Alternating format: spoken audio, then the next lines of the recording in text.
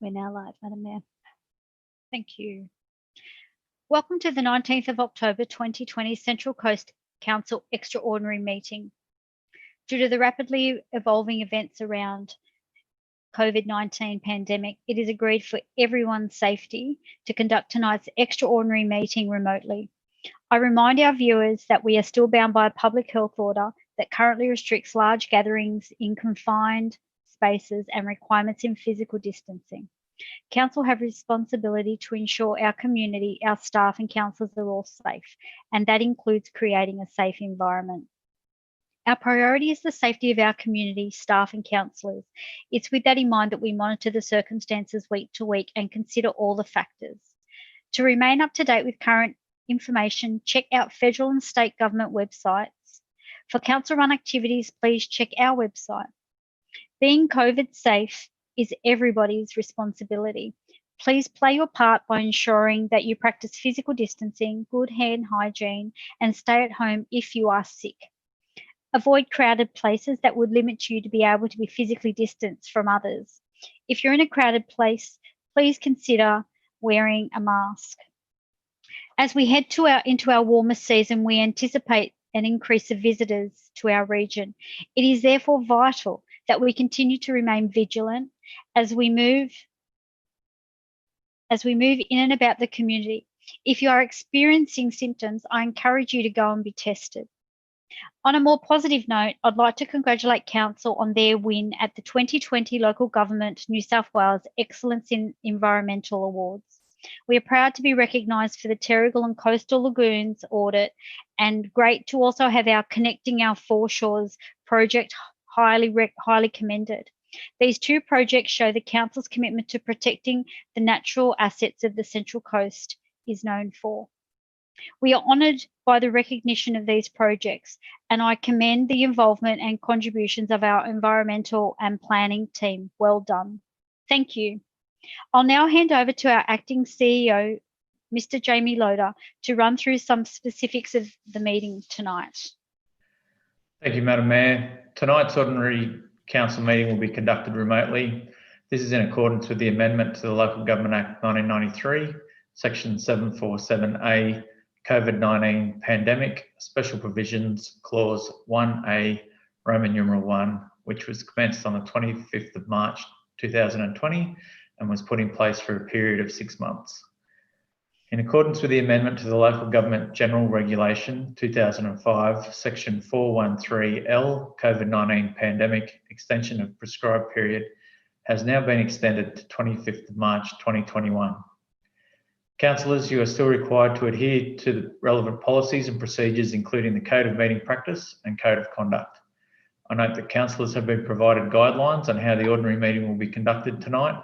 But for those attending via webcast, I would like to advise the following. Councillors will be required to move or second an item by way of showing of hand, indicate they wish to speak on any item by showing of hand. Once identified, the councillor will have 3 minutes to speak when the Mayor calls on them. Ask questions by showing of hand, and if required, the relevant ELT member will become visible for the question to be asked or responded to. I note that questions are required to be put succinctly and without debate. For any other items, showing of hand is required. Remain visible during the meeting. If they are no longer visible, they will be determined to have left the room. Voting will be conducted by a show of hands, and the Mayor will call off the names for and against. Councillors are asked to keep their hand visibly raised for their vote. Those councillors or staff who have pecuniary interest on items, they will be removed from the webcast during discussion and returned once completed. If there are any technical issues during the meeting, the Mayor will be advised accordingly and provide those in attendance an update. Thank you, Madam Mayor. Thank you, Mr. Loader. I remind councillors and staff that this meeting is being recorded and webcast, so please be mindful of what you say. Please make sure you turn your electronic devices to off or silent so that we can remain free from any interruptions. I'd like to acknowledge the traditional custodians of the land, the Dark and Young people, and on which we meet today, and pay my respects to the elders past and present. Councillors, I note that we don't have any leave of absences. However, we do have an apology from Councillor Vincent tonight. Do we have any requests for any future meetings for leave of absences? No, thank you. Do I have a mover and a seconder for the leave of absence tonight from Councillor Vincent? Councillor McGregor, second Councillor Peel, and all those in favour, please raise your hand. Unanimous. Thank you, councillors. Sorry, councillor, I've just got a button coming up. Councillors, I'll move on to item 1.1, which is a disclosure of interest. Does anybody have a disclosure to disclose? Councillor, yes. So sorry, if you can just keep your hands up for 1 second, and I'll just grab everybody. So Councillor Smith, Councillor Best, yeah. Councillor Holstein, Councillor Marquette. Okay, all right, we'll start with Councillor Smith. Thank you, Madam Mayor. Item 6.2, non-pecuniary less than significant. I note that as Mayor at the time, I'm referred to in that item, but it won't affect my judgment, and so I will be staying as part of that item. Thank you. Thank you, Councillor Smith. Councillor Best, you're next up.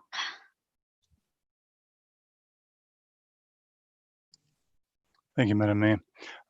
Yes, I would seek to declare this will be interesting, a significant conflict on 6.2 as I'm the subject of 6.2 and cannot go into the detail because it's in confidential. But nevertheless, I will be declaring in 6.2 after certain procedures have taken place under the protocols of Council's meeting and the Act and the regulations. But I thought it would be important to flag it here publicly that I declare. And being that it's significant, it will be interesting because you're meant to retire from a meeting altogether if it's significant, but that's not what's going to happen. Maybe we'll get some guidance on this, Madam Mayor. Good question, Councillor Best. Thank you. Has anybody got an answer for Councillor Best? Ms. Sullivan or our lawyers, if they're in the background. Ms. Sullivan's going to take that question. Thank you, Lisa. Thank you. Through you, Madam Mayor, Councillor Best has done the appropriate thing and declared an interest if that's what he sees fit, but he has also correctly identified the process. There is a very formal process at the beginning of the item, and we'll follow that process in accordance with the relevant procedures. You're okay. Thank you. Significant. Thank you. Okay, so that's all you need to declare on tonight, Yep, Councillor Best? Thank you very much. Okay, moving on. Councillor Holstein, up in the corner. No declarations. No, I don't have any declarations on tonight's meeting. Oh, okay. I had you with a hand Unless up. Unless I've missed something, but if I don't know. I did ask and I thought I saw your hand up, but I could be wrong. So I'll move it on. Thank you, Councillor Holstein. Councillor Marquette, you're next. Thank you, Madam Mayor. Madam Mayor, I'd like to declare a significant non-pecuniary interest in regards to 6.3, as the Code of Conduct investigation report is in regards to myself, so I'd obviously declare, and that is significant. Okay, thank you, Councillor Marquette. Councillor McLaughlin.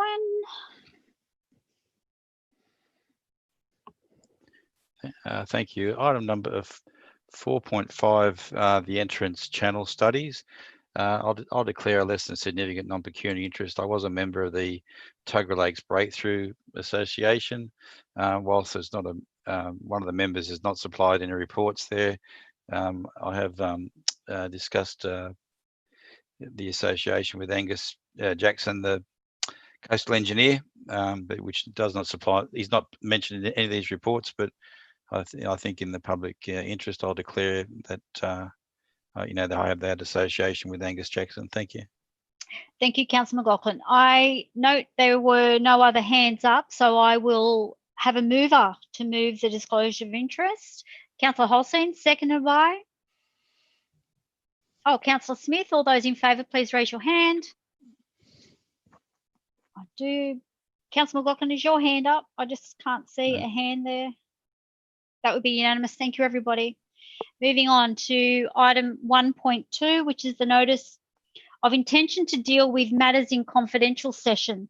So the recommendation should be on the screen now, councillors. So we have 6.1, the mayoral minutes, staff matters, 6.2, code of conduct, investigation report, 6.3, code of conduct, investigation report. Do I have a mover for the confidential? Sorry, Councillor Marquette, I'll just get a mover in a second and then I'll come to you for a question if you don't mind. Okay, mover, sorry. Councillor Hogan, second. Councillor Smith. All those in, oh, you want a question first? Do you want a question first? I'll quickly go to, I've got a mover and I've got a seconder. Councillor Marquette, your question. Thank you, Madam Mayor. Through you, Madam Mayor, I'd like to request if item 6.3 could be removed from confidential items and put into the main meeting where the public can view. Okay, I'll have to take advice on that, Councillor Marquette, if you don't mind. Ms. Sullivan. Thank you. Through you, Madam Mayor, I would strongly recommend that not happen. The reasons for that item being considered in confidential session have been set out in the recommendation, and it's very clear that it would potentially be a breach of the code of conduct for this matter to be considered in open session. So I would not recommend that path for the council. Thank you, Ms. Sullivan. Councillor Best, question for you. Thank you. Whilst Ms. Sullivan's there, if I may, through you, Madam Mayor, similar to Councillor Marquette, I have grave concerns about this being sheeted off to a confidential meeting without the community listening. Ms. Sullivan, in looking into some of the reports, I note that there's some concerns about the public interest being served here, and that might be possibly just one of the reasons why we might want to consider this in confidential. How do we arrive at the public interest being best served by this being in confidential? And being that I am the subject of one of these confidentials and have no objection whatsoever to any information in relation to myself being made public. Ms. Sullivan. Through you, Madam Mayor, the public interest test is a balance test, so it considers both sides of the consideration. So while I understand what you're saying— Would you give us that balance, please? What was the balance that you brought into consideration to arrive at this recommendation to Council, Ms. Sullivan? So I think the key things would be about the public interest in the matter of the investigation and the findings of the investigation, balanced with the understanding and expectation that these processes would be conducted confidentially and that the outcomes would be confidential. It is a matter for council, end of the day, is it not? It is a matter for council, but I would, as I said, warn council about the potential for breaching the code. I'd move, Madam Mayor, an amendment at 6.2 and 6.3 be a matter for open council along with our ratepayers listening. Okay, we've got a seconder in Councillor Marquette. Does anybody wish to speak against the amendment? No? Okay, I'll therefore I'd like to make comment to the amendment, if I may, Madam Mayor, as the mover of the amendment, and I'd like to thank Councillor Marquette for his transparency. Councillors, we've heard this council wax lyrically around open and accountable council and good governance and all the cliches that have trotted out here, but quite frankly, the events of the last few weeks to month have been staggering around the absolute blindness of governance and transparency and open and accountability. And we'll get onto that tonight because a lot of accountability is going to be actually exacted here, I would suggest.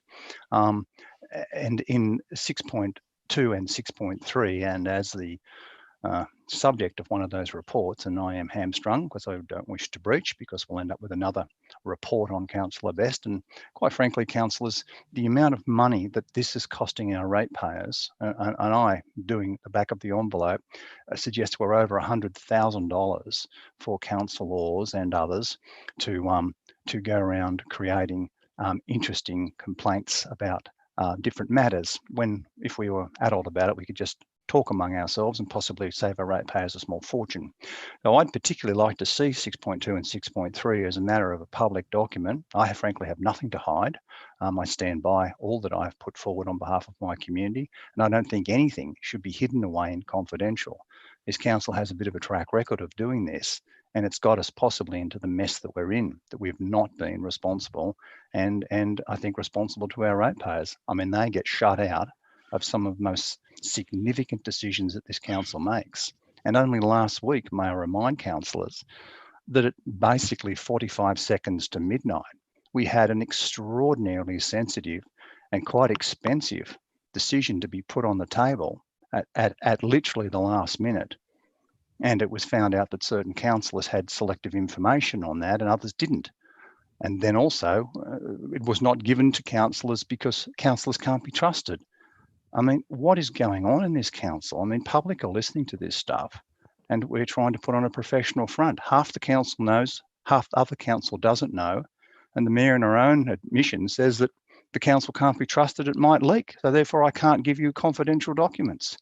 I mean, what is the commentary about this Sorry, council? Councillor Best, I have a point of order. Oh, delighted. Thank you. Councillor From Sundstrom Councillor again. Sundstrom. Oh, God Yep, bless him. thank you. Thank you, Madam Mayor. Sorry, Councillor Sundstrom. Thanks, Madam Mayor. With reference to the advice given by Ms Shane Sullivan earlier on, I'm just concerned that this amendment is out of order in that it puts us in a position of possibly being in breach of the Local Government Act, would therefore be an illegal motion.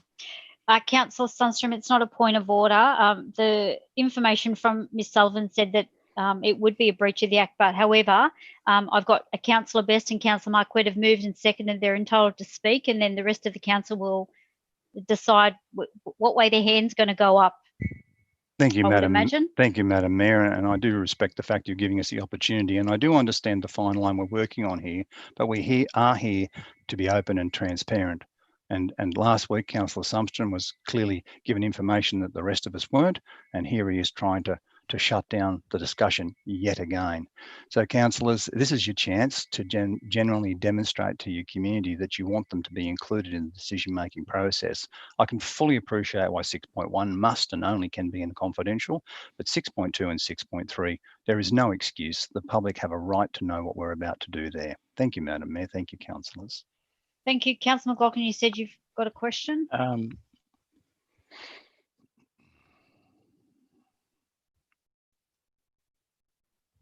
You've just muted yourself.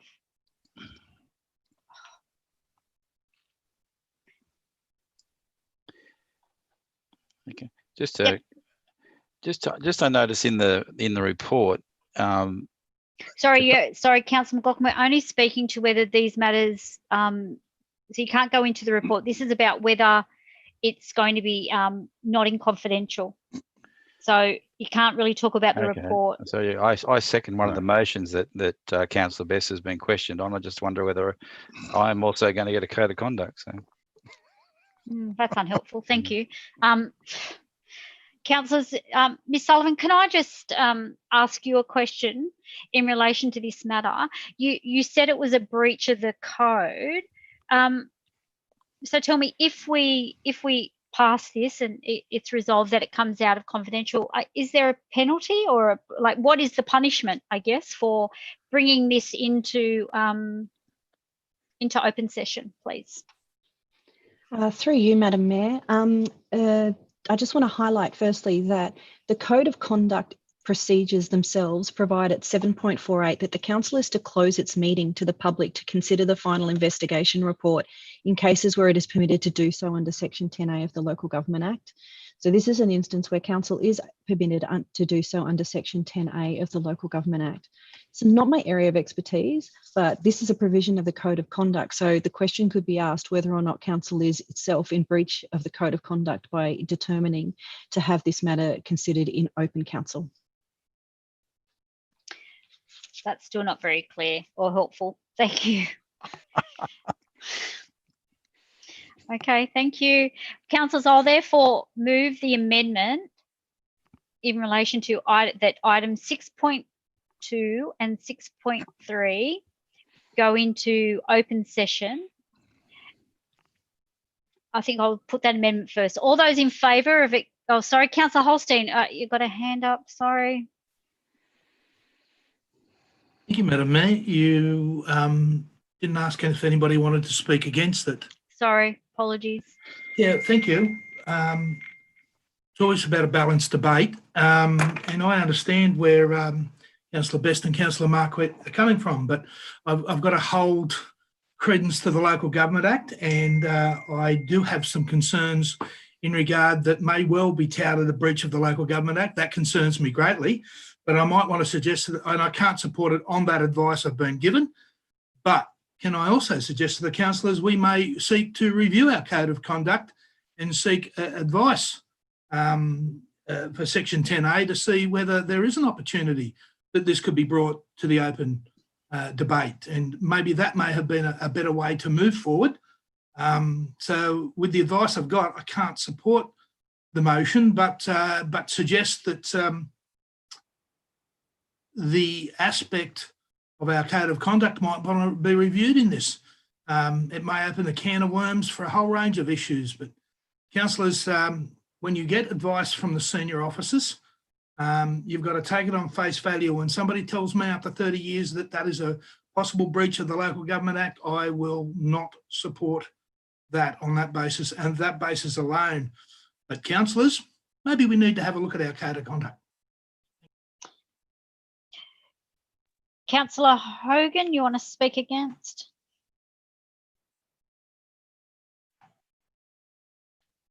Yeah. Yep, floor is yours. So I found myself now I could unmute. Thank you, Madam Mayor. I just want to make a brief comment about this amendment to take it out of confidential and put it in the public arena. And my feeling is it's not actually about Councillor Best and Councillor Marquette. It's actually about the public who have made the complaint, and especially in the case of Councillor Marquette, unless there's a public apology, I don't see that this debate should be in the public arena, and I believe that that could cause more damage than what has already occurred. Thank you, Madam Mayor. That's all I have to say on this matter. So I don't support the amendment. Thank you. Councillor Marquette, my apologies. I should have asked you first. Thank you, Madam Mayor. Madam Mayor, just really quickly, it doesn't surprise me that certain councillors do want to do this tar and feather Councillor Best in 6.2 and myself in 6.3 behind closed doors, because that's the way they've been operating for 3 years. So why change it now, I suppose? The only thing I think we're asking here is pretty simply, if you want to bash us around the gills, just do it so the public can hear. I'm surprised you're actually missing the opportunity, because if you've got such a case, if we're such horrendous human beings that we need to, with all the problems this council have got, we've got to concentrate tonight on the evil Councillor Best and the horrible Councillor Marquette. What a surprise it's those two that are getting bashed up with code of conduct complaints. It's nothing to do with protecting people that have put complaints in. What a load of codswallop. It's absolutely to do with trying to dust up a couple of individuals you don't like in the dark of night. So all I'm asking councillors, I can understand Councillor Holstein's position, but let's be honest, I think we've entered a new reality in this council. I think we need to reinvent ourselves. Let's just do something. Let's do something that the people can actually see. Let's open up this council and show them what we're doing. Please, guys, vote for this amendment. Thank you, Madam Mayor. Thank you. Councillors, there's been 2 for, 2 against. I'm just going to move it now. I appreciate some of you wanted to say something else, but I just want to move it. So therefore, I will move the amendment to go from 6.2, 6.3 into open session. I'm going to move that amendment first. So all those in favour of resolving that they are in open session, please raise your hand. Councillor Gale, Councillor Marquette, Councillor Pillen and Councillor Best and Councillor Burke, and I think Councillor McLaughlin, I'm not sure if I said you once. All those against going into open session, Councillor Holstein, Councillor Matthews, Councillor Greenaway, Councillor Mertens, Councillor Hogan, Councillor Sundstrom and Councillor McGregor and Councillor Smith. Therefore, the motion is denied. So it will go now back to the original motion. Councillor Greenaway, you want to speak to the motion? Councillor Greenaway? So the motion now is that they stay in confidential. Councillor Greenaway. Yes, thank you, Madam Mayor. Just briefly, I noticed that when Councillor Best spoke, he said he felt hamstrung, but he didn't want to breach the code of conduct. And I just feel the same way. I don't want to breach the code of conduct. So at some point, if these matters are able to be vented in the public domain, I've got no issue with that. But for the moment, given other circumstances, I think it's just prudent to stick with following the established protocols. Thank you. Thank you, Councillor Greenway. Did anybody want to speak against? No. Okay, therefore I will move it as moved by the original mover, Councillor Hogan, second by Councillor Smith. All those in favour, please raise your hand. Councillor Holstein, Councillor Matthews, Councillor Greenaway, Councillor Mertens, Councillor Hogan, Councillor Sundstrom, Councillor Smith, Councillor McGregor. All those against? Councillor Gale, Councillor Marquette, Councillor Pillen, Councillor Best, Councillor McLaughlin and Councillor Burke. The motion is carried. Thank you, councillors. Moving on now to the exception method. Councillors will now move on to a procedural motion to deal with the items by exception. As we know, the exception method is where some of the business is resolved as a group in accordance with recommendations in the business paper. Councillors, I'm going to read out the items that will be debated. We have item 2.1, deferred item planning proposal for Warnervale. Item 3.1, the planning proposal for the corner of Collingwood Drive, Matcham Road. 3.6, the meeting record of the Catchment and Coast Committee, Brisbane Water, Gosford, Lagoons and Terrigal Water Quality Subcommittee. Deferred item 4.2, meeting record of Gosford CBD and Waterfront Advisory Committee meeting. Item 4.3, deferred item, meeting record of the Social Inclusion Advisory Committee meeting. Item 4.5, the deferred item, the Entrance Channel Study and Reports. Item 4.6, deferred item, the Entrance Beach North Coastal Erosion Update. Item 5.1, the notice of motion leveraging Jobs Hub off 250 mil state government rail investment at Kangiangi. Item 5.2, deferred item, notice of motion tradie-led COVID recovery for the Central Coast. Deferred item, mayoral minute, staff matter. Item, at the moment, item 6.3, Code of Conduct Investigation Report, Councillor Marquette is called it, sorry. 6.2 is not called. So councillors, oh, you want to call? Okay, sorry.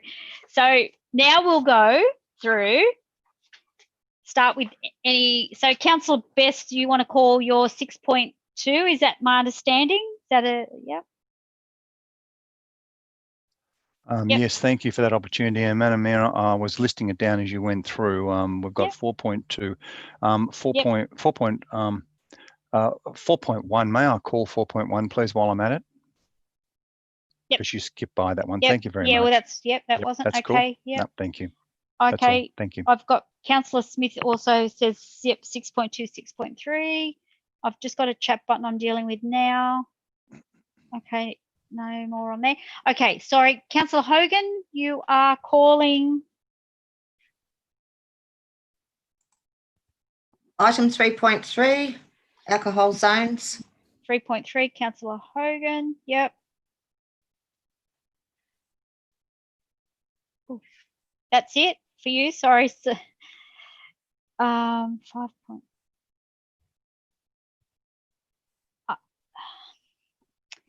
Okay, Councillor Pillen, I'll just check with Ms. Sullivan on that.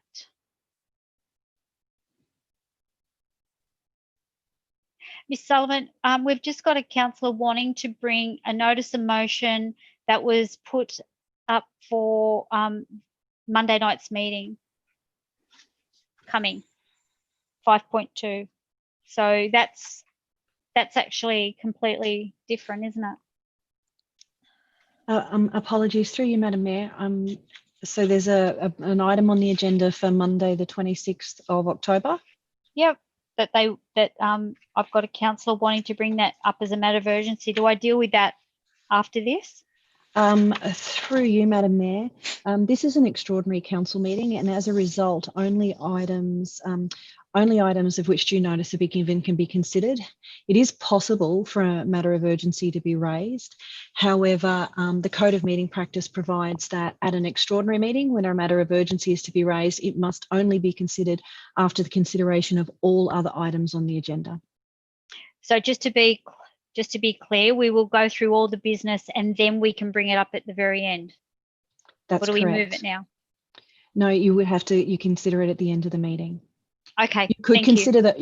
Council could consider that whether the matter is urgent now, but then the consideration of the item could not be conducted until the end of the meeting. Now you just confused me. Apologies, Madam Mayor, that was my fault.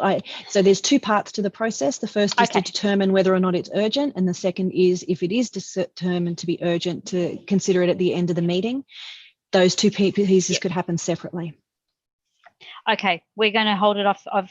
Councillors happy just to wait till the end of the meeting.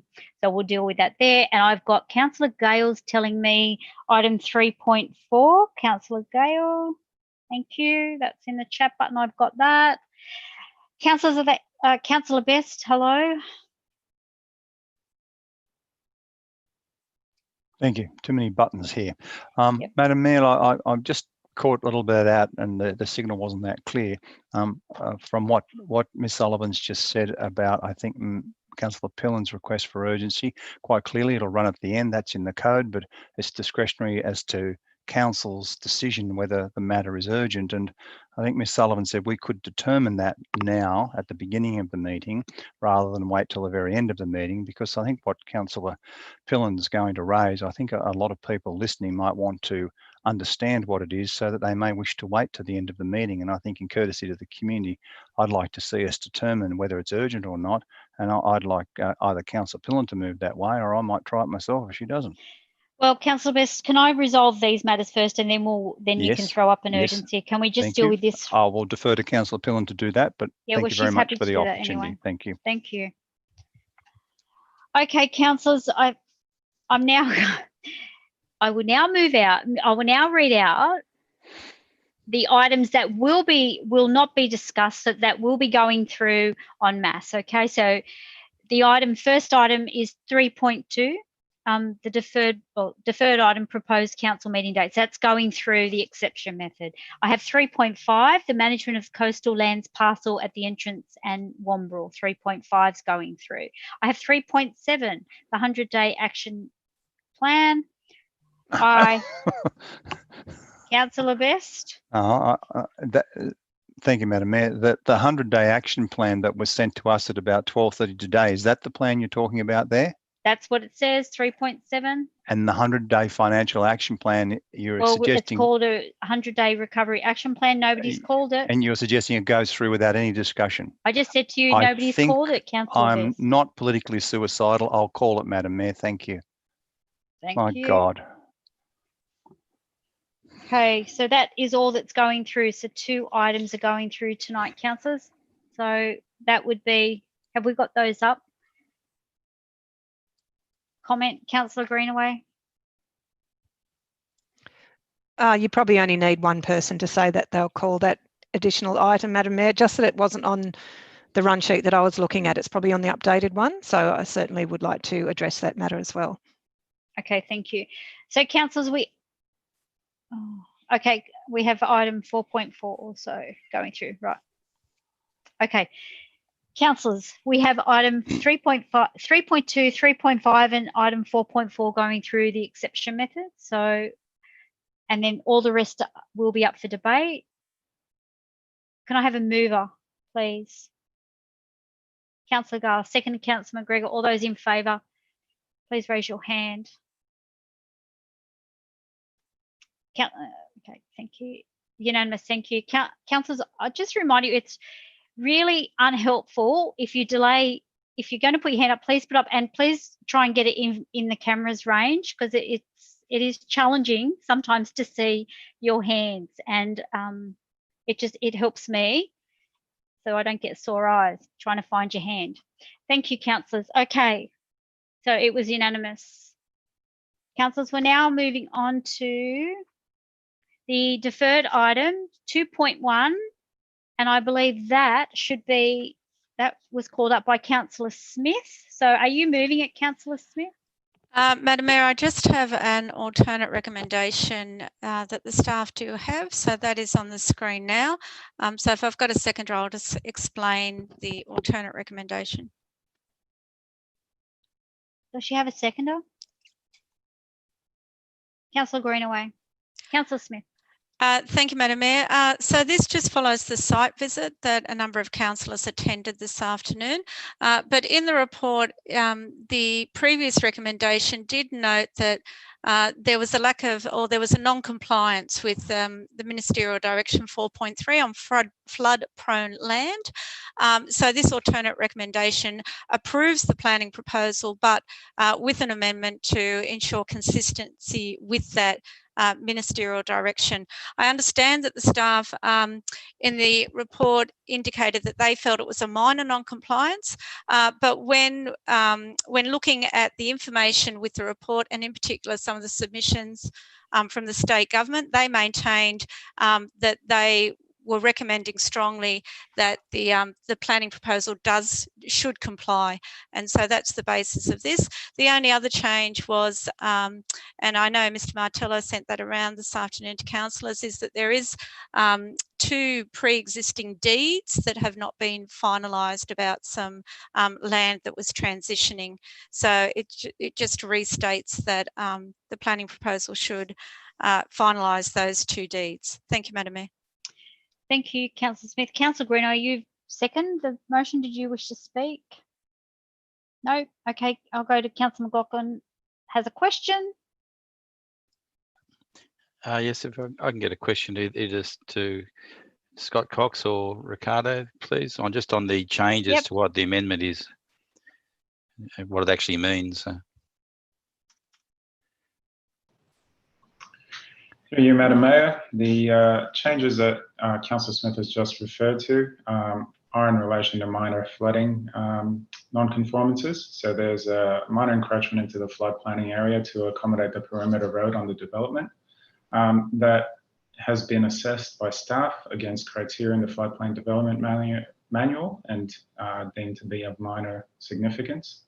The proposed change from Councillor Smith just adds additional controls to ensure that this gets assessed. Does it change the building envelope, or does it change the use of the land, or does it restrict the land at all? Or? Through you again, Madam Mayor, that my understanding is that it does not make that nature of change, Councillor. Okay, thank you, Tim. Thank you. Councillor Best, did you have a question on this? Well, you're saying no? No. Okay. Does anybody want to speak against it? No. Councillor Smith, write a reply. Oh, hang on, Councillor Holstein. Thank you, Madam Mayor. I must be in the corner somewhere. You are literally in my corner. Yeah, in the left-hand side. In the bad corner. Just with the staff's comment, I understand the addition that Councillor Smith's made to 1. I have no problem there. Mr. Martello has explained that. Just to clarify that in Part 5C, which is an inclusion that relates back to number 1, can you just scroll down further on the new motion, please? Thank you. It is the inclusion of a Part 8 that I can see that is different. And can the staff make comment in regard to the finalising the transfer of lands as nominated under the deed of agreement? Can staff just give me some understanding? Is that a additional cost to council? What is the intent of that one? Because I didn't hear any clarification of what that part meant within the motion. And again, through you, Madam Mayor, Councillor Holstein, you're correct. My apologies for not providing that information earlier. Back in 2007, a deed of agreement was established between Wallenshire Council and the landowner. This agreement established the process to amend the Wyong Local Environmental Plan 1991 to change the zoning of various portions of the landowner's land within the Precinct 7A study area and to provide for certain land to be transferred to council for regional stormwater and conservation purposes. This transfer of land has not occurred today. And is that at a cost to council? That is at no cost to council, is my understanding. Thank you, sir. That's all I wanted to understand. Thank you. Thank you, Councillor Holstein. I have Councillor McLaughlin wishes to speak against. Yeah, look, I'll speak against purely on the principles of once again we're given an amendment at the last minute with no idea of what changes is to the land there. That we've got professional staff that has given us a report. They've made a note that it's only minor.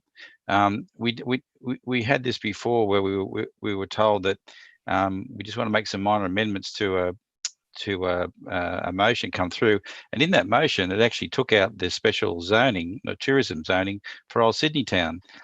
Councillor Smith, you constantly do this. You've been constantly criticised against it. I can't see why we just can't take our expert planning advice. Now, this has been going on for years and years and years, this matter, I understand. And I think to bring it up at the very last minute, for a minor technicality against the staff recommendation, I think for once, just let the staff do their job. Let's get on with it. This is half the reason why the council's broke, is because nothing gets done. It always gets deferred, put back, amended, and the last minute, and we're in the dark.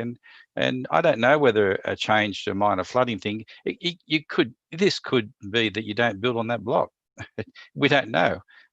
So you know, when you say it's minor, I'm not sure, and I think for the sake of the staff recommendation, I would speak against it and go with the original staff recommendation, especially on such late notice. Thank you. Thank you, Councillor McLaughlin. So Councillor Greenaway wanted to say something? I just had a question around item 8. I was trying to scroll down because I thought it mustn't have been finished, but it looks like it is. I just thought where it says that council staff finalise the transfer of lands as nominated, even though I'm seconding the motion, that it should say by such and such or prior to something. So I just wondered if the mover of the motion wanted to just clarify that a little bit. And I also just wanted to make a comment, if I could, that these issues, I think you were at the site inspection yourself, Madam Mayor, and yourself and Deputy Mayor Smith. So these matters were raised then, and contrary to Deputy Mayor Smith, doing this thing hurriedly, she had to do it very efficiently, actually, to get it on the business paper or on the this amendment drawn up in consultation with the staff prior to tonight's meeting.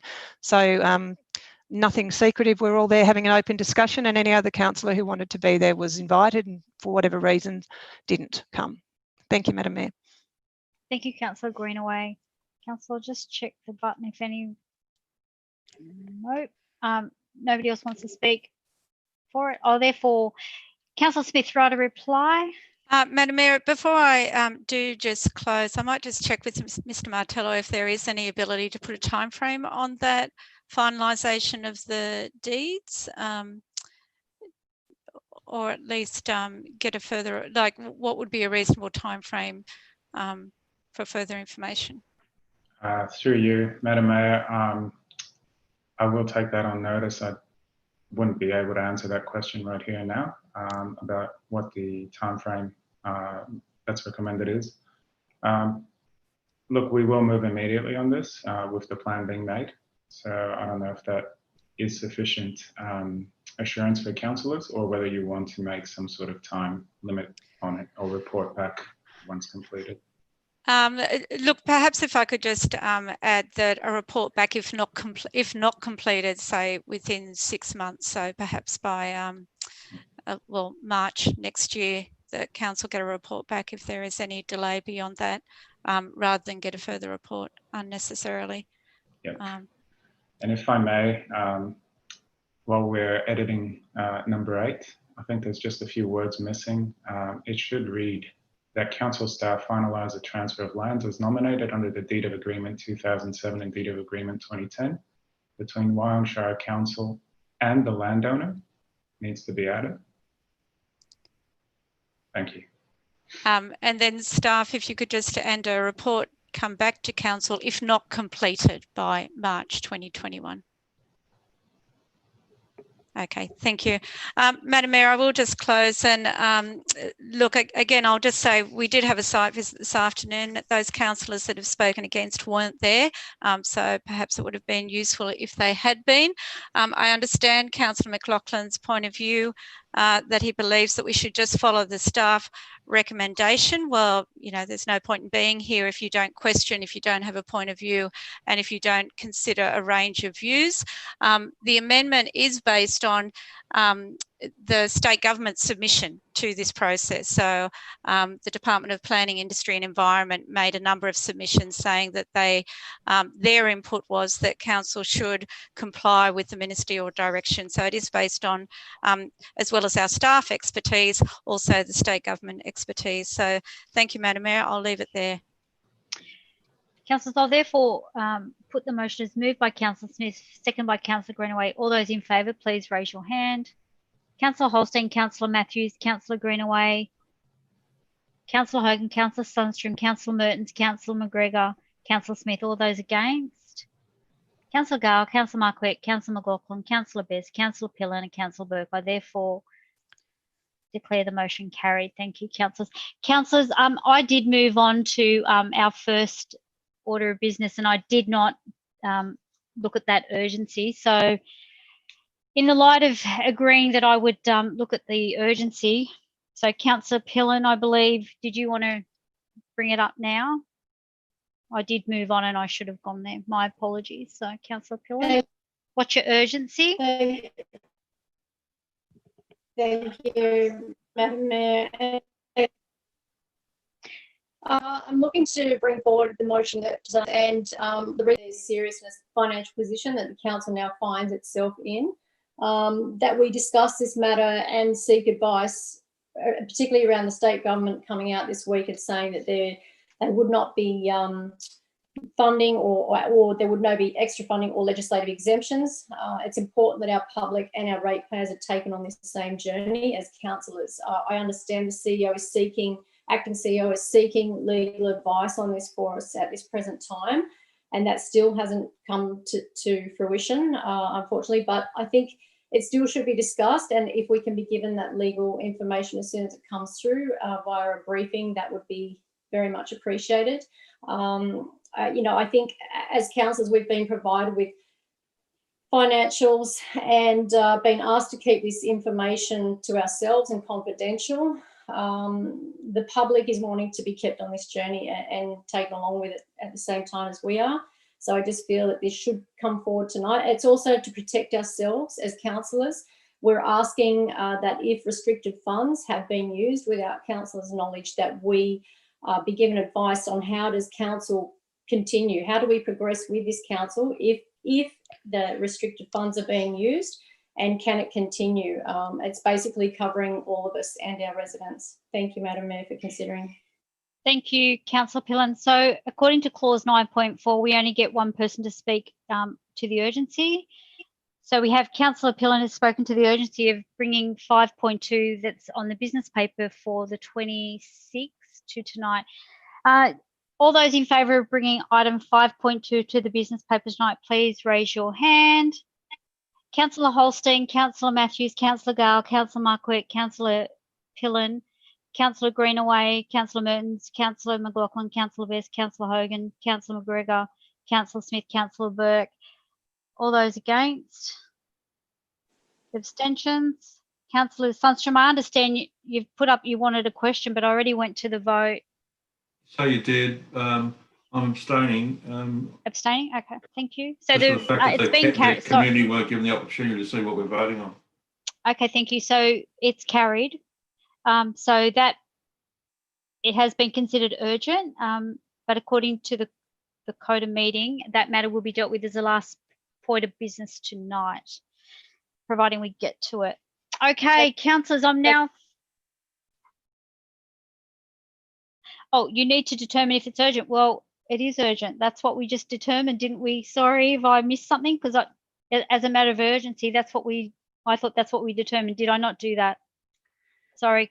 Through you, Madam Mayor, just to confirm, it is a two-part process. So firstly, the council needs my to resolve that it's urgent, and then you as the chair have the option, you make the determination. Oh, okay. Well, I guess it was resolved as it deemed to be a matter of urgency. So therefore, I'm happy to have it included in the business for tonight at the end, as per the code of meeting. Thank you. Thank you for that. So we've got it right. Okay. Item 3.1, it's the deferred planning proposal 80, oh, it keeps moving, 84 to 2015, the Collingwood Drive and Matcham Road. I believe Councillor Smith, that would be in your name again, Councillor Smith. Oh, sorry, that was me. Sorry, no. You're moving? No, I'm not moving. No, I just started because I will be voting against it, but somebody else can move it. I've got Councillor Goh, you can't ask a question, I believe, until I have a mover. Do I have a mover? Councillor Marquette, do I have a seconder? Councillor Mertens. Councillor Gale, do you want to hold debate? Will you allow Councillor Marquette, allow Councillor Gale to ask a question before you speak? Thank you. Councillor Gale, your question? Thank you, Madam Mayor, and thank you for your manners, Mr. Councillor Marquette. It was with regards to the motion for urgency. It's got first and second. Even though one person gets to speak, Madam Mayor, do you need a seconder up there because the staff have just got a seconder? Okay, so we just need to raise a seconder for the moment. Okay. It was definitely only one person. Yep. Yep. And that's for tonight. We'll discuss. Then I'll call for a mover and a seconder. Thank you for the actual motion. Okay, Councillor Marquette, the floor is yours. I don't need to speak to this. Thank you, Madam Mayor. Okay. Does the seconder want to speak to this? No. Does anybody want to speak against? Councillor Smith. Madam Mayor, look, I can tell it's obviously going to go through, and so really this was just that I wanted to vote against it, but I will just state why I will be voting against it. I don't necessarily have a strong objection to the overall proposal. There are some good elements to it, but my key concern is that we're going to a zoning of E4. So the land that is in question was previously zone 7A, the highest conservation zoning, and in this process that land will go to E4. I am opposed to that on the basis that it's not an appropriate zoning for that location, for that local character. E4 has a few more permitted uses than E3, so there was no particular reason why it needed to go to E4. So sorry, Madam Mayor, I'm just voting against it because I am concerned that it's perhaps not quite a precedent, but in my view, an ill thought out consequence. Thank you, Madam Mayor. Thank you, Councillor Smith. I will therefore put the motion as moved by Councillor Marquette, second by Councillor Mertens. All those in favour, please raise your hand. Councillor Matthews, Councillor Holstein, Councillor Gale, Councillor Marquette, Councillor Pillen, Councillor Mertens, Councillor McLaughlin, Councillor Best, Councillor Hogan, Councillor Burke. All those against? Councillor Greenway, Councillor Sunstone, Councillor McGregor and Councillor Smith. I declare the motion carried. Thank you, councillors. Moving on to item 3.3 in the name of Councillor Hogan as the mover. Do I have a seconder? I'll second it. Councillor Hogan, the floor is yours. Sorry, Councillor Hogan. Yep. Yeah, I've got you now. Thanks, Madam Mayor, and thank you for, it's a great report. I won't hold you up. I just wanted to add to the Budgie area the 3 car parks, which are known as the North, Middle and South. Aren't they fascinating names for car parks for the Budgie area? And that was a request from the community. Thank you, Councillor Hogan. Just grab the words. So that council include the Budgie car parks north, middle and south. Middle and south. South car parks on the Budgie Lakes beach.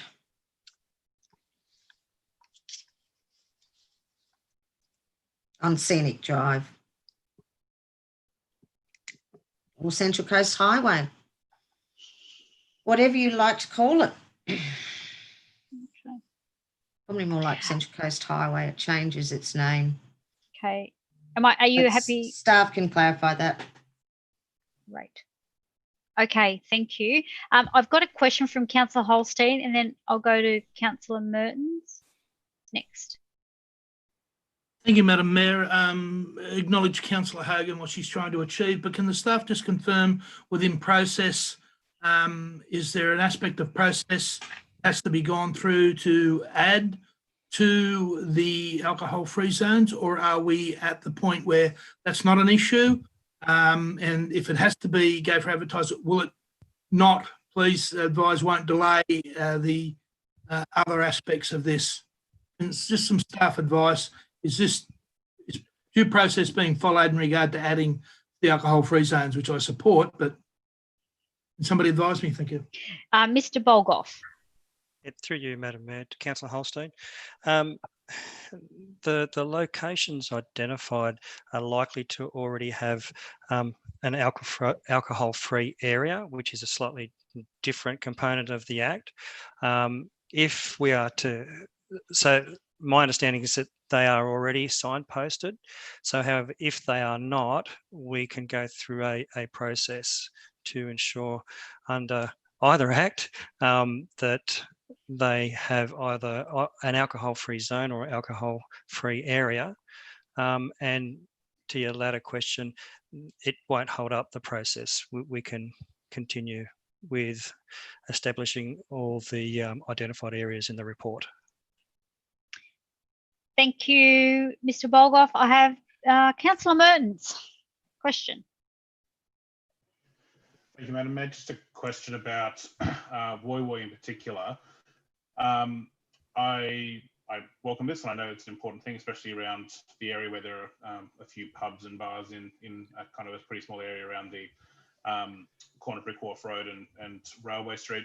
Just a question about, I guess, the alleyways in between the different precincts of Woy Woy. Those don't appear to currently be alcohol-free zones, but all the surrounding roads are. I get quite a few complaints about those alleyways in particular because they are less open areas. They're more secluded, and it is a place where people do tend to congregate when they're not on the street. Was there any consideration to including some of those alleyways for having alcohol-free zones? Through you, Madam Mayor, I'm not exactly sure if it's just the pathways that are included in there, and it's not a road reserve. So the pathways come under, again, that different legislation.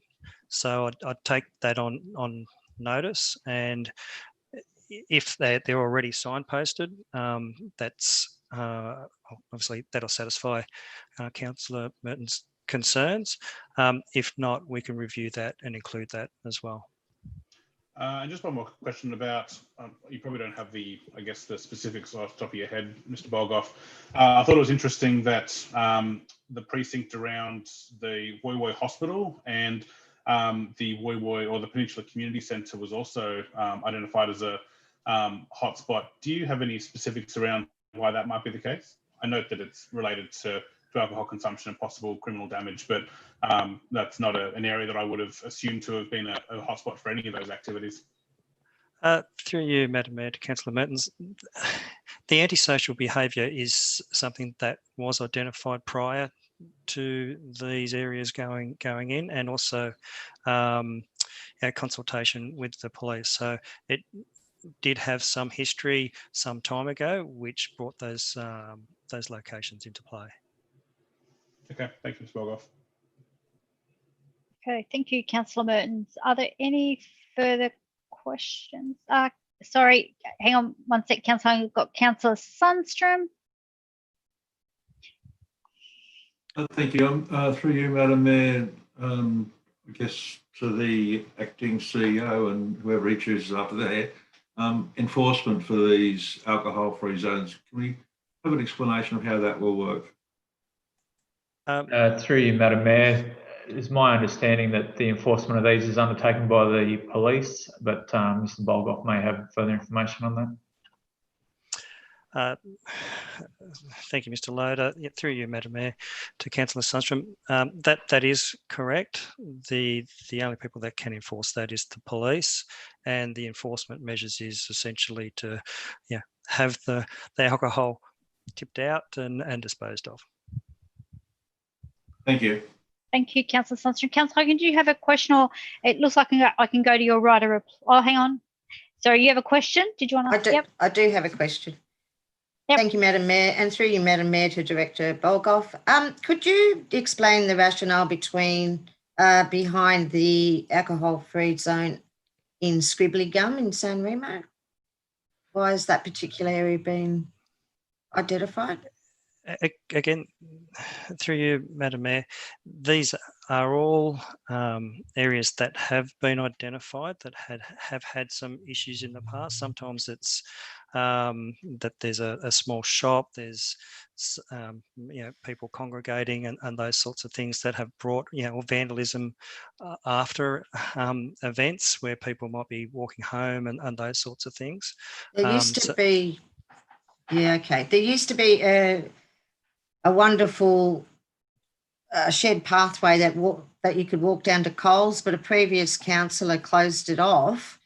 And so there's actually no access through Scribbly Gum to Coles and subsequently to the pub. So I'm just wondering if that's old news that might need a revisit, that's all. It's just interesting, the roads. The Bravo Avenue is fine because there's a school there. Not that I've seen any alcohol-related activity there. And Costa is interesting, another one that's sort of on your way home from the venue. So I'm not quite sure why those areas are picked. There is an alcohol-free zone along on the other side of the primary school, which is also a little bit odd. So I'm not quite sure why. Well, just what are the reasonings for this, or has anybody actually had a look, or what is the complaint? And I mean, I live, work and breathe there, and I really can't see why Scribbly Gum would certainly be one, being that it's blocked off. But anyway, if staff could look into that, that would be good. Thank you, Councillor Hogan. I'll just go to Councillor Best. I believe he's got a question, and then I'll go to right of reply. Oh, thank you, Madam Mayor. Look, I might make comment after I asked this question through you to Mr. Bolgoff. This is an important issue. Even though we're in the middle of a financial crisis, it's still important. Mr. Bolgoff, these signs that we put up all over the place, there's a few faded around this neck of the woods.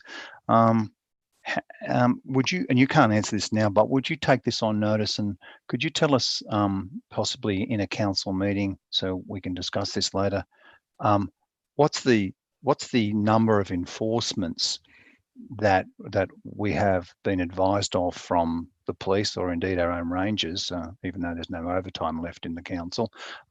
What enforcements have actually gone in place around these hundreds of thousands of dollars of signs we're putting up? I mean, we all know drunks read signs and abide by them, but just wondering how many enforcements we've achieved by this expenditure, Mr. Bolgoff. And on the back of that, I may make comment, Mr. Bolgoff. Through you, Madam Mayor, Councillor Best, I would have to take that on notice, the individual, I suppose, activities that or times that the police have actually enforced the zones. Certainly I can that'd be wonderful. Get that provided through to you and the councillors. Well, could we have it come into the chamber, because I think this is something that certainly is vexing for our community. And Madam Mayor, look, if I may just briefly make comment to her. Look, I'm not obviously wanting to oppose any of this, but I've been with the council for quite some time, and there are many areas in this neck of the woods where alcohol-free signs are faded. And as I flippantly refer to, drunks do not bother with signage. It makes us feel good here in the old local government land that we can put a sign up and everybody, won't get run over because there's a sign saving them. where I think we can actually make a bit more of a difference for the mums and dads and families of all of our communities. And I don't really, this is not a Nora Head, Toukley, San Remo, Budgie issue. This is across the region. And that is the not so much the alcohol issue. It may be related to it, but not directly, well, indirectly, and that is the hoon-free zones. You know, you ask any ratepayers out there, you know, and they all come to us, you know, put speed bumps outside our, you know, our town, put speed bumps in our town to try and slow down these kids, you know, learning to drive on, you know, our safety watch. So I think the alcohol issue's certainly one that we've argued about for a long time, put a plethora of signs up, but nobody reads them. And I won't move this way tonight, but it's something that we should sow seeds of thinking around, is how we can, in partnership with the appropriate authorities, including, that's i.e. the police, deal with the hoon issue on the coast. You know, we have got a high young population that love to spin their wheels at night. I just hear them burning out across Nora Head. These are waking up and frightening elderly people, kids. I mean, they are just smoking those tyres down to the rims, and it doesn't need rocket science to find out where they are and what they're doing. They're everywhere. Just go out to the roundabout down into my street, and you could book a dozen going by in the next half hour. So if we're going to make a difference for our ratepayers, I suggest it should be a hoon-free zone more than an alcohol-free zone, because we know alcohol behind the wheel is over, and if you do that, you're gone. But these people are just waking up and terrorising our neighbourhoods. So if we're going to focus our energies, I think it's a partnership with the police to redouble our efforts to try and bring our community back to our ownership, rather than these clowns running around terrorising everybody. That's my 2 bobs worth, and I might move that way at a future meeting, Madam Mayor. Thank you. Thanks, Councillor Best. Councillor Greenaway, you have a question? Yes, I did. I just wasn't clear, but the new commencement date of 19 October, when did these expire, or are they uniformly expiring, or I'm just not clear as to, when they all finished being zones, alcohol-free zones?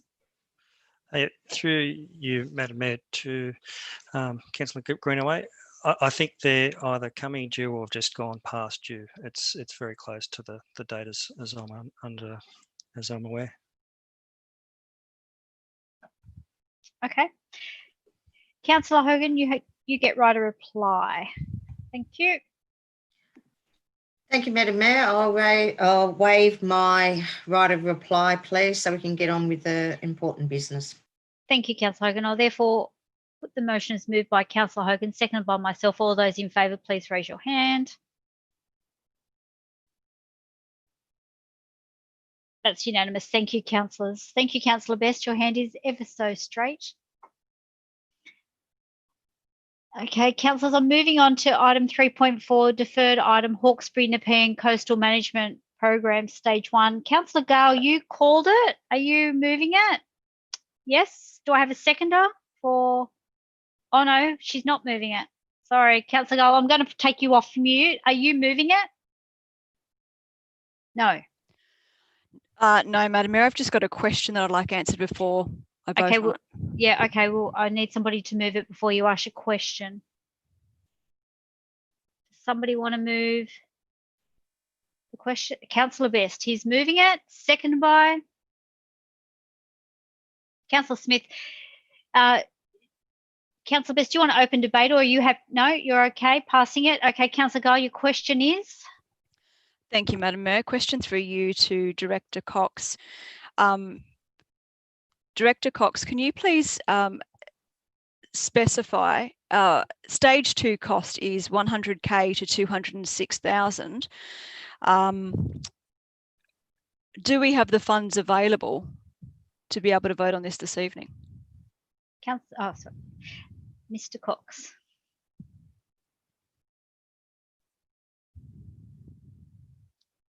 Sorry, you have to unmute.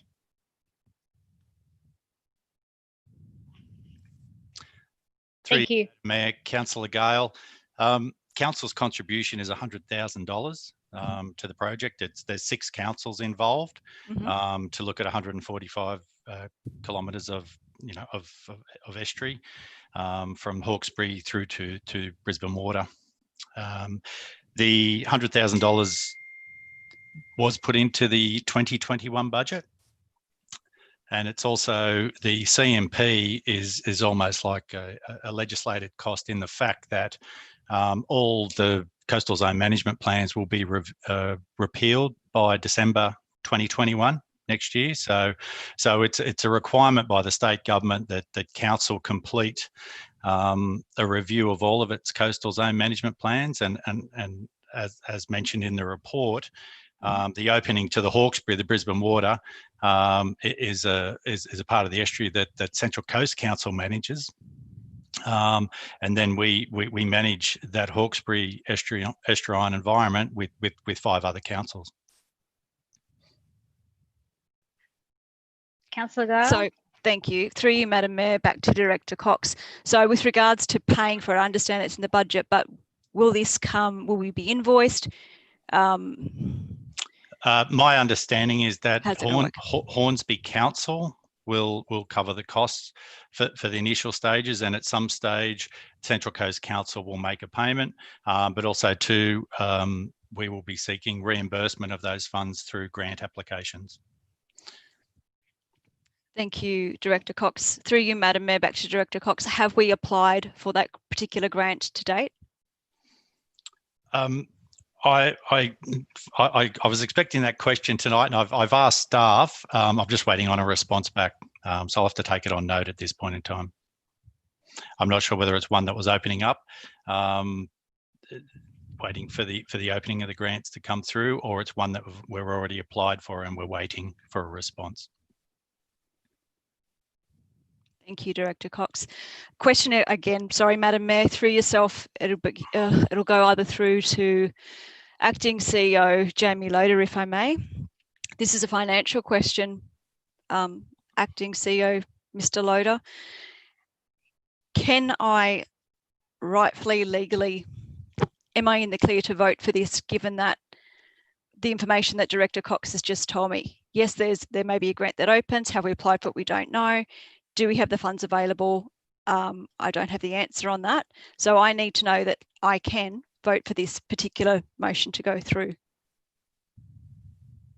Yes, through you, Madam Mayor, Councillor Gale. I understand your question, and I guess it relates to the notice of motion that will be debated later in the evening. I guess the short answer is all of Council's expenditure is currently under review, and there's a prioritisation process that we need to consider for all of these items. Simply put, if there's a legislative requirement, if it's going to cost us more money in the long run to undertake this work, then it's logically something that we would need to proceed with. But as I said, all of Council's expenditure as a result of the situation we're in is currently under review, and simply by Council resolving this way doesn't mean that if our circumstances dictate that we can't spend that money, that we would still go ahead and do it.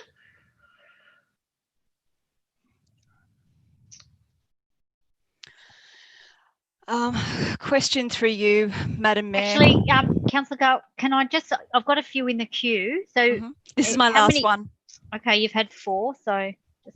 Sorry, Madam Mayor, but I'm not getting the answers that I'm asking. Through you, Madam Mayor, through to the mover of the motion, which is in this case, Councillor Best. Councillor Best, how do you feel about adding a 0.5 that would give us councillors a bit of protection here? I'm feeling a bit vulnerable. Other councillors may not feel the same. Just putting it out there to see if you would be willing, and this is not thought out. Just with regards to making sure that we're covered for that 100 grand that we're trying to spend right now without, I can't go into details obviously, but wondering if, yep, thank you. If you've got a suggestion as a mover.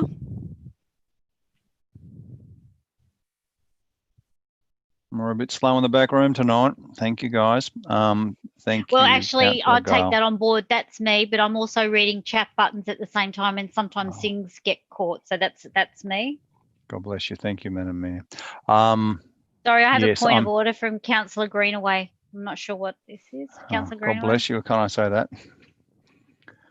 No. Mayor, just, I don't know if it's procedural or what it is, but point 3 of the motion only says that council note the proposed funding contribution. So I'm just wondering, I'm not quite sure what the point is, but I'm not, we haven't, as far as I can tell from that, and maybe we need clarification, but Councillor Gale's asking for an extra paragraph to be added when, if staff can clarify what council noting proposed funding, I don't think we're resolving to do anything, we're just noting it. Well, Madam Mayor, on the very back of Councillor Gale's question to me, that was going to be my question to staff to qualify Councillor Gale's not feeling the love in the current recommendation. So I agree to Councillor Greenaway's question to the staff, and then as the mover, I might consider the answer. Thank you. Mr. Cox. Oh, sorry, Madam Mayor. I'm happy to take You're that. getting it. Yeah, sorry. And apologies, Councillor Gale. I think I understand exactly where you're heading now. I don't believe that you're exposing yourself to any liability by voting for this motion based on the wording around point 3.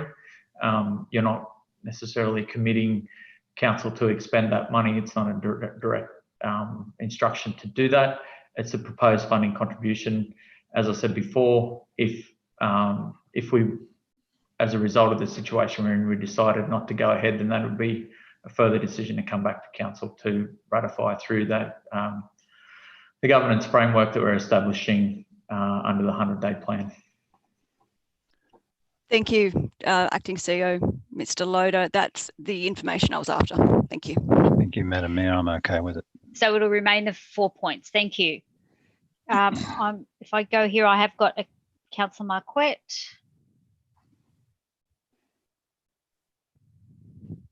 Is that enough? I'm fine, thank you, Madam Mayor. You're fine now? Okay. Thank you. Yeah. Councillor Greenway, did you still have a question? No? Okay. Councillor, is there any further questions? Anybody want to speak against it? No, therefore, write a reply, Councillor Best. No, thank you. No, Thank you, councillors. I'll therefore put the motion moved by Councillor Best, second by Councillor Smith, or raise your hand. Councillor Holstein, I believe that would be, oh, no, not unanimous. So I'll go Councillor Holstein, Councillor Matthews, Councillor Greenaway, Councillor McLaughlin, Councillor Best, Councillor Hogan, Councillor Sundstrom, Councillor Pillen, Councillor McGregor, Councillor Burke, all those on Councillor Smith, against, Councillor Marquette and Councillor Gale. Councillor Burke, are you against? Yes, okay, Councillor Burke's against. I'm not sure, it's still carried. Thank you, councillors.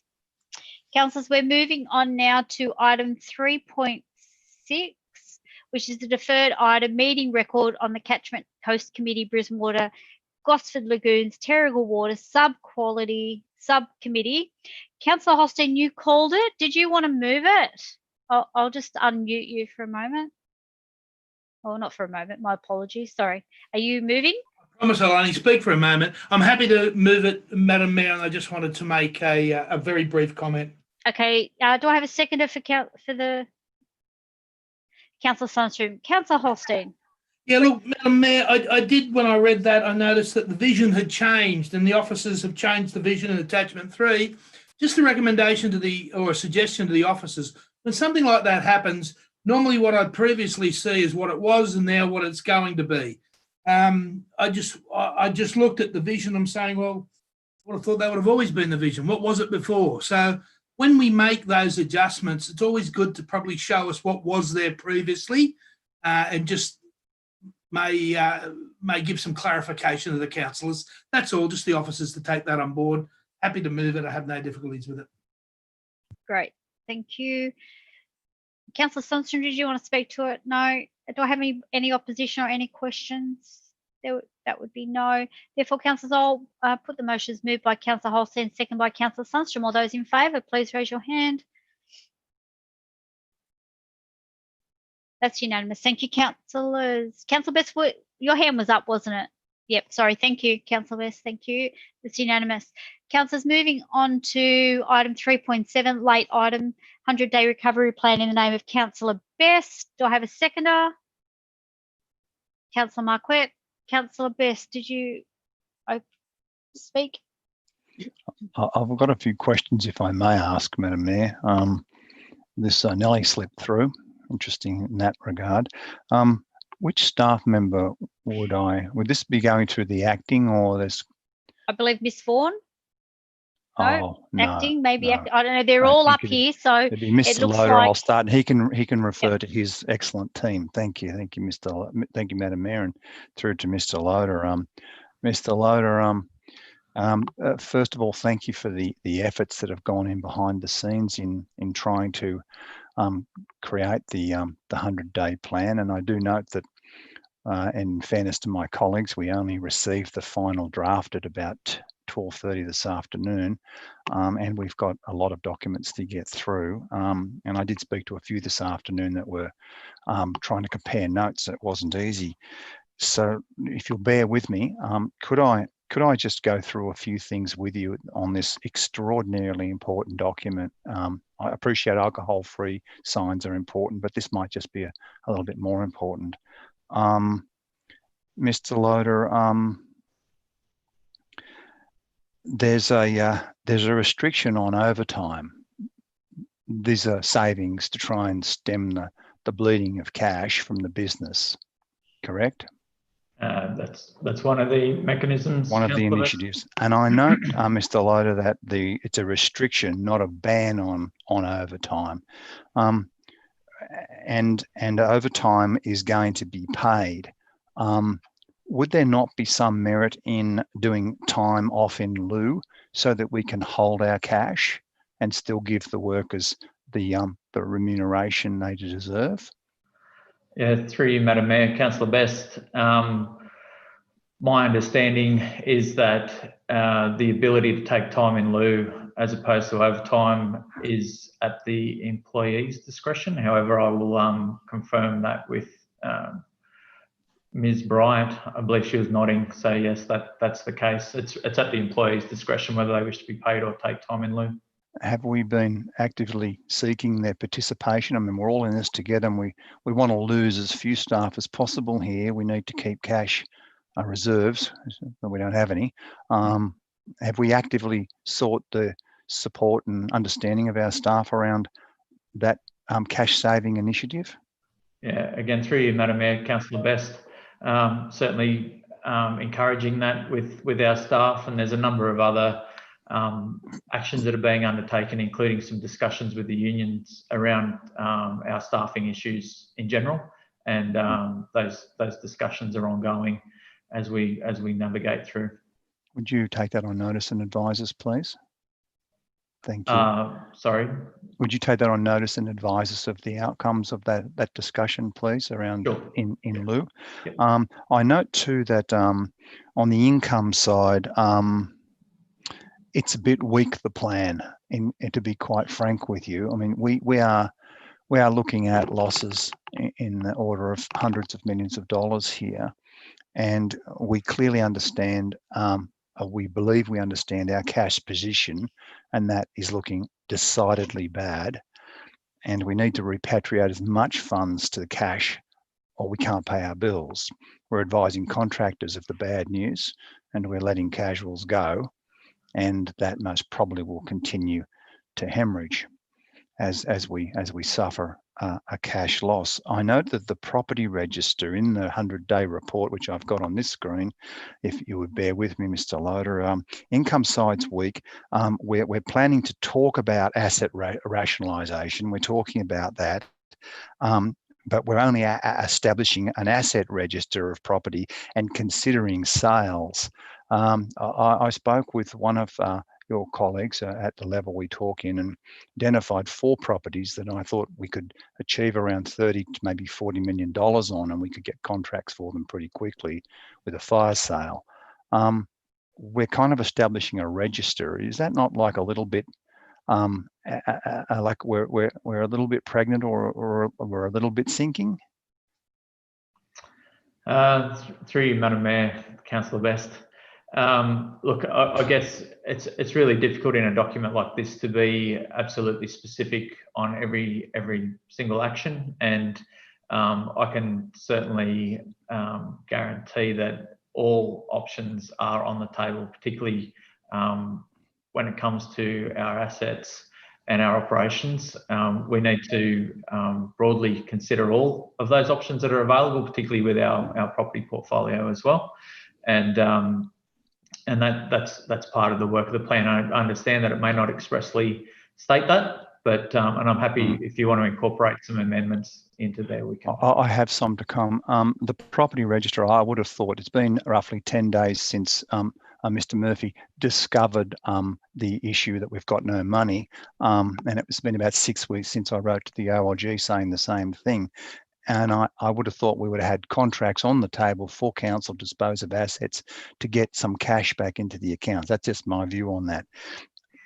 Jamie, Mr. Loader, we've borrowed, and I did raise this some months ago, some considerable, maybe 6 months ago.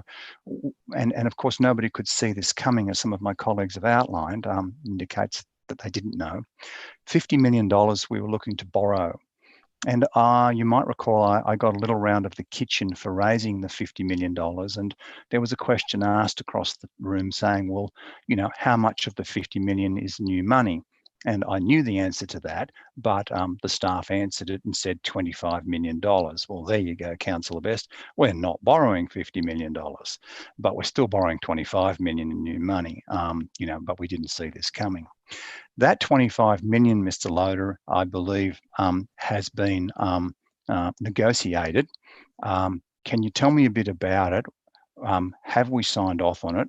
What's the interest rate? And what is the redeployment of that 25 million? You outlined to the board, the council, some weeks or months ago, that the monies would be spent on a whole host of different works initiatives.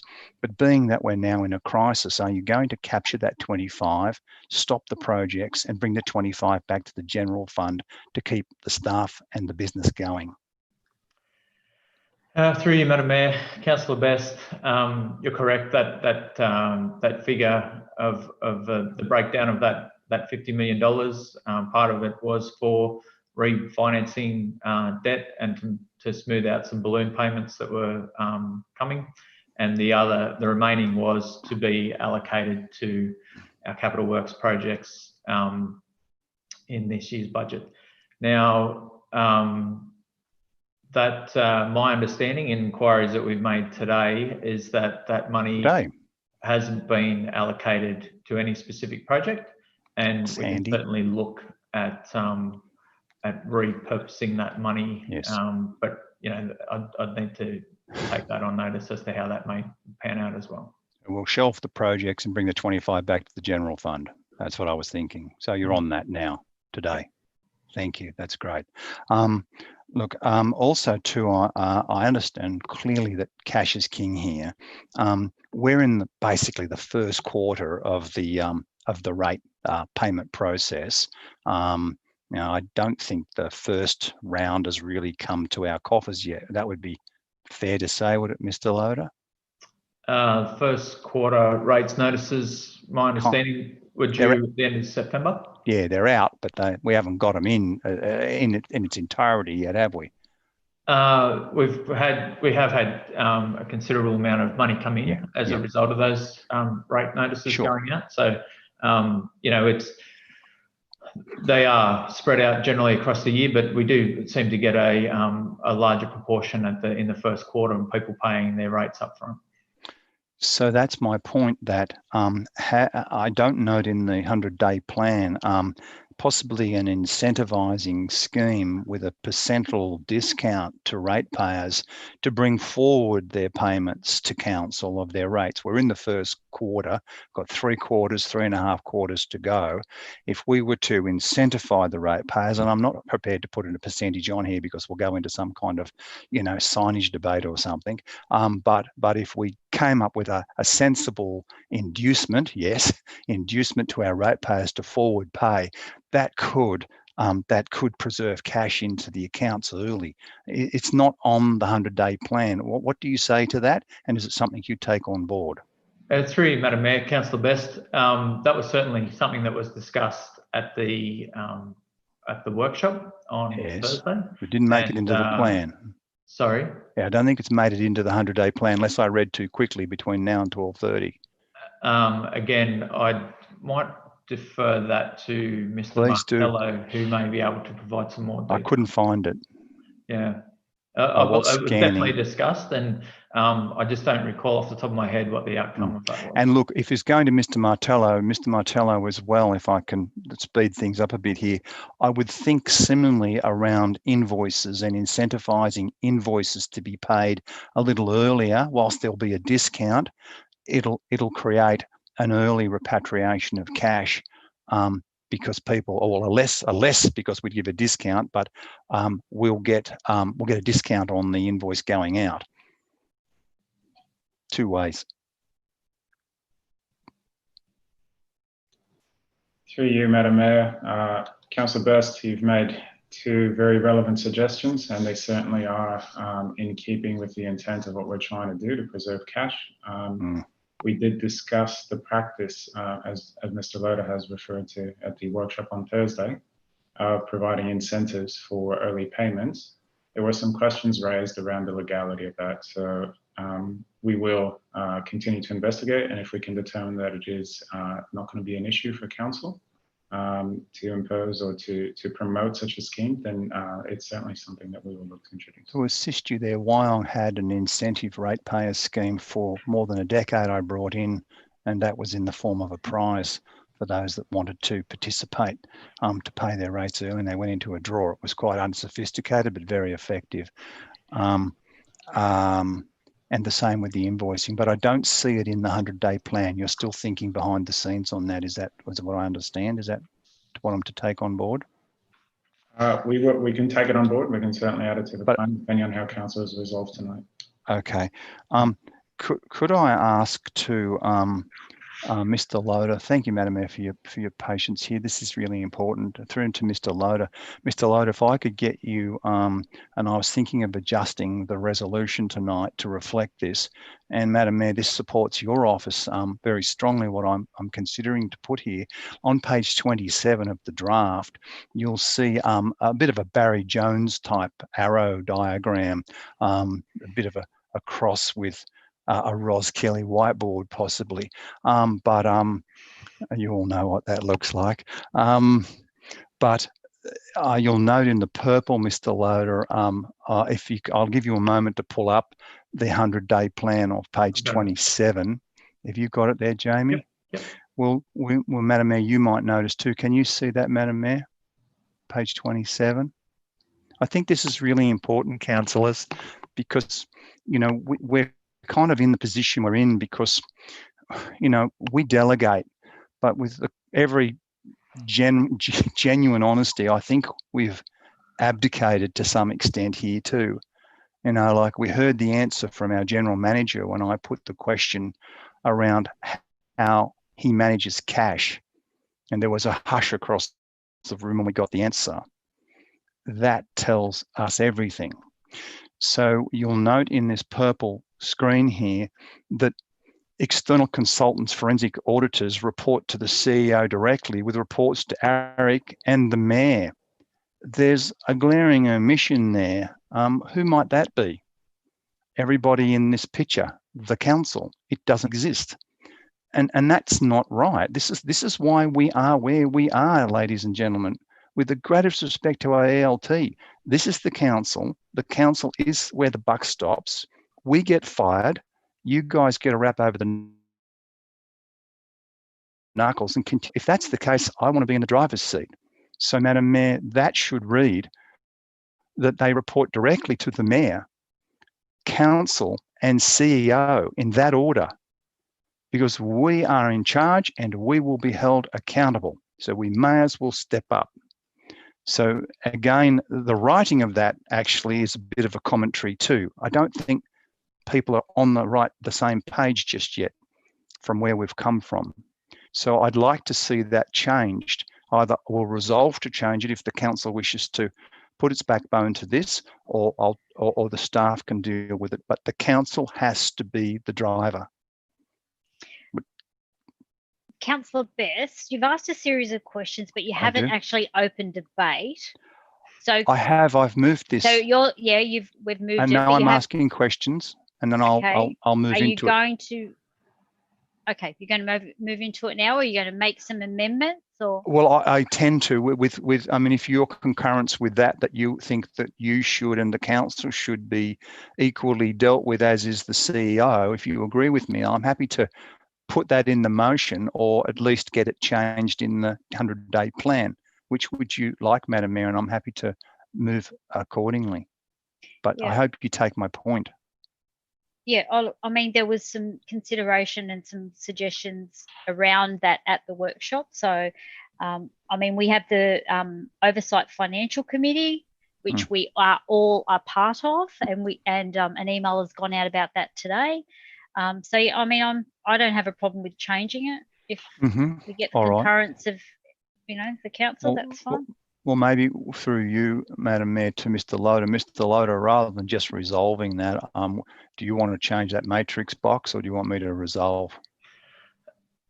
Through you, Madam Mayor, understanding the feedback that's been provided from you, Councillor Best, I don't see any issue. I think this governance framework is critical to the success of this plan, and certainly don't have any issues with the way that is proposed to change. I'll also add that this document is a dynamic document. It's going to change, and there's going to be other things that come into it over time. And it's not something that's going to be set in stone and put on the top shelf and never seen again. So it's really quite dynamic, and I'm happy to answer your question. I'm happy to make that change. I'll also add the previous question you raised. We've been able to find the incentives around early payment of rates under 2.3 working capital optimisation on page 28. It's about the working capital. Fifth dot point down after consider incentive discount of upfront payments. Is that the one? Yep. Well, could we put some meat on these bones, because we're considering and we're looking at the property portfolio. I mean, it'll take 3 or 6 months for us to continue to look at the property portfolio. I'd like 3 or 4 contracts worth 30 million on our table for us to sign. Okay, and just in response to that, through you, Madam Mayor, Councillor Best, I guess the focus of our energy has been on getting this right over the last few days, and certainly once adopted, we can absolutely start moving forward in greater steps. We've certainly been taking action. I don't want you to think that we haven't, but we certainly will be progressing this once adopted by council. Could I ask, sorry, Councillor Best, can I just interject there? Sorry. It would be my intention that this document, 100-day document, with all the attachments, be tabled at the first meeting of the Oversight Financial Committee, that is all of councillors, to actually put some, what you reference, meat on the bones, to actually start putting some of those things in place. Because right now, this, as I see it, this is an overarching document of which we the council should then make some decisions as to what properties are up on the table, what's actually going to happen as a result of this. I see this as an overarching document, and I would, I guess, urge that this document go to that committee, which we are all of, and we have those discussions around what should be coming out of that document, the meat on the bone. Could I finally ask, Mr. Loader, what's the cash position at the moment? I would have thought we would have got a report to this meeting of our cash position. What's our cash position in the general account now? Through you, Madam Mayor, to Councillor Best, the latest bank, the cash balance that I have is 327 million. That sounds like a lot of money, if I suppose you're on JobKeeper. but what's our kind of milestone outgoing? What's the cash flow look like? I suppose is more the question. And we've got a cash flow position. Look, I guess it's something that we're certainly watching daily, and it is fluctuating at the moment. I guess the current situation is that we are holding as much back in terms of payments as we possibly can, and really only prioritising those that we absolutely have to, and monitoring the amount of rate income that's coming in. So it's my understanding was around $5.6 million for the month of October that we'd received, but I'm happy to take that on notice and give you some further refined details around that. Do you think that at each of our council meetings we could get a cash flow at every fortnightly council meeting, and not just a cash position, but a cash flow going forward? Through you, Madam Mayor, Councillor Best, I think that's part of the norm that's up for consideration later on this evening. Councillor Pillen's norm. Okay, and I'm not wanting to steal Councillor Pillen's thunder, being that the state has said no, you cannot raid restricted funds. What are we actually doing at the moment if we're not breaking the law? What are we doing? How are we managing that going forward? It's a pretty important question. Again, Councillor Best, this is part of the subject of Councillor Pillen's notice of motion. Well, can you help me with an answer? Like, what are we doing right now if we're not restricted? Provide an answer to you now, but I'm sure it'll be debated further later. I've sought legal advice around our current position, basically in light of a number of developments that have occurred. Obviously, the media release from Mr. Crouch last week, and also the response that we received from OLG late this afternoon. So I guess it's fairly a bit of a moving feast at the moment, and I've been waiting for that response so that I can properly brief our legal representatives. I have received just prior to this meeting some of that advice. It's not complete, and I have not had a chance to review that information and understand what it actually means. But I'm more than happy to provide a confidential briefing for the councillors, including an opportunity to ask questions of our legal representatives if that's the way that council wishes to resolve. Will that be this evening or at a later date? That briefing? Yes. I would recommend that that's done in the next day or two. As I said, it's still fresh. The information is still being finalised, but I understand better than most the urgency around this, and yes. I think that an urgent briefing for the councillors is required. When you say an urgent briefing, will that be a Zoom briefing? Through you, Madam Mayor, I think that's a matter for the councillors to determine how they wish to receive that information. I can ask finally there, Mr. Loader, tonight's meeting in the opening, the Mayor outlines for everyone to stay safe. We are using remote meeting practices. COVID-19 up until 25th of May 2020 will be extended for the meeting practices. That's tonight's meeting where we will we will legislate tonight a range of issues, and we will also deal with confidential on 3 matters. Why is it that we can hold this meeting and go into confidential on 3 matters tonight, yet last Thursday evening and possibly going forward when it comes to this subject, we can't meet by Zoom? Why is that, Mr. Loader? And what code of meeting practice and parts of the Act are being applied for councillors to have to, during COVID, meet face-to-face? Through you, Madam Mayor, Councillor Best, I guess a lot of consideration was given to the way that workshop was conducted. I certainly had discussions with the Mayor around that. It wasn't a decision made entirely by staff, and I think there's certainly some merit in the councillors determining the course of action for those types of briefings. I guess at the end of the day, the decision was made to hold that one in person due to the importance of the information, the confidentiality around it, and it was consistent with the briefing that was provided the week before around this issue when it first was advised to councillors. So tonight's confidentiality is obviously less important confidentiality than last Thursday night's confidentiality. Again, through you, Madam Mayor, and maybe Ms Sullivan may be able to provide some further clarification, but my understanding is a council meeting is different to a councillor workshop, and that maybe. Look, it's all right. We don't. I'm okay. I don't really particularly need that clarity. I know it was clearly made that it was not practicable. That means it wasn't unable to be done, but it was classed as not practicable. Again, another issue. But Madam Mayor, we need to move proceedings on, and if I may open, that would be. And I thank you, Mr. Loader. So I have moved the recommendation, which is 4.1. No, it's 3.7. Oh, 3.7. Apologies. Yeah. I'm looking at the one below it.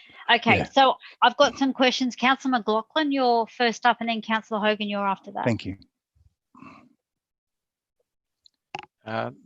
Yes, thank you. Just regarding the asset, your asset sales. At the February workshop, we discussed asset sales, and there was some major pushback from the councillors on selling anything at all, if you recall. And I remember the discussion that the director of the finance then said he could only find $4 million worth of sales, and it wasn't even worth our while.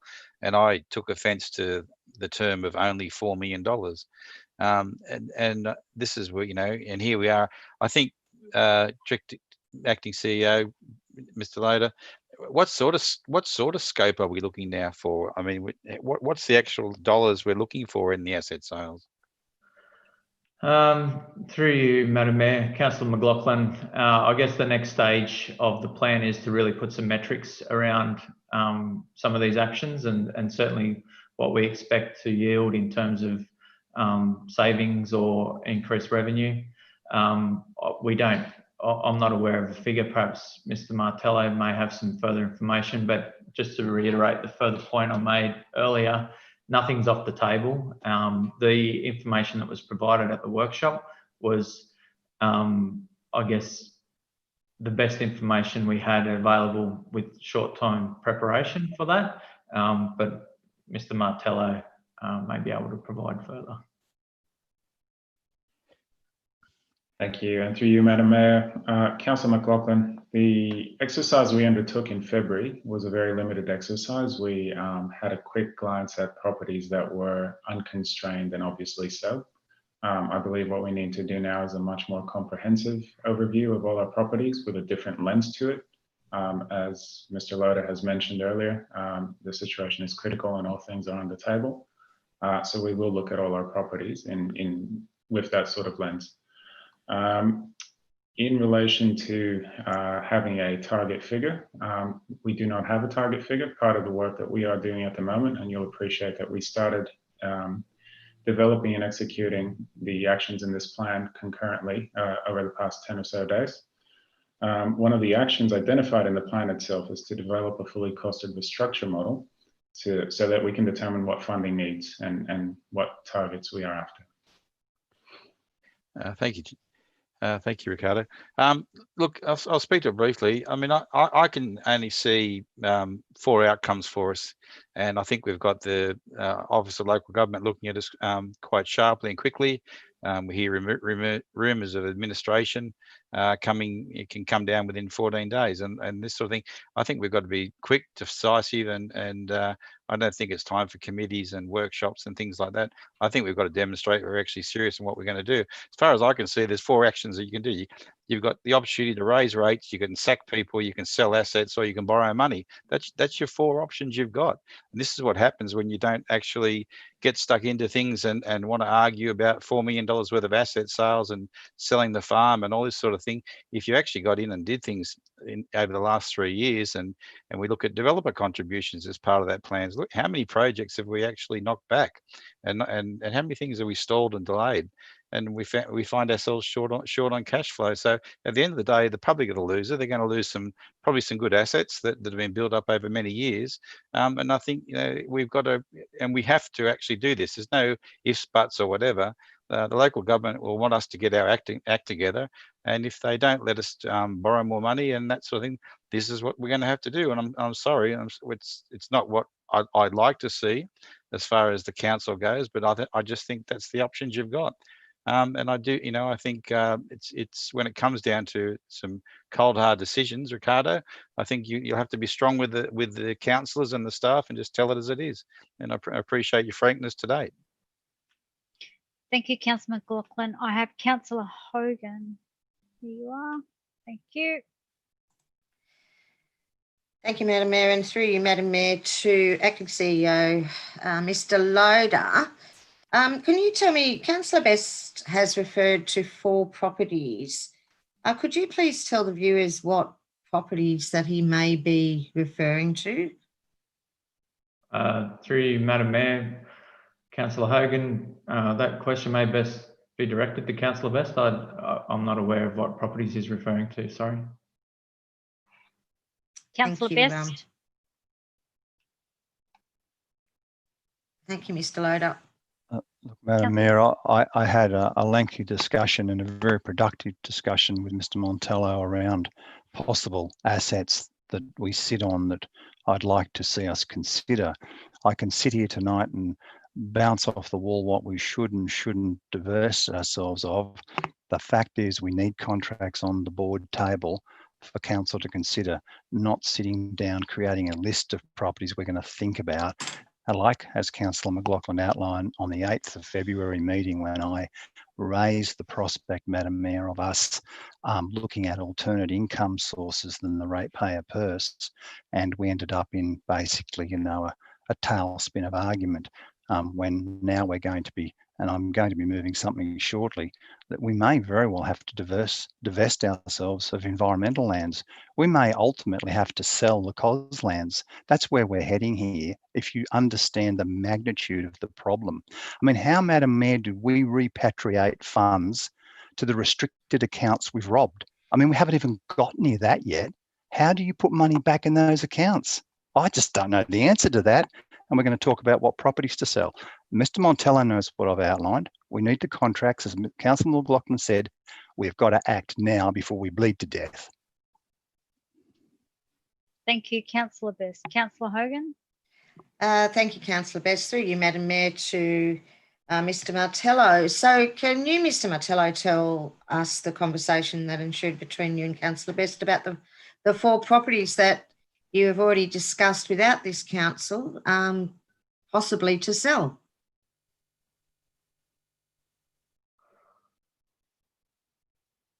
To you, Madam Mayor, as Councillor Best has mentioned, he has spoken to me about his views on what properties should or shouldn't be considered for sale. In that conversation, we discussed, I believe, a few properties in the Wyong Employment Zone area. I don't recall 4. I may have miscounted or just forgotten 1 or 2. And Thank you, Councillor Martello. Could you please be more specific about the land packages within the West Zone? 2 parcels that I definitely recall having spoken about were parcels on the boundary of Huey Road and Sparks Road, and the properties that are on Warren Road, owned by council. And would Councillor Best, in your conversation, would you have put up the airport for sale, the Warrnambool ALA? As an option? Not part of our discussion, Councillor. Not part of your discussion. Thank you. Thank you, Councillor Hogan. I have Councillor Pillen. Sorry, I have Councillor Pillen, and then you've moved. There you go, sorry. Councillor Pillen. Thank you, Madam Mayor. A question through you to Mr. Loader, please. Jamie, I wrote to you last week in regards to the $50 million loan previously and wanted an outline on what the extra funds had been used for. Councillor Best has actually brought that up this evening as well, other than the refinance. It seems strange to hear tonight. I think you were saying that those funds are actually still there, and then yet last week Council voted for another 100 million to be obtained from the state government. Did we actually outline, and it's come back that that's not going to be provided? Was any detail provided to the state government, to the minister, on what this extra 100 million was going to be spent on, and how we were actually going to repay that loan? Or are we just, it just appears that we're plucking figures out of the air and asking for more money, and it sounds like that 25 million may even still be there, which is a good thing if it is, but that we were asking for 100 million again last week when there's still money there. It just seems like no one really knows the position that we're in, and we're asking for money without detailing how this will be paid and returned, and what it will actually be spent on. If you can enlighten us, please, that'd be great. Thank you. Thanks. Councillor Pillen, through you, Madam Mayor. I guess just to answer your question, the 100 million was on the basis of the modelling that's been undertaken by Grant Thornton, and that was an indication of the amount of money that we would need through the implementation of the recovery plan, the 100-day plan. That modelling, my understanding, included that $25 million already. So that money was accounted for. The reason that I believe that money is still available, hasn't been spent, is it was originally linked to capital projects that have not yet commenced. Sorry, just thinking through your question further. The letter that we wrote to the minister was quite simply as per the resolution of council, and it did seek advice on the process that they would need us to follow to consider approving the use of the restricted funds. So it was either to approve or to provide advice on the process. Okay, so we didn't provide any details from Grant Thornton then. We just asked for 100 million up front. And how soon would you be providing those details? Because obviously they weren't prepared to supply that. And do we have the means to repay that loan, please? As of late this afternoon, OLG did write to us in response to that letter, and they've sought some further information from staff, and they've given us till Wednesday to provide that. We'll be responding to that letter tomorrow with that additional information, and included in there is the details around what we require that money for, and among other things. Okay, thanks, Jamie. Appreciate that. Yeah, as I said, I didn't support that, and yeah, it's odd that we would ask for that sort of money without detailing what it's for. Thank you. Thank you, Councillor Pillen. I have Councillor McGregor. Thank you, Madam Mayor. Look, I'd like to take the time to briefly speak to this matter. As people would be aware, we were briefed on this extensively on Thursday for multiple hours.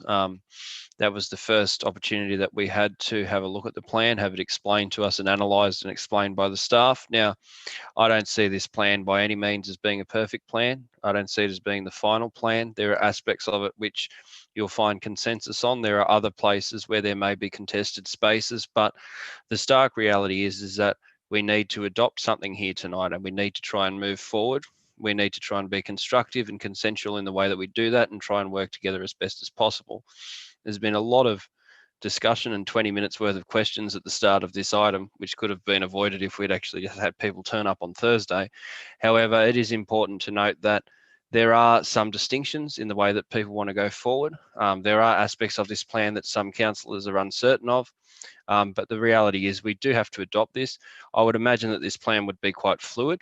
and that the reactions from the staff and from various stakeholders to it will be ongoing, and we need to get something in place straight away. So whether you do or you don't like all of the plan, councillors, I'd ask you that we do, rather than play politics with this, actually just get behind it and get a bit of a move on. Because if there's one thing that we've learnt through being in financial crises throughout history, it's that government needs to move quickly, and you can't sit back and throw stones and play politics with it, because we're talking about issues that are affecting people's jobs, their livelihoods, their homes, the place that they've chosen to live in. So I'd ask people to be responsible. When it comes to fighting over the details and the actions from the plan, more than happy to do that behind closed doors or in open session. However, we need to get something on the table tonight, and we need to start to plot a path forward. And when it comes to the extent of that or the application of that, that's when some of these other points can be made.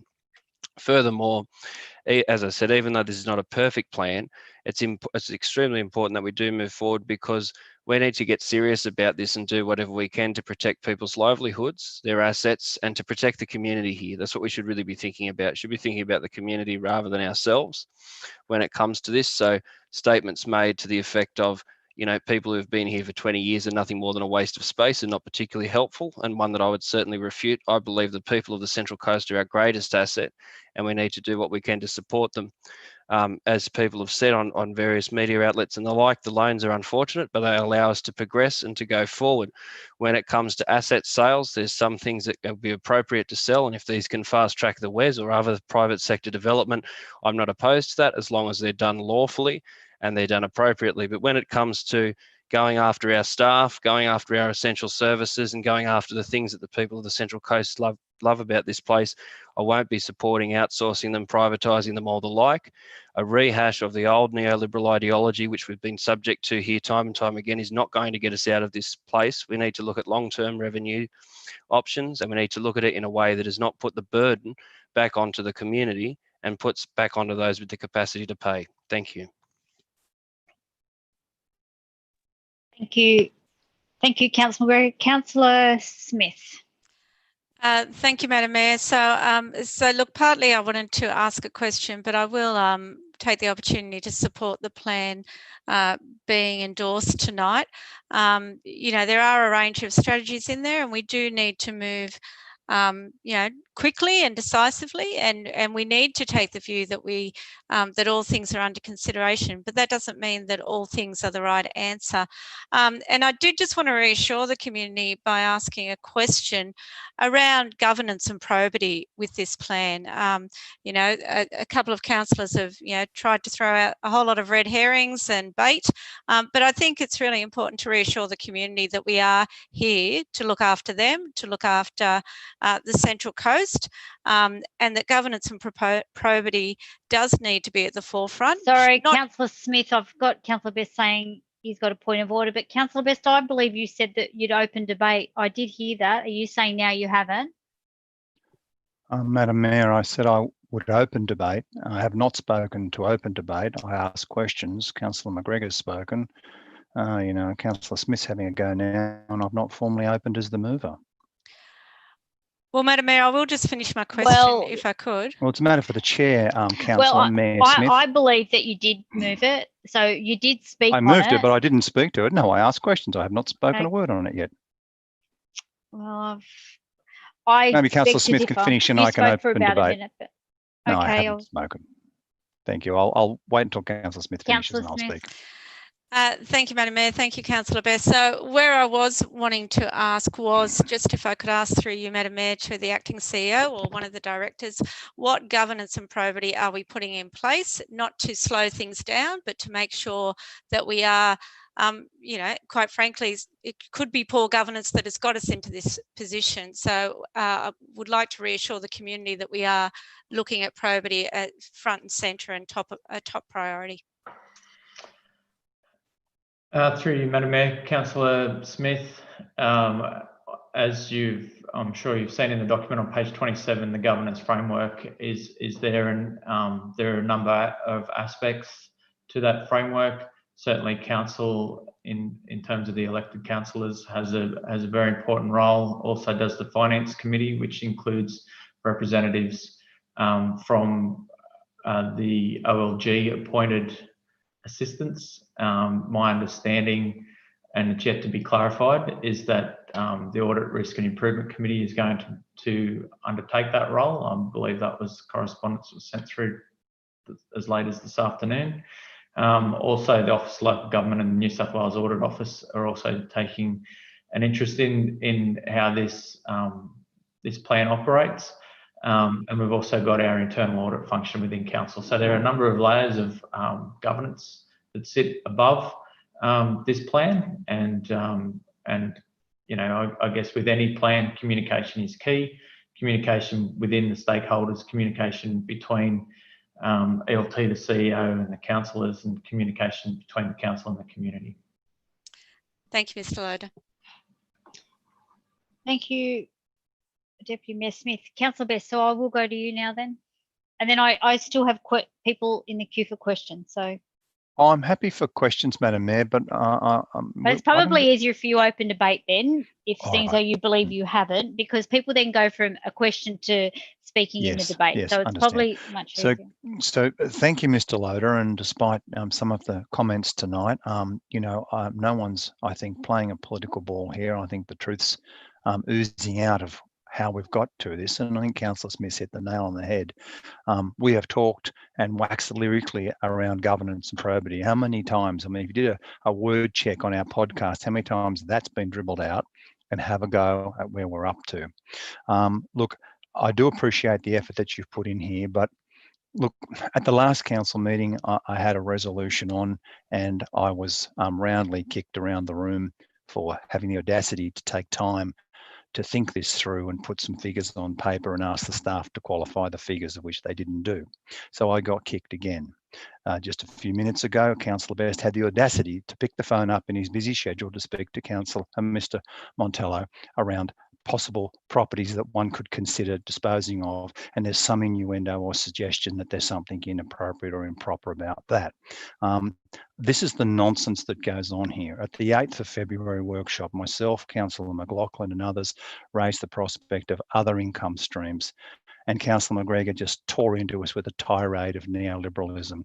I mean, honestly, councillors, this has got to stop. The reason we're here is because of people yelling across the chamber in Gosford saying, you know, the phone contract, it's only another $1 million. Only another $1 million. Do you know what, Councillor McGregor? You've only got to say that 194 times, and that equals the exact loss as to what this council is responsible for since it took office of $194 million. That's the loss so far. And this council has the audacity to go after Gosford and Wyong and many of its staff as well about how it's managed its property portfolio. Investigations, innuendo and discussions of which nothing has come from any of it except a whole lot of hard work. And we've dug a hole now for the ratepayers. I mean, this is unprecedented. We have no cash in our general fund. Our staff, by their own admission, don't even check the cash. Now we're going to get a cash report once a day, once a week. I mean, why haven't we been getting that for a long time? Councillor McLaughlin, to his credit, and Marquette, and Pillen, and Gale have all supported and raised a range of financial initiatives and questions and checks and Q reports. And every time I ask Q reports, my microphone's been turned off, and thank you, Madam Mayor, for not turning it off tonight. I thank you for that. But in the past, my microphone's been turned off, and I have been lampooned and politically bullied when I have the audacity to raise financial and Q reports over the last 2 years. So you kind of reap what you sow, councillors.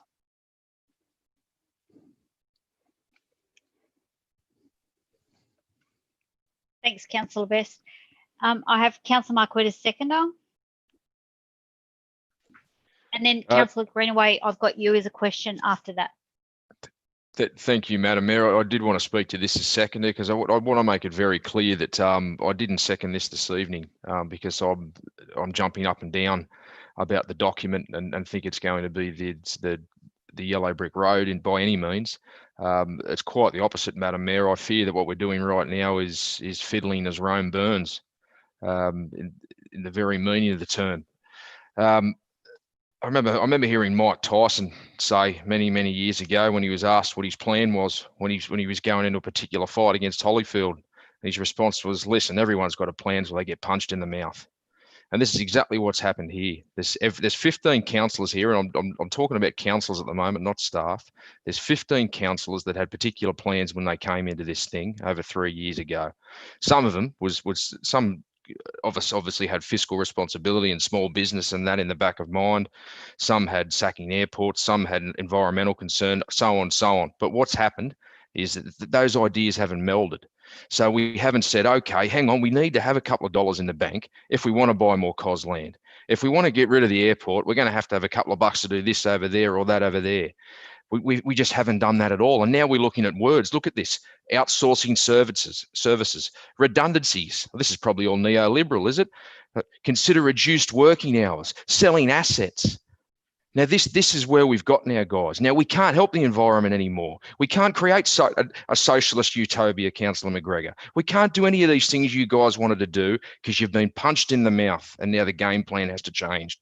Now, this 100-day plan, I've got to be honest, I don't want to put the staff in here, but I would expect to read this if someone was starting a business, really. If someone was starting a little cafe in a corner street, or if someone was, if I was going to restructure my business tomorrow, I might check who's using the petrol cards. Who's using the petrol cards? What we're paying for leases. These are basic things that people do in business every day. People that wake up and pull their pants on before they go to work tomorrow morning at 5 o'clock have been doing these things all their life. And we're going to consider this now after 3 years. Well, after 3 years. Now,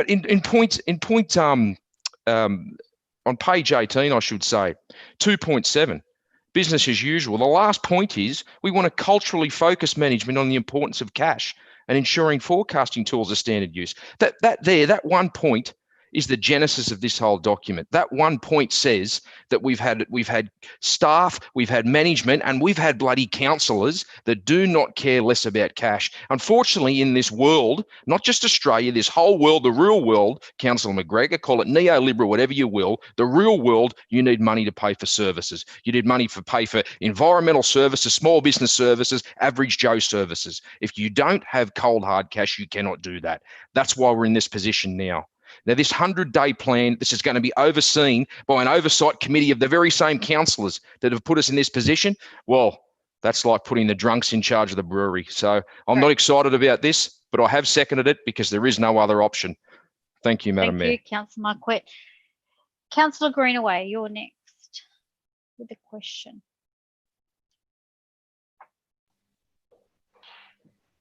Thank you, Madam Mayor. I know Councillor Hogan did make every effort to try to establish what the properties were, and I just thought in the interest of transparency and communicating with all councillors, would Councillor Best please identify the 4 properties he referred to?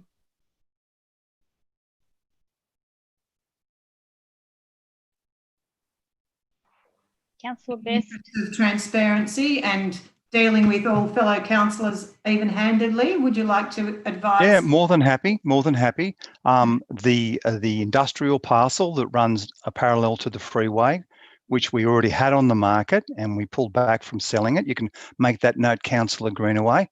Is that the one that was purchased previously for an airport site? Is that the one you're referring to? Oh, look, you're not being productive. The other parcel I suggested to Councillor Montello might be the parcel sitting behind Lakes Anglican Grammar.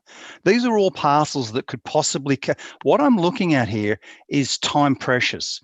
And I don't know the whole land bank, but I do know that Wyong and Gosford put a lot of time into identifying lands that were surplus to need. The staff made the reports and brought them to council. Now, councillors, those lists of those properties are still in the system. We don't need to reinvent everything. If we get that list out and have a look at it, and it's going to be a hard list, don't get me wrong, it's going to be hard. But in that list, you already have got a whole lot of process being done that could bring properties to the market. Question, not an opportunity to address council. And the other property was the Chappie Pie land, of which you, Councillor Green, I've been banging on for about 3 years now to try and sell.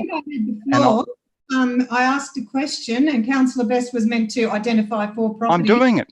I'm just doing it. I said the Chappie Pie land, of which you've been banging on for about 3 years and staff can't seem to bring it to the market. And the fourth one, and the fourth one, I can't really remember which it was because I've had 1,000 conversations and 500 memory lapses. But when I think it up, I'll tell you, and I'm sure it'll all be productive and save the day. So there's your grassy knoll, Councillor Greenaway. Maybe the Lakes Grammar one, is that the one that was formally identified for the fleet facility, the maintenance facility, the rail facility? Oh, I've no idea. I've got a life to lead and a business to run. I don't know. Councillor Greenaway. Thank you. Thank you. Councillor Gale, you have a question?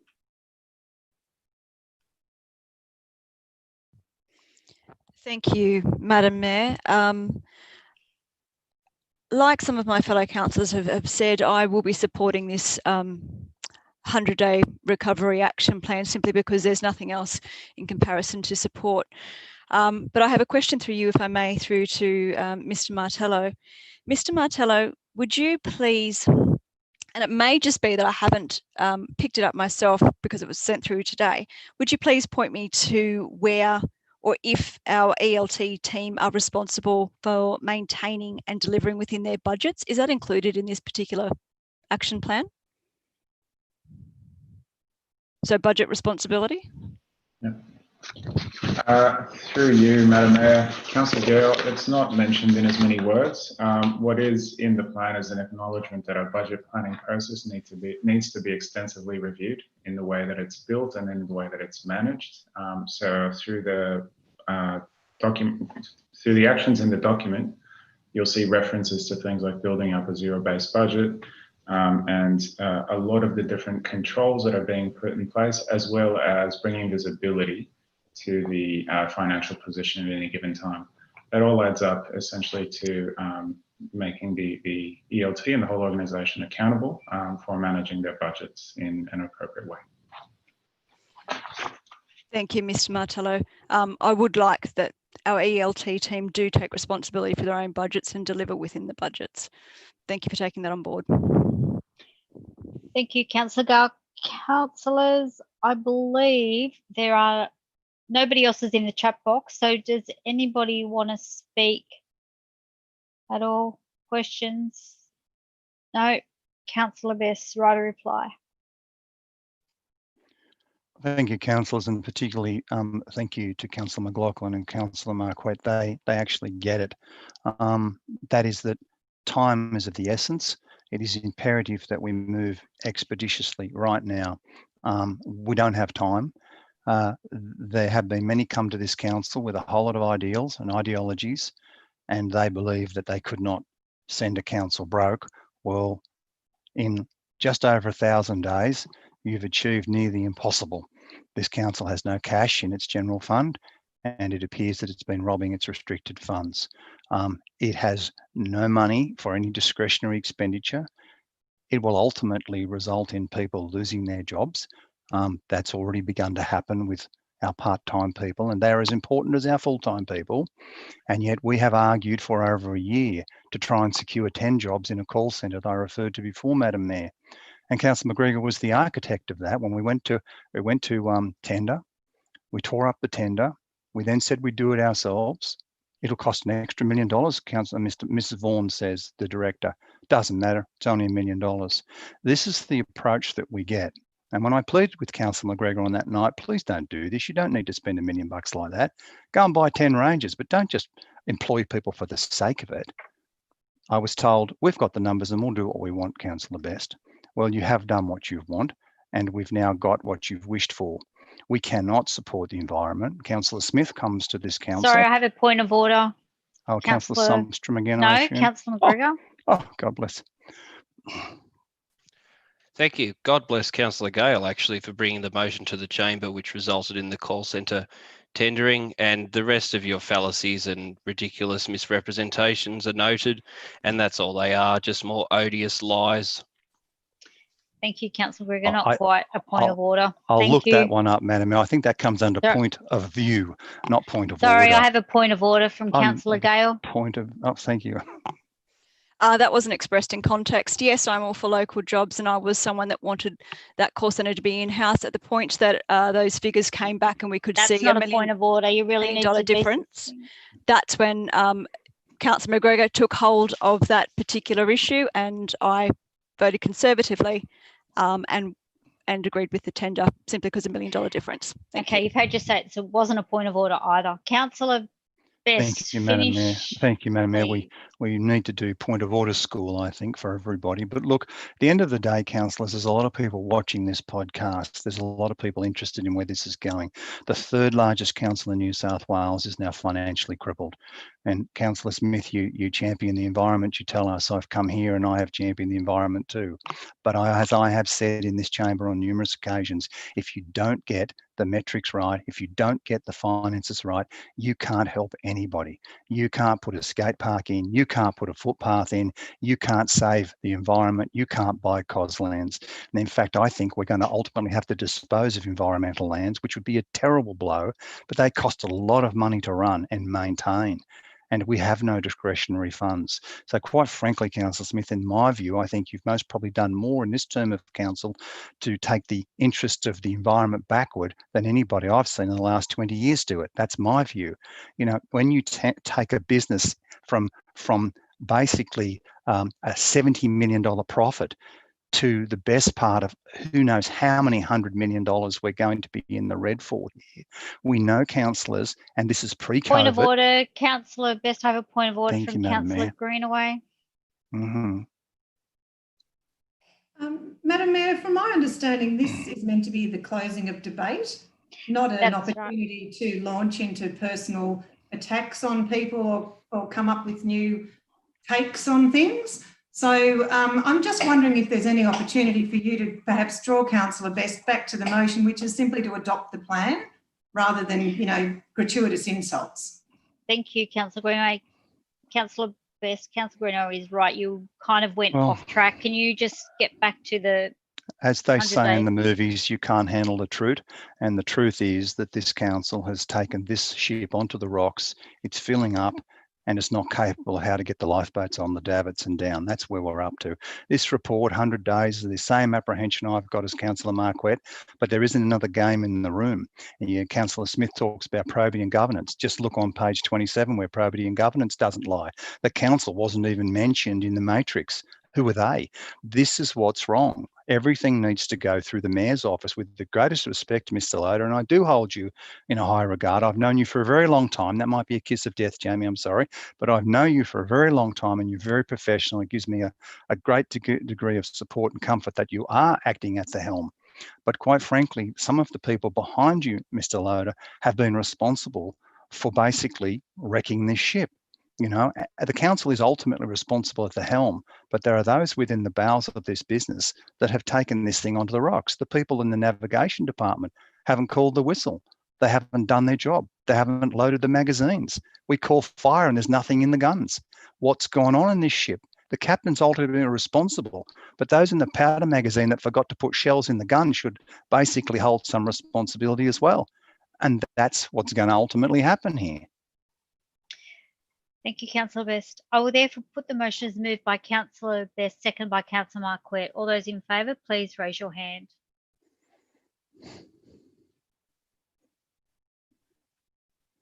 Unanimous. Thank you, councillors. Councillor, I'm going to take a 10-minute break before we get on to the next item, which is item 4.1. So, yeah, we'll take a 10-minute break. Thank you.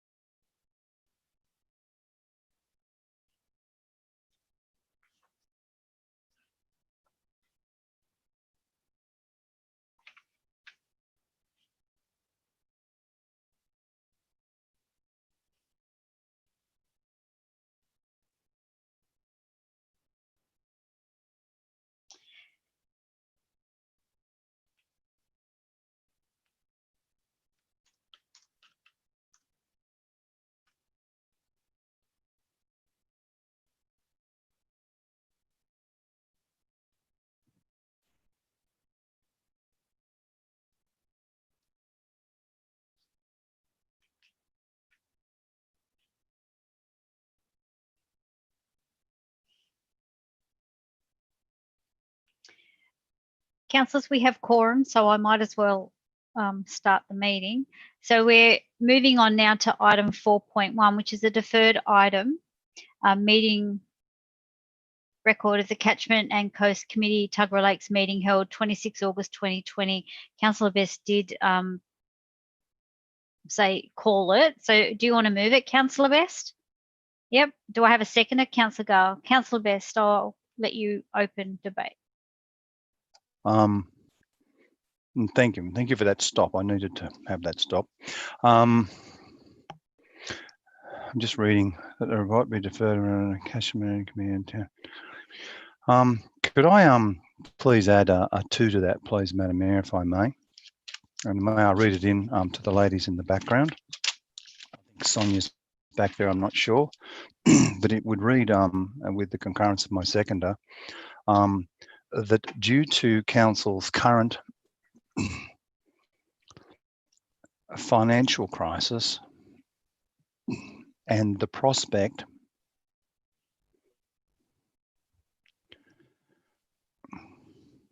that Council may well need to urgently dispose of a wide range of properties,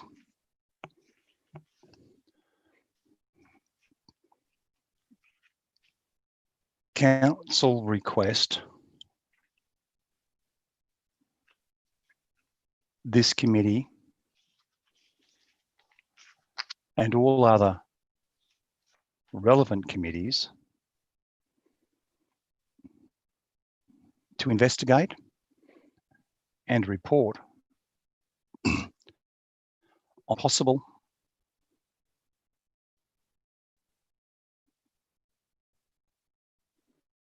suitable, selective, commercialisation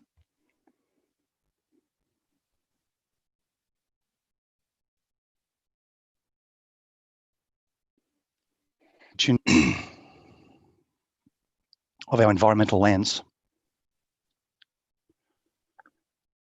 to assist Council to maintain these important assets in public ownership. If that's okay with my seconder, I would make comment, Madam Mayor. I think she's still reading it. No, it's okay.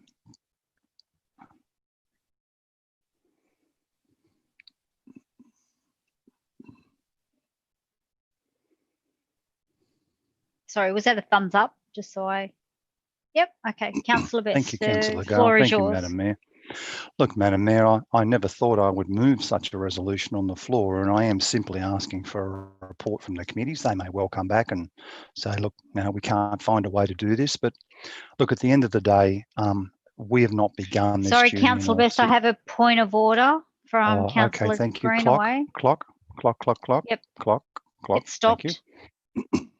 Thank you, Madam Mayor. I'm not entirely clear, but I don't believe that what Councillor Best is proposing is within the terms of references of these committees, and as a result, I don't see how this motion can be put. Maybe if the staff could comment. I know that the chair of that particular committee isn't here tonight, but if one of the staff could comment on the terms of reference and seeing whether investigating selective commercialisation of our environmental lands is anything like what those committees are proposed for. Yeah, can I ask Councillor Best? I will ask that question if you don't mind. I have some concerns. Ms. Sullivan, would that be in your?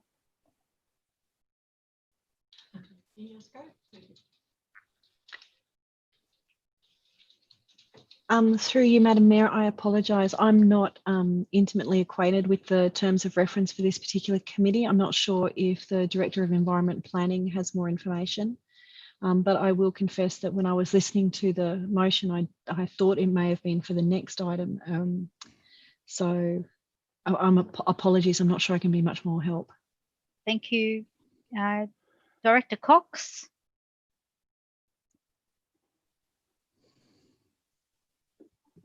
Through you, Madam Mayor, I don't have a copy of the terms of reference in front of me, but from my understanding, the terms of reference relate to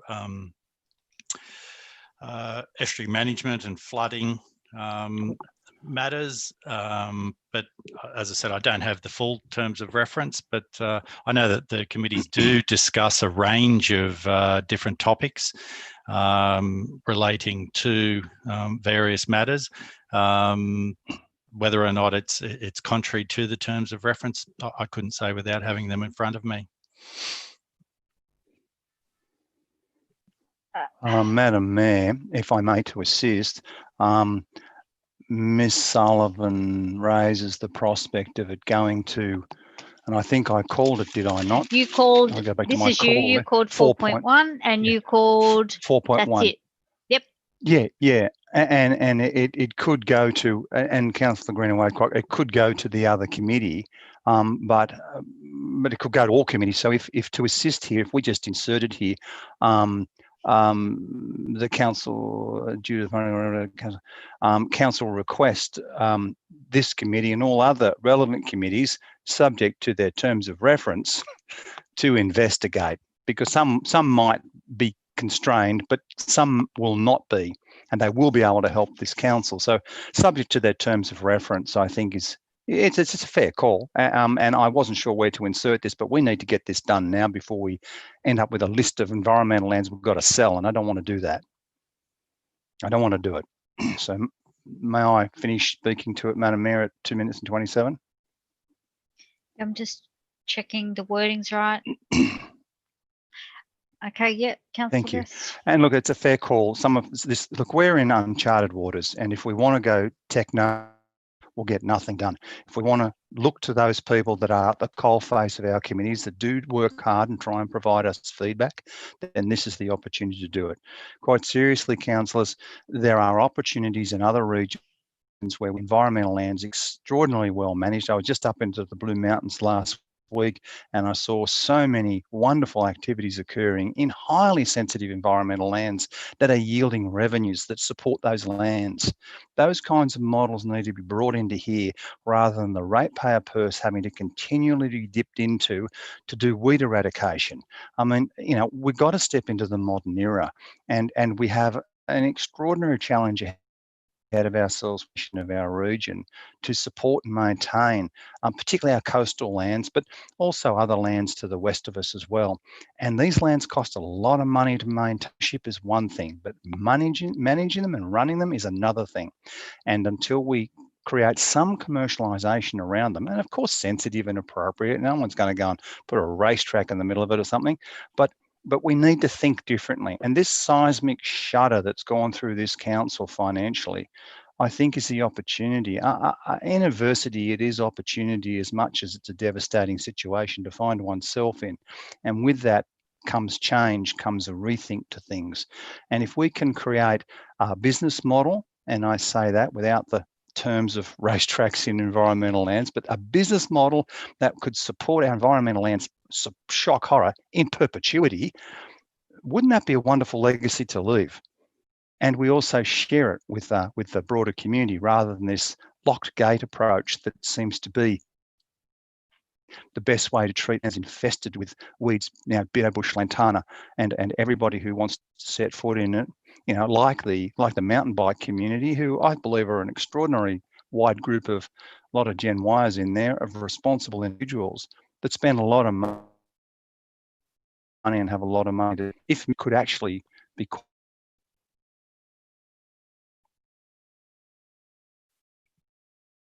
get a list soon, councillors, from the staff. And it's going to be a hell of a debate about what we have to get rid of before she goes down. And we had the luxury of the debate about what we weren't going to sell a while ago. We have no luxury anymore. Thank you, Councillor Best. Councillor Gala, seconder, would you like to speak to this motion?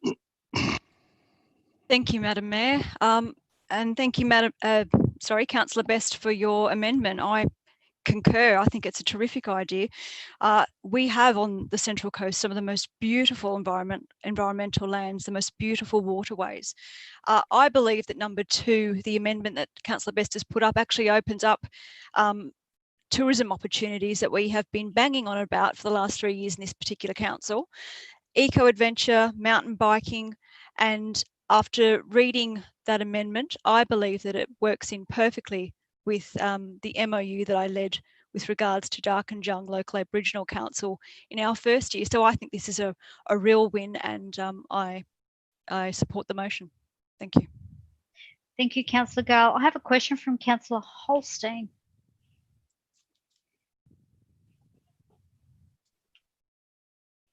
Thank you, Madam Mayor. Maybe more so now comment.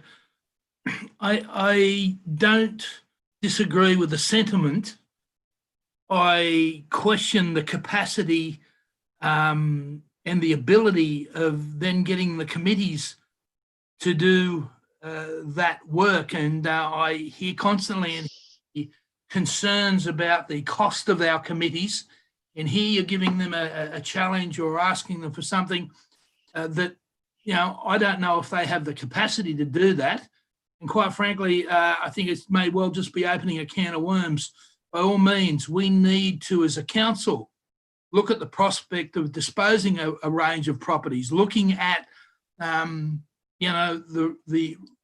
opportunities for what might be commercialisation. I don't disagree with the sentiment. I don't know whether you're directing it in the right way that's going to be conductive. That, to me, that's something that we will discuss generally as councillors. If you're taking it through the committees, my fear is that all it's going to do is open up a can of words, argument and debate we don't need, and slow the process down.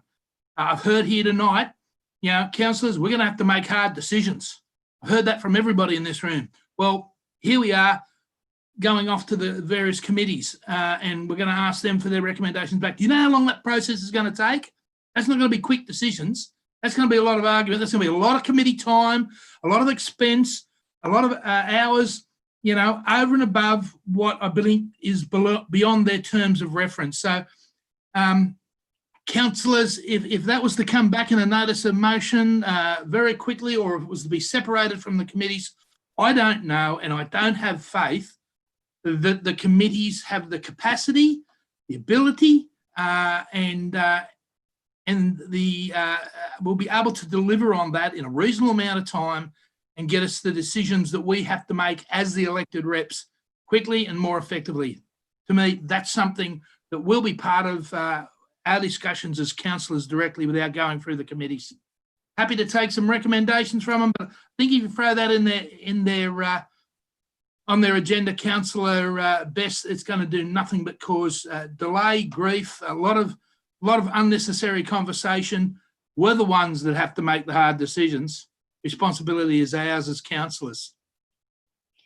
Thanks, Councillor Holstein. Councillor Sundstrom. Thank you, Madam. Sorry, I did that, sorry. That's okay. Look, I will speak against this motion as it appears now. I would have supported it as it was previously, but with the addition of point 2. It's just surprising to see that councillors that have been trying to tear down the committees are now trying to give committees roles that may not be within their term of reference. Again, to say that some councillors bring motions or amendments to this chamber with little notice that are massive changes to the way this organisation works, and then to have those councillors bring exactly the same thing. It's amazing. It's actually, shocking is the right word, I guess.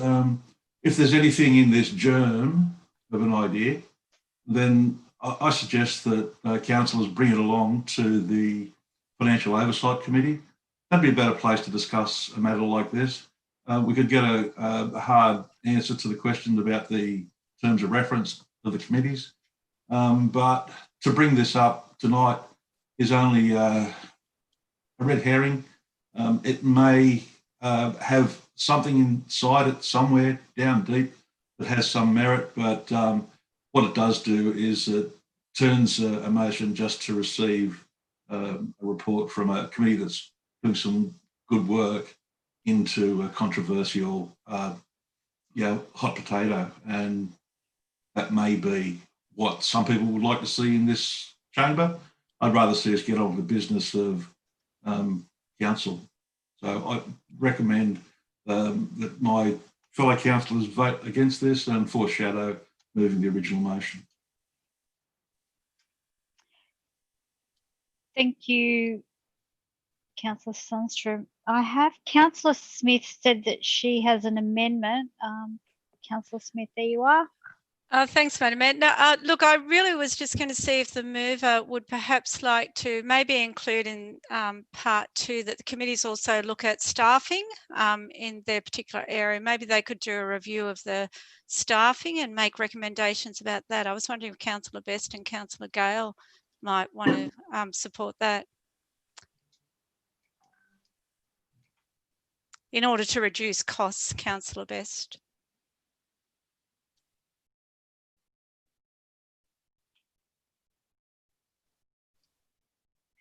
Thank you, Madam Mayor. The audio is very poor up this end. I only heard a fraction of Councillor Sundstrom. I'm still recovering from only hearing a fraction of it, and Councillor Holstein similarly. Can you hear me, Madam Mayor? I can hear you. Are you having Wi-Fi issues, are you? No, I'm not. My systems are up and I've got all bars, but the multiple failures on it, and I believe it's in the back room where you guys are. I've just messaged a whole lot of people asking, is it still functioning okay? You keep going on and off. Yeah, and so do you, and so does Councillor Sundstrom and Councillor Holstein at their ends. Okay. And I've got full reception. So anyway, okay, so look, we'll just see how we go. Asked... What was the question? Yes, please. Councillor Best, I just thought since you want the committees to look at things that are way outside their terms of reference, whether you wanted them to look at staffing as well, perhaps that was something you wanted to include. Well, any staffing. I don't think it really matters, does it? You're not that interested in the the committee or of no, maybe just staffing in general. Councillor services or what? Yeah, any of those. Maybe they could look at those as well. Did you want to include that as an amendment in your? But staffing of what, Madam Mayor? Well, maybe they could just review staffing, to support in that area. You're being flippant now. Is that, I get the humour. Thank you, Councillor Smith. No. You've got us into this mess after 2 years of being mayor. Councillor Best, I certainly wanted to support you in your endeavours. Did you want to incorporate anything like that? Maybe so they could support life on Mars. They could review life on Mars. Is that what you're suggesting? Thank you, but no, thank you. I won't engage Councillor Smith any further, Madam Mayor. Thank you. Yeah, okay, thank you. Yeah, life on Mars. Thank you, Councillor Smith. In this crisis we're in. Well done. That's great. I'll have to write a reply if I can, or I'll. Well, you haven't, because at the moment that's fine, but at the moment I've got Councillor Pillen wants to put up an amendment as well. So Councillor Pillen, the floor is yours.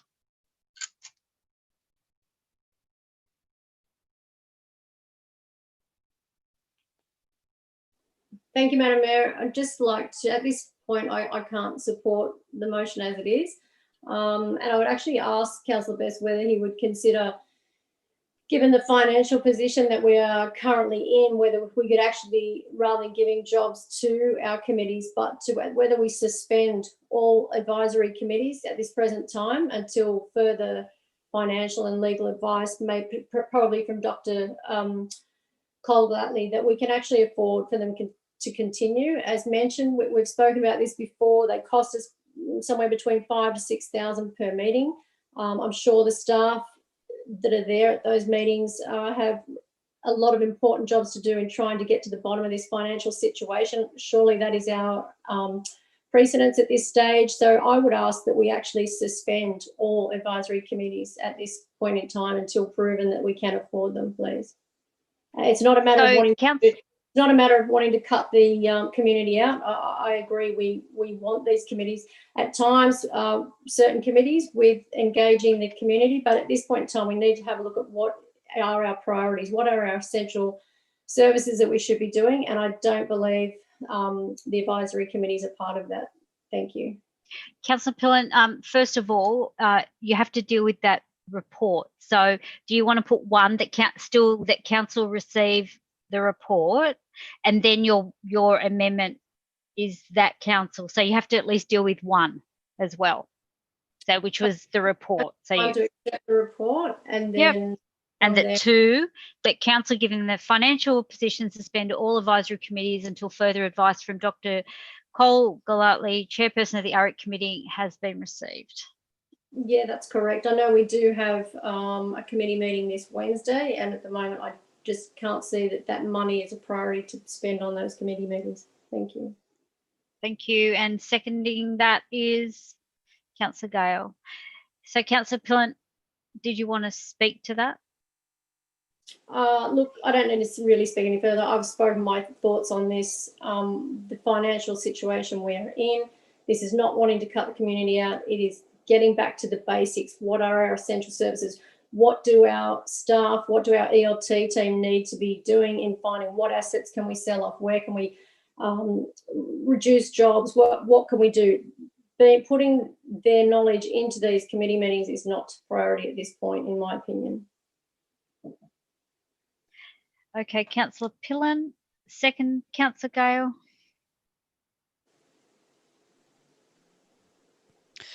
Thanks, Madam Mayor. Whilst I absolutely support Councillor Best's intention with regards to looking at the commercialisation of environmental lands to keep that particular asset, I 100% agree with Councillor Pillen, and something we have discussed in great detail. I have been discussing the issue of the cost with regards to our numerous committees, and as we know, as has been discussed on the floor, that total cost in our 4-year term will be around the $1 million mark, and it's simply money that we just don't have. It would be ideal if some way we could still look as a council board at Councillor Best's suggestion with regards to the commercialisation of environmental lands to assist council to maintain these important assets. But with regards to the actual committee groups, we can't afford them. That's the simple answer. We just cannot afford to keep them running.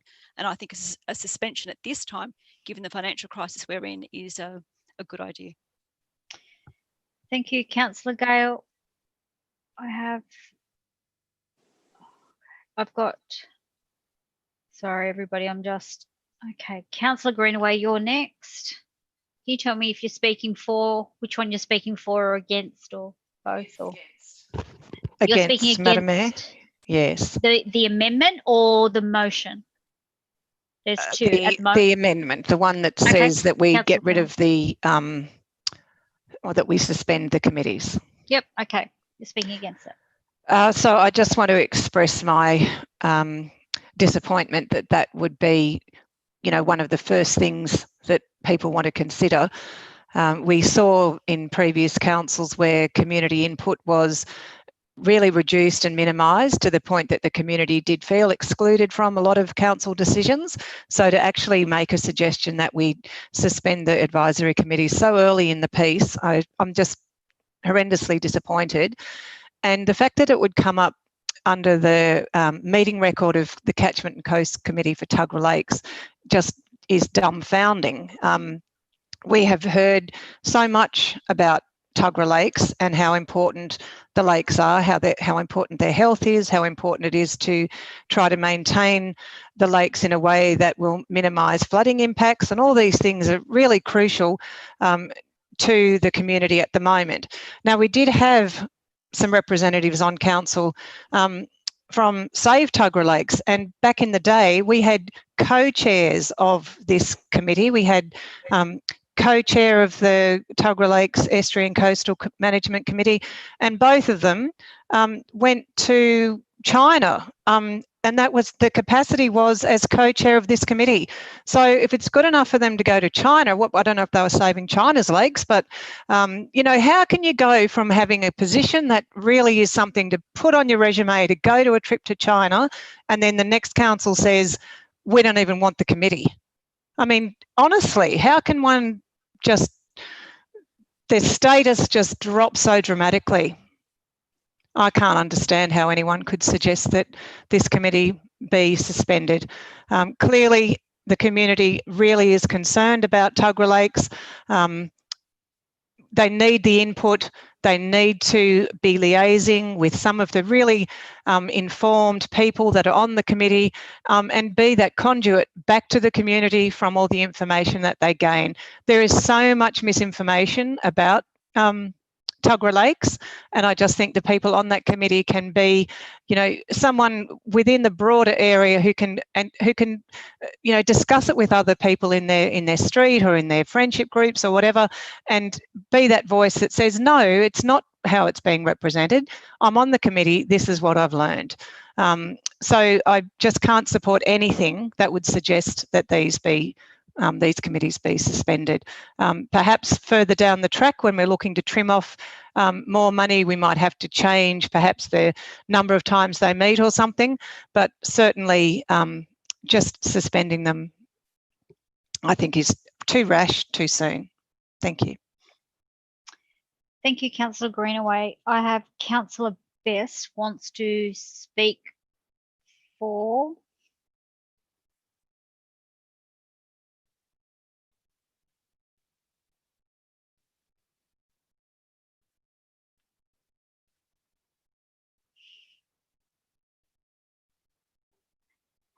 Councillor Best, I am hitting the button. I don't know what's happening for you.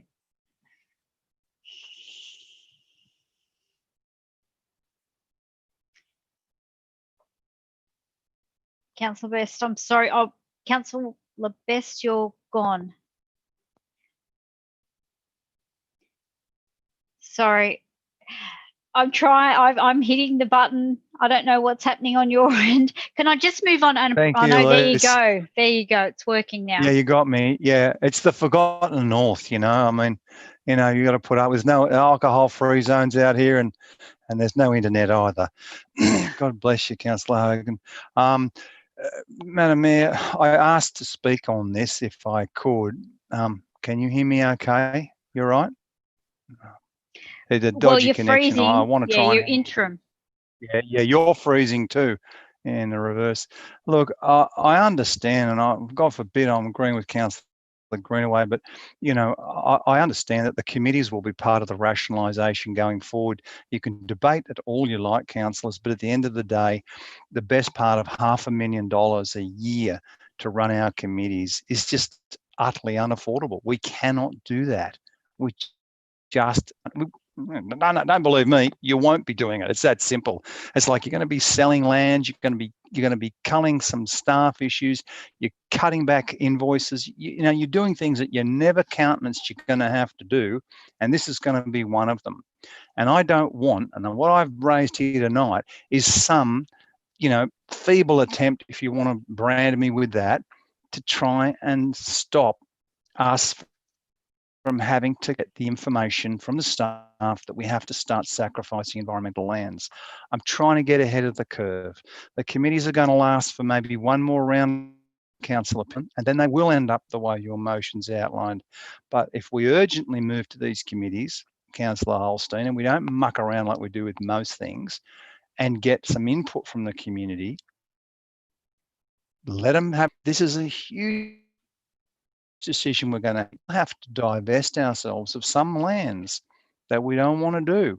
This is just one way of possibly, at this early stage, capturing. Can you hear me, Liz? Yeah. You're intermittent, in and out. Still? Yeah. Well, I've got you still, crap. but in and yeah, out. I understand. Yeah, that's an acronym. Please, no points of order. So I'm just trying to put a focus on the fact that God forbid, I'm supporting Councillor Smith. She's worked pretty hard to create some environmental awareness in some lands, and I don't want to see them vanish in a puff of economic, you know, panic. But we're between a rock and a hard place, you know, and I know all these mad neoliberal ideas that Councillor McGregor's been banging on about, but these mad neoliberal ideas are what makes, you know, us create the bacon to do what we need to do for our community. If you can't run the business, you can't run anything. And we are heading into extremely uncharted water here where we are going to divest of things that we would never think we have to sell. So if we can find an economic outcome for these lands to support them, and we may do well and create some opportunities that will go well beyond repairing this crisis for those lands. But it's a pill and a bitter pill that no one here would ever countenance swallowing, let alone thinking they'd have to take in the first place. So, Councillor Pillen, I understand you want to get rid of the committees and the costs have been exorbitant. And I think councillors, if you can hear me, Madam Mayor, can you hear me, Elise? Yes. Yeah. I think this, yeah, thanks. If I can just complete with that, what, and this is going to be, let's kill Bestie again. But the cleverness of creating certain membership of the committees, and I don't want to go into that, but when you do all that stuff and you put people on there that really aren't equipped to help you with things like finance committees and investment committees, but you put your network on there, and then you expect them to spin straw into gold, and they can't, this is what you get. Stack committees and you get these outcomes. Thanks. Thanks, Councillor Best. I have Councillor McGregor wanting to speak against. Which one? Are you speaking against the amendment? I'll speak against the amendment as well as the original resolution. Okay, thank you. Simultaneously. Look, councillors, one could be led to believe that this is nothing more than an attempt at filibustering, considering that it seems like every single meeting we have to debate this same issue. Given that some people here are apparently very concerned about hoons and speeding cars, maybe they might like to take that to the traffic committee so that the police representatives on there can be made aware of where these hoons are and can deal with them appropriately.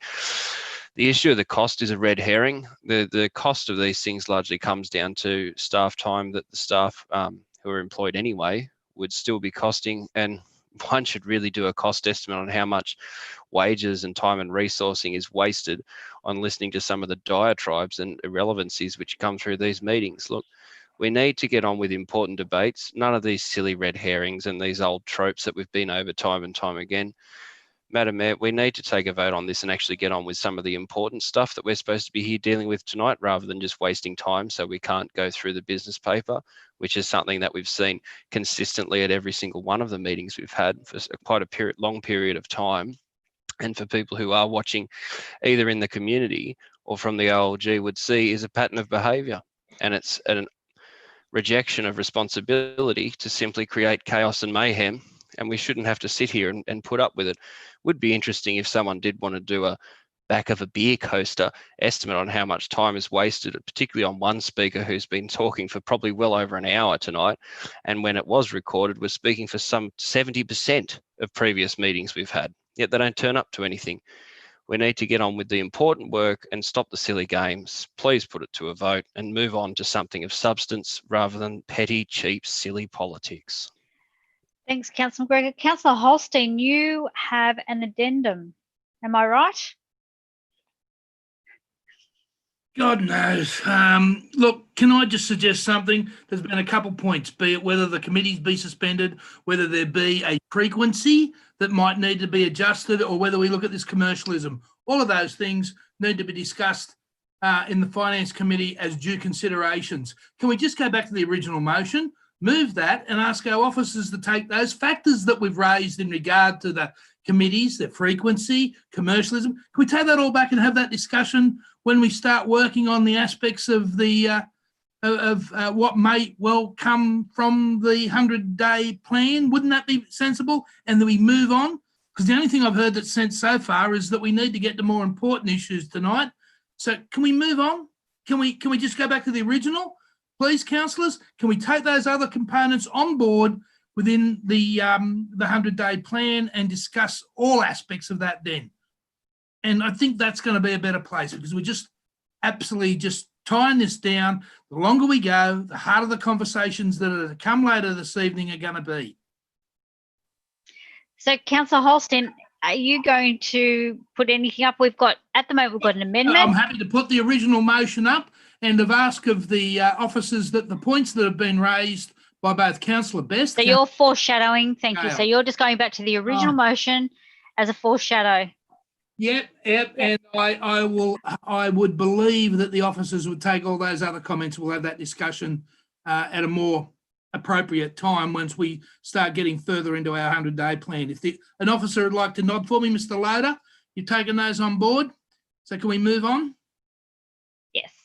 Okay, so look, we've got one more person that wants to speak, which is Councillor Marquette. If you need to speak, please speak, and then I'll start with the amendment. Thank you, Madam Mayor. I just wanted to congratulate Councillor Pillen and Councillor Gale for putting this up. The fact of the matter is we do not have the funds to pay for anything, let alone we do not have the funds to pay for committee meetings at the moment. So we have to make hard choices. Now, surely this is a hard choice we can make tonight. Now, we can put this to a committee which derives of us. Now, like I said before, that's like the drunks but controlling the brewery. But yes, it's the same bloody thing. Let's start doing it now. We don't have the money. We do not have the money. I believe that, correct me if I'm wrong, staff, it was after, when I asked the question about a year ago, it's $6,500 to run these meetings. Now, what happened is, instead of, when we consolidated Gosford and Wyong Council together, when we all came together like a nice little marriage, which we didn't just say, okay, these are the committees we had, let's roll on. The guys, let's say the power brokers within this chamber got together and they almost doubled the amount of committees we had, doubled the cost. What they didn't double was the individuals, because the same CEN members were just on various committees there. They didn't double the amount of, say, community consultation. They certainly didn't do that. But what they did double was the cost. It is something that Councillor Pillen is trying to put up right now, and I want to congratulate her that we don't have the money to spend. Now, Councillor Greenaway got really confused. She couldn't understand why Wyong Council would have this committee that they were sending overseas to try and get information, and why we would have to suspend them. I'll tell you why, Councillor Greenaway, because Wyong Council managed to balance the bloody books.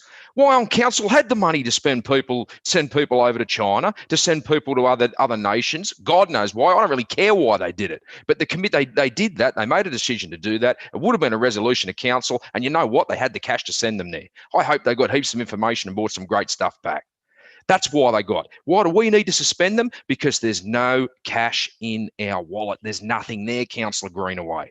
There is nothing there. And this is why I'm banging on why the 100-day plan is fiddling why Rome burns, because these people still don't understand. They still don't get it. They still think there's a tree out the back with other people's money that's just going to pop up every time I pick something.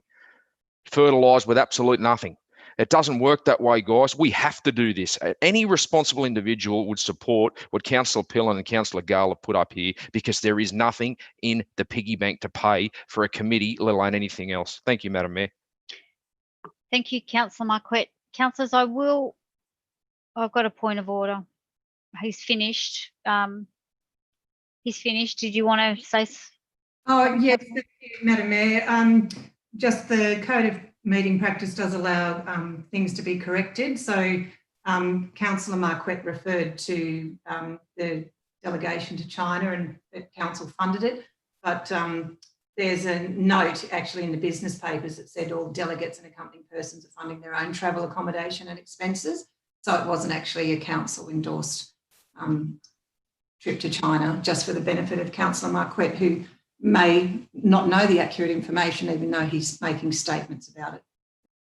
Thanks, Councillor Greenaway. Councillors, I am going to now put the amendment as moved by Councillor Pillen, second by Councillor Gale. All those in favour of the amendment, please raise your hands. Councillor Holstein, I didn't think so. Councillor Gale, Councillor Marquette, Councillor Pillen, Councillor Burke. All those against the amendment?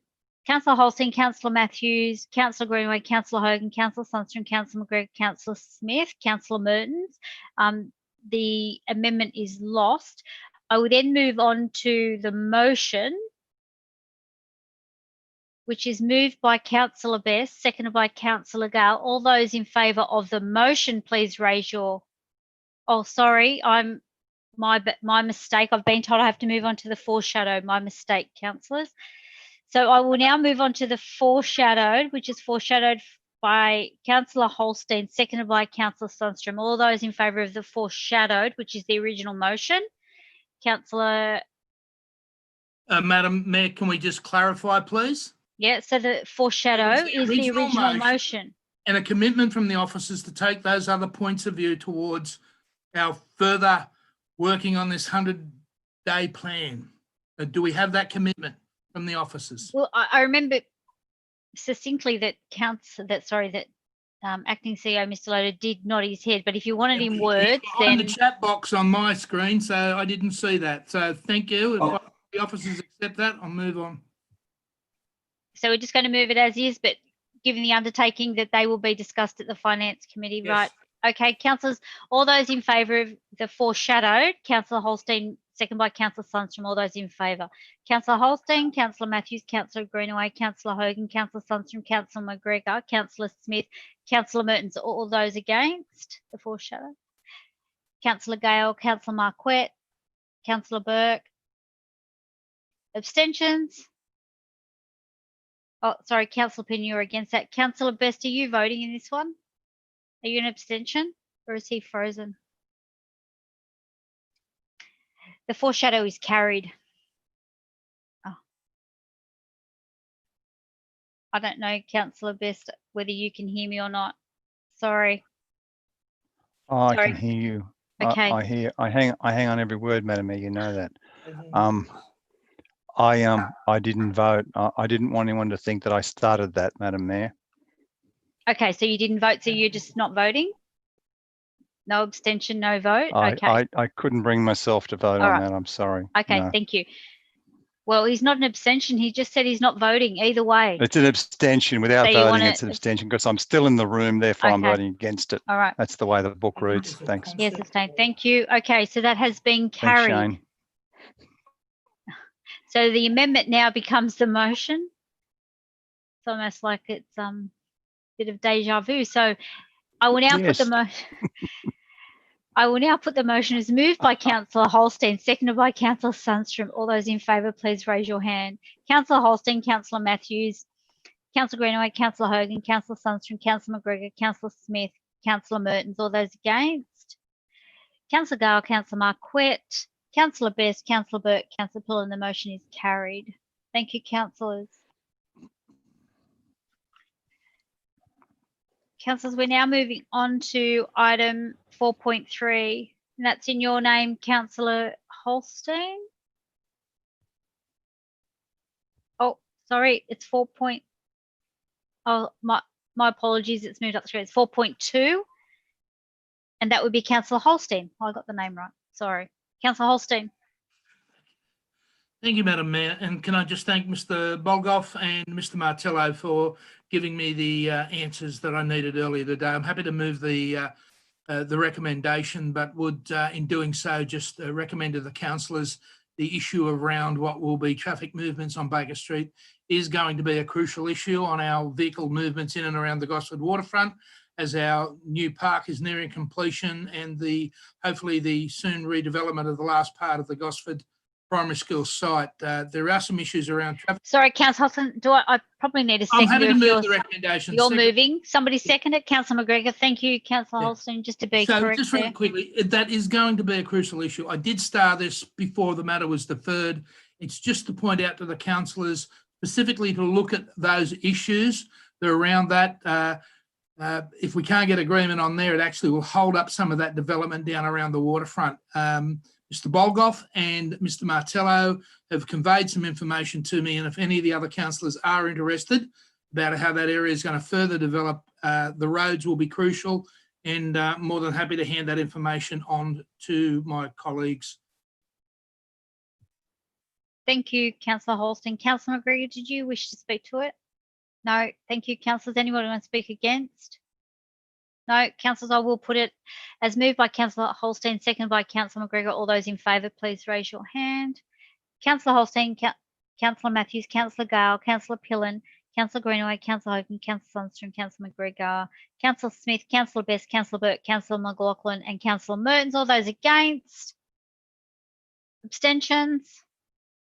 Councillor Marquette. The motion is carried. Moving on to item 4.3, also in the name of Councillor Holstein. I note, Councillor Marquette, you possibly also raised it. Did Councillor Holstein, are you moving it? Oh, you need to unmute. Happy to movement, and I just wanted to make one clarification within the minutes that. Can I just grab a seconder first? Seconder for this? Councillor McGregor again. Councillor Holstein now. Away you go. I know some of my colleagues will have problems about the committee, but that aside, we're going to discuss them in the 100-day plan, aren't we? But there is an issue in there that's very important to me, and it is regard to the housing of people with a mental illness. And it was noted in there about the Haven project. I just wanted to give councillors a further clarification. The Haven is a group that comes out of Melbourne, but they have amalgamated with another organisation called Mind, and it is a concept in housing, and it is Mind is bringing the Haven concept to New South Wales, and the Central Coast is a targeted area for addressing the issues of mental health. Everything that we've gone through within the past 6 months is an important issue. It is Haven is a concept, and I'll give two names to your councillors. Look at Haven Epping and Haven Geelong as a conceptual way of housing those with a mental health issue. And if something's come out of the Social Inclusion Committee, it's the information that will be very important for a serious issue around our community. Look forward for that. When it happens, it'll start addressing some of those major issues of housing around mental health here on the Central Coast. I look forward to their incursion into New South Wales and the concept of Haven with Mind and the issues of mental health on the coast. Thanks, Madam Mayor. Thank you, Councillor Holstein. Councillor McGregor is seconder. Did you want to speak to this? Yep. Thank you, Madam Mayor, and thank you, Councillor Holstein, for bringing those issues to attention. Further evidence of the good and productive work that the Social Inclusion Advisory Committee has been undertaking. The other couple of issues that were discussed at the meeting were around HR policies and procedures, so specifically about targeted programs and leadership programs that are there to increase diversity in the workforce, and some of the stats that have come out of that are worth noting. We've had 16 participants in a specialised disability work experience program that's come through. 42 apprentices are currently employed since the amalgamation. That's the highest number to date. This information is contained on page 202 for people who are interested. The other issue which was raised, and I think it's probably one that should come up at the Status of Women's Committee as well, is programs that are targeted to try and increase female management positions in the council. So if you look at how we're tracking, it's sort of between 36% and 43%, but certainly the Social Issues Committee, from the discussion we had, would like to see it 50-50 and try and make it equal to ensure that we do have our quality female staff being promoted into leadership roles as well. There was also a lot of discussion around Aboriginal employment initiatives and other issues that can be addressed there. And the other aspect of the meeting that I think is worth talking about was there was a bit of a deep dive into some of the senior citizens programs. So particularly with the lockdowns, there's been some impact to the senior citizen centres and with some of the rehab programs and things that occur at the pools and the aquatic centres. So there was a lot of discussion about that.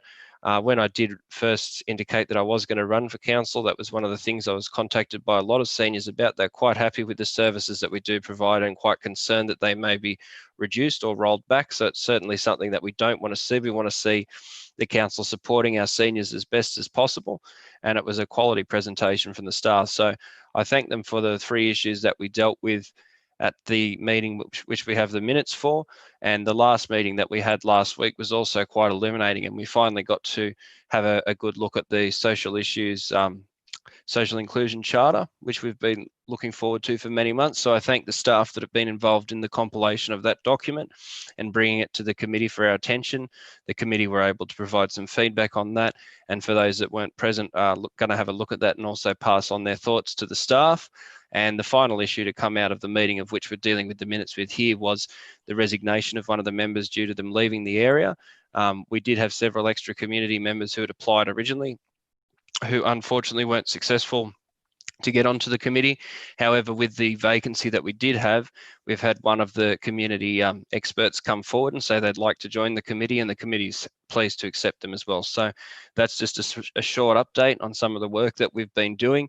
And I'll also note that in previous meetings, we've been looking at resilience coming out of the floods and the fires and different ways that council can respond to those to build community and resilience against these kind of natural disasters as well. Thank you. Thank you, Councillor McGregor. I've got Councillor Marquette like to ask a question and then speak. Thank you very much, Madam Mayor. And I promise I won't mention any of the committee members' names. I know Councillor McGregor's friends get very upset with that, so I won't do it. But a question through you, Madam Mayor, to, I'm not sure which member of staff, you might be able to guide me. Councillor McGregor was kind enough just to mention page 202, the HR policies in item 5. My first question before I speak to this, I wanted to know, is this an accurate snapshot of exactly how this organisation has been procuring and employing? Is this how we've just elected our new CFO? Are we going to be using these HR policies to also, unfortunately, we're going to have to cull the workforce, the position we're in. Are we going to be using this same HR policy when we're employing? Have we been using it when we're employing? Are we still using it when we're employing? Will we be using it when we choose who's going? Is this accurate? Councillor Marquette, the particular presentation that was presented to the social inclusion policy was actually on our diversity, equity and inclusion policy. So that's only one component of the recruitment policy that's actually undertaken for us to recruit any additional staff. So I'm not sure if you've got specific additional questions. So sure. Yeah, for instance, on 202, it notes that diversity requirements have been identified, aspiring to have equal gender in leadership. So, for instance, again, if it was a CFO position, if I was applying and someone else was applying, are we looking at, is the council looking at whether that individual is, if their body's making testosterone or estrogen, or are they looking at if they're qualified for the position? Through you, Madam Mayor, I'm not sure if the executive manager of People and Culture is best placed to answer that question. Ms. Bryant. Your volume's not on. We can't hear you.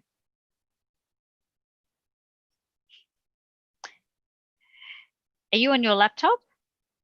There could be a mute button on the side. Have a look.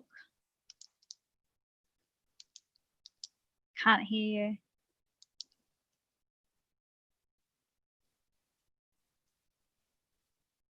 I suppose in the absence, Madam Mayor, Councillor Marquette, I mean, all of our recruitment is merit-based, so. Okay, well, I'll quickly move on to the next question. Maybe you could answer this one, Julie, because I would think that as well. But then on 202 again, and this is a presentation that was done by the unit manager for people planning and operations. It says here the recruitment process has been revised to meet the equity and diversity requirements. So that clearly says the recruitment process has been revised. So that's confirming that this is the case. So when was it revised, and what was it revised to meet to this equity and diversity? Through you, Madam Mayor, Councillor Marquette, as I've said, I mean, this is one component of the recruitment process. So this particularly also relates to the equal employment opportunity. So it's certainly a key element that we need to adhere to, but there are obviously a number of factors that are considered from a recruitment perspective. So I don't see that these alone were the only factors that would be considered in the recruitment of new staff to the organisation. Oh, with all due respect, Ms. Vaughan, I wasn't suggesting they were. My question was, it says the recruitment process has been revised to meet the new equity and diversity requirements. When was this revised, and what was it revised to? I'm not suggesting this was used to employ anybody. That was my first question that couldn't be answered. I've moved on. I'm asking, when was it revised, and what was it revised to? Not sure if Christy is able to, if she's online. Through you, Madam Mayor. Can we can hear you, yes. Okay, apologies. Apologies. Okay. And I do apologise. I think I've missed a piece of the conversation there, but in addressing your original question, Councillor Marquette, through you, Madam Mayor, the primary focus around any recruitment is obviously first and foremost that it's merit-based recruitment.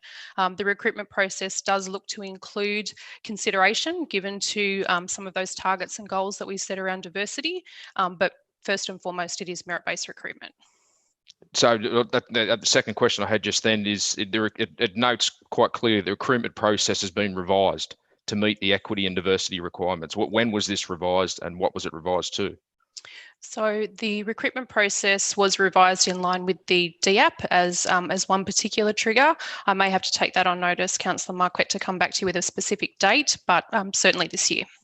This year it was done. Okay, that's interesting. And then on 203, it's probably a very similar answer you're going to give, but it says a number of HR policies have been updated, including the equity and diversity and respect policy. Like, I would be interested to know what that even means, the respect policy. But when were these updated? Were these updated at the same time? Because these are all employment tools. It's all right to say, oh, we hardly use them or we only use them if we want to. But my concern is that if someone comes in and they're both going for a job, that's what we're doing here is we're saying, no, if you're this gender, no, if you're this colour, no, if you were born over there, you've got a better chance than another person, when we should be employing on talent. We should be taking the person that does the best job. Absolutely. Through you, Madam Mayor, that is, as I said, the primary driver. It must be merit-based recruitment that governs that first and foremost. But equally, it is important that we have those diversity targets that sit behind that. In answer to your question around the policy review, obviously that is an ongoing feature of continuous improvement. Again, I'll need to take that on notice to come back to you with specific dates on when they were reviewed. But again, I would suggest that they were done as part of a review this year. And that was just done by staff off their own back? Yeah, for staff policies, that's correct. Thank you very much. Thank you very much for those answers. I'll just quickly speak to it, Madam Mayor, if I could. Yes, sure. Madam Mayor, you'll probably remember when this particular committee was formed, I spoke against it for a couple of reasons. One was the cost. God, imagine doing that. But the other one was I thought Social Inclusion Advisory Committee wasn't needed. A lot of it is state and federal implications, in my opinion. I thought it was more of a soapbox for particular people to get re-elected because they wanted to run again or get higher standings. But I'm actually so happy it happened now, because what I thought was just a woke committee, an absolute woke committee, has opened my eyes to one of the issues we've got here. Now, what's happened is, guys, we all got that big punch in the mouth, like Mike Tyson mentioned not long ago, only a week and a half ago, whatever it may be.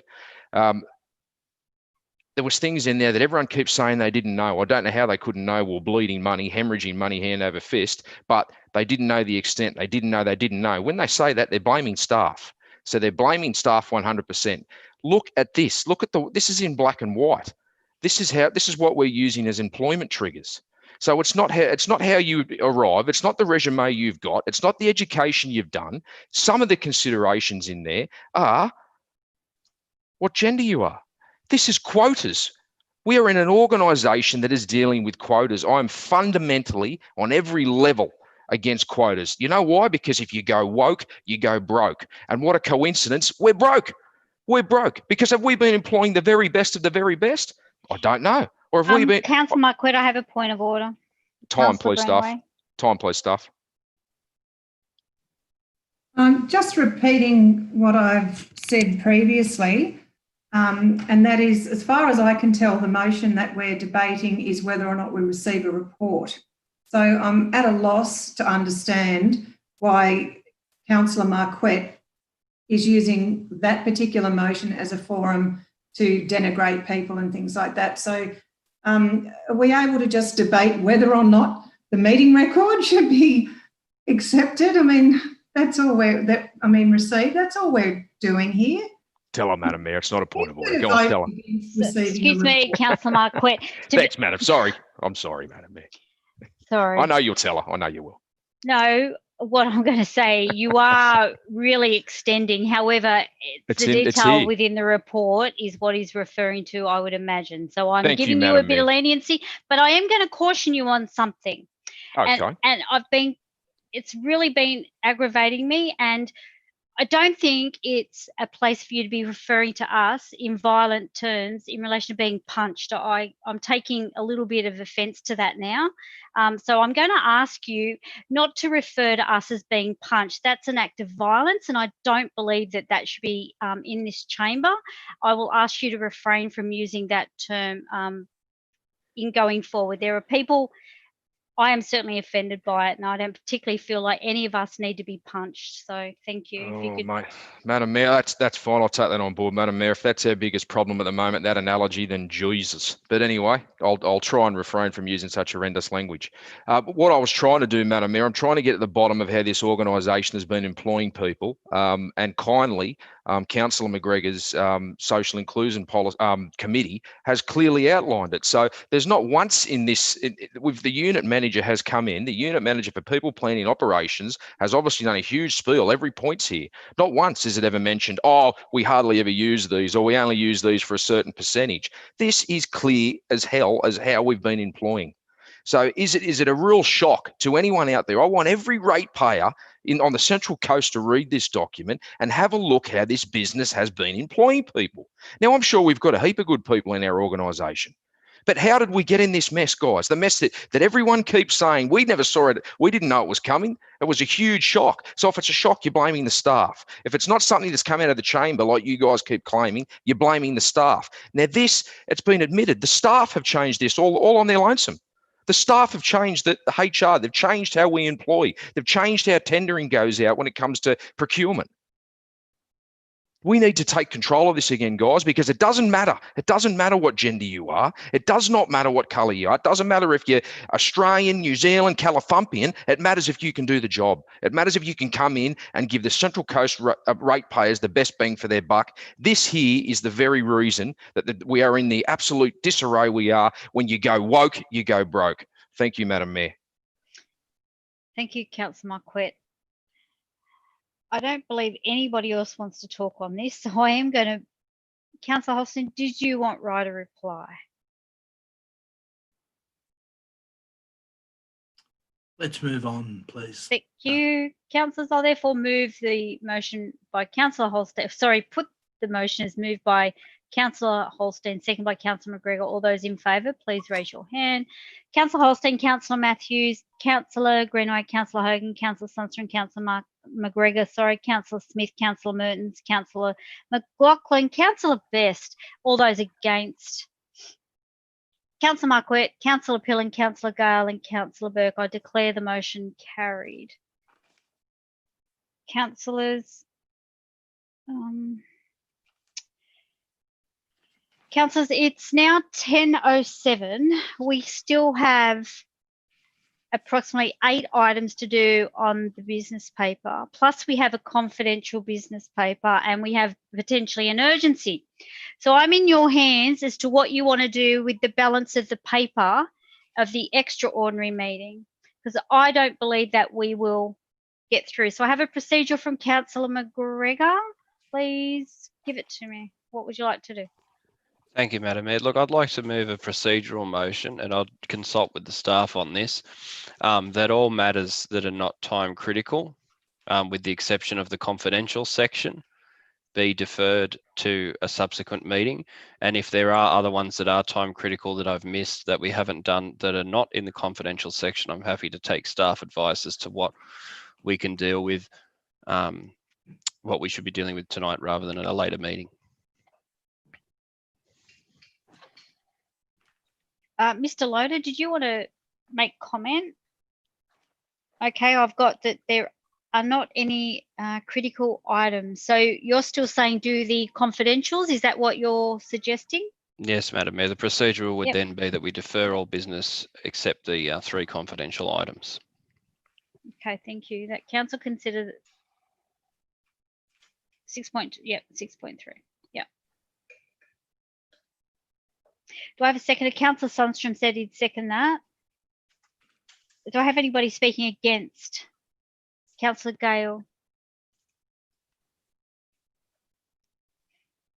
Thank you, Madam Mayor. I'm speaking against it because Councillor Pillen has already discussed the need to debate a motion of urgency. Oh, hang on, Councillor Gale, you need to read it. Motion of urgency is still there. I beg your pardon, I didn't see that come up. Thank you, Madam Mayor. I'm happy now. Okay, you happy? Anybody else want to speak against it? No? Okay, councillors, I'll move it I'll put, sorry, as moved by Councillor McGregor, second by Councillor Sundstrom, that we now just go into the confidential items 6.1, 6.2, 6.3, and we will consider the MOU, motion of urgency. All those in favour, please raise your hand. Councillor Matthews, Councillor Gale. Okay, Councillor Holst. It does appear to be unanimous. Thank you, councillors. Councillors, we will now be going into confidential, but I will allow a 5-minute recess before we go into confidentials. It gives everybody an opportunity to do whatever they need to do before we go into confidential. So thank you, councillors. Thank you, community. We will now be going into confidential to deal with matters as discussed on the screens. Item 6.1, 6.2, 6.3, and potentially the matter of urgency. So I guess we'll be in confidential, but however, we will have to come back into ordinary council to disclose what happened or what was resolved. So we will be back at some stage. I just can't guarantee what time that will be. So thank you, everybody. Oh, we need a motion to go into confidential. Oh, I thought we had that. Sorry, Councillor Holstein, second. Councillor Best. All those in favour. Thank you. Yeah, what was there is unanimous. Thank you. I thought that's what we did. Sorry.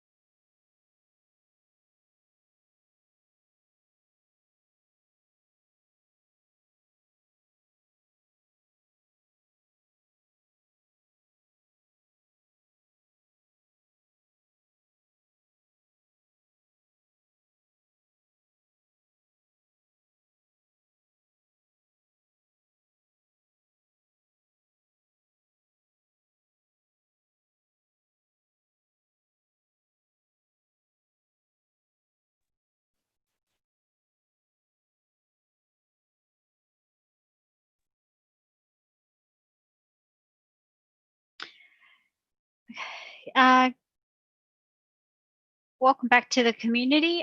We now will have Ms. Sullivan report resolutions of closed session. Ms. Sullivan.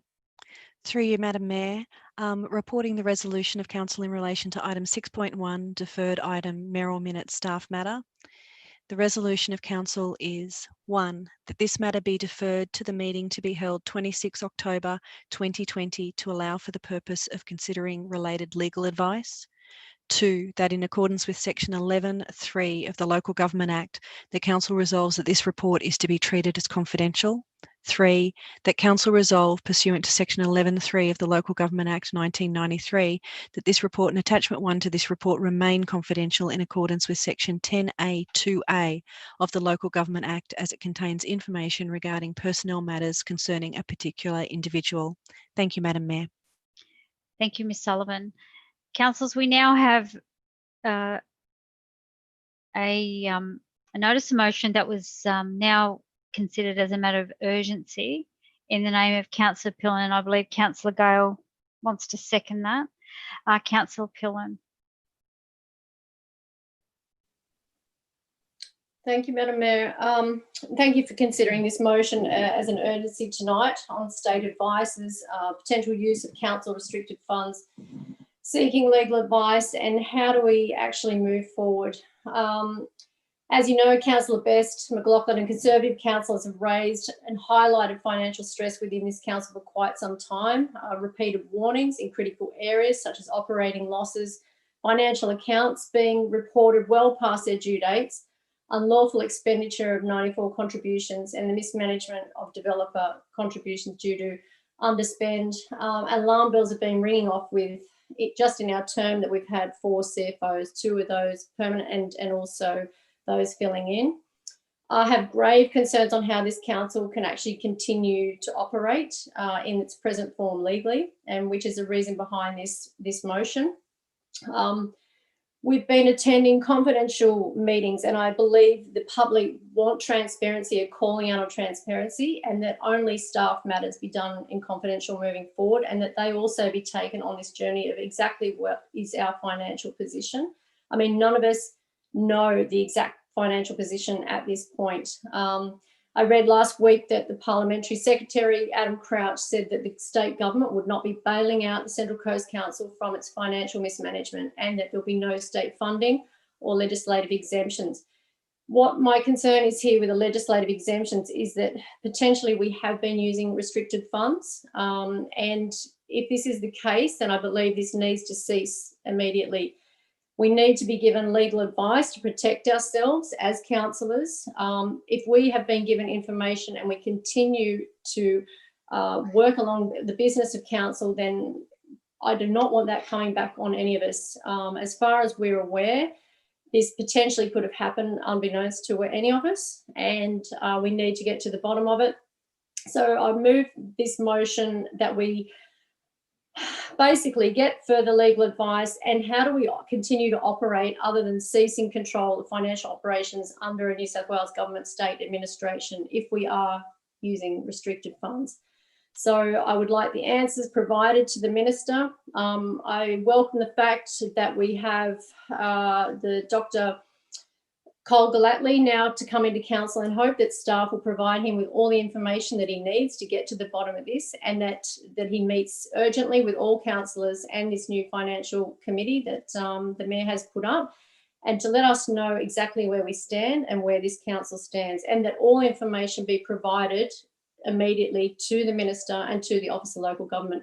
We can't be receiving a certain amount of information and then being asked to retain this ourselves and this not be given to the community or to the Minister. I'll leave it at that. Thanks, Madam Mayor. Thanks, Councillor Pullen. Councillor Gale. Thank you, Madam Mayor. I just want to thank my co-authors, Councillor Pillen and Councillor Marquette.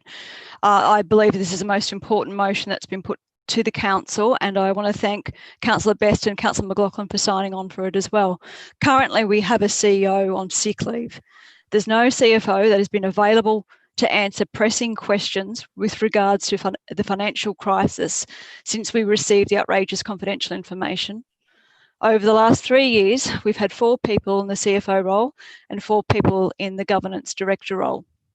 On the 12th of October, the council majority sought approval from the Minister for the local government, Shelley Hancock, to 1, seek approval to borrow from restricted funds, which is illegal, and 2, borrow a mere $100 million from T Corp. On the 14th of October, Parliamentary Secretary for the Central Coast, Adam Crouch, stated in a press release that there will be no state funding or legislative exemptions for council's financial mismanagement. Central Coast Council must not break the law or expect monumental bailouts despite the well-publicised $89 million deficit. We need up-to-date financial deficit figures to be provided to the Minister for Local Government immediately in the public's interest. We must now work with the Minister for Local Government given the current financial crisis, and we must support the Office of Local Government's external consultants' forensic audit. The CEO, acting CEO, and all ELT must provide the Dr. Cole Gelati, AO, as appointed by the Minister, unfettered access to all of our records, documents, and information to enable a full HR and financial audit of the business. As per today's letter from the Minister, the 100-day plan, in my view, is too little too late, but at least it's moving forward. A financial committee as well, in my view, is too little too late. All seismic issues must be brought to the front, including any inability of senior staff to manage their budgets effectively. All of my fellow Conservative councillors and their fiscal responsibility motions, including my motion with regards to focus on cash flows versus budget forecast, were ridiculed simply because we're Conservative, and look where we are now. If council was found to be using restricted funds to cover cash flow without councillors' knowledge, councillors must receive urgent legal advice on this matter. Councillors should be provided with weekly cash flow statements and forecasts. Likewise, councillors need advice on how the business can continue to operate other than ceasing control of all financial operators under New South Wales State Government administration should it be found to be using restricted funds. Ultimately, the public needs answers now, and I support the motion. Thank you. Councillor Best. Thank you, Madam Mayor. Thank you, Lisa. It's 11:38. Oh my God. I hear Councillor Gale's comments a moment ago that we need to find out where we sit on aiding and abetting an illegal act.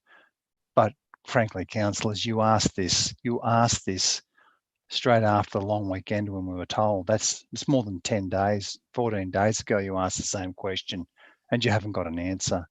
And in this motion, it says, which states New South Wales Government will not bail out the Central Coast Council for its financial mismanagement. It's financial mismanagement, and we can't make a decision on the previous item. I mean, we are just whistling while Rome burns here, councillors. This whole sorry saga is as clear as the nose on your face. Have we been accessing restricted funds? I mean, you were told by the Audit Office that this council restricted funds in the LIC 94 contributions to the tune of $9.2 million, of which 1.7 million of that is attributed directly to this council's watch. And now we're sitting around with the Emperor's got no clothes routine saying that, oh, if we've reached restricted funds. I mean, our general manager has stood there and told us the position on that, which I won't go into because that was in a closed session. So we all know exactly where we sit. We're just asking almost the bleeding obvious. So at the end of the day, where does this take us? We know that we're breaching. We know we're between a rock and a hard place. We couldn't make a decision in confidential a moment ago because we wanted to basically whistle while Rome burns instead of being decisive. The same with the 100-day plan. The same with every time, as Councillor Gale outlined, every time we've raised something in a financial sense, every Q report I've raised, every FTE issue I've raised, has been held down or my microphone's been switched off. Not that that's very productive at this point in time, but that's what's happened. History's clear. I was doing some numbers the other day and I noticed that the 17-18 wages bill was 3.2 million. And I surprisingly find that in the 18-19 wages bill, it's $4 million. Well, councillors, that's up $800,000 a year. What does that mean? Over a year, that's $40 million. Now, I don't mind giving a wage increase, but you've got to have income to offset it. And nobody could see this coming. How is it that I can read, and I'm not an accountant, that I can read those figures and tell you that there's a comet coming and nobody else can see it? It's just a circus. And frankly, the minister's got to step in because you people can't solve it. Great. Thanks, Councillor Best. Councillor Smith. Thank you, Madam Mayor. Madam Mayor, I do, look, I am going to move an amendment, Madam Mayor, and I have sent some wording through to staff that I'll ask them to put up on the screen. I actually agree with much of what Councillor Pillen and Gale have put in this motion, but I can't support the wording of it. It's again politicising an issue where we really need to be 15 councillors working together. So I will put up an amendment that I hope, you know, achieves much of the same that they're putting up and is wording that I can support. So I don't know whether the staff have got that and could put that up on the screen for me, please, if they have that. I'll just ask staff to stop the clock so that they can get on the screen.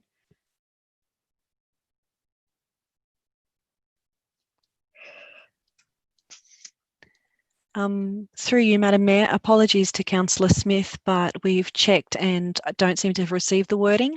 Okay, I might just send it through to you now, if I may. Sorry about that. I thought I did send that through.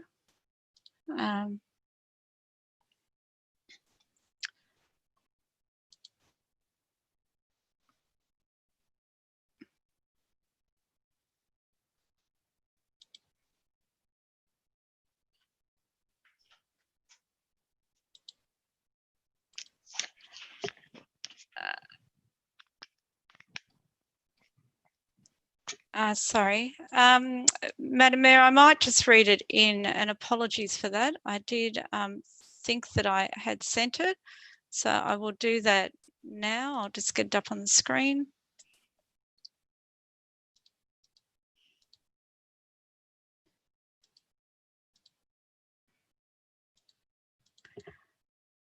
Actually, I've got it now. I'll just forward it to the staff.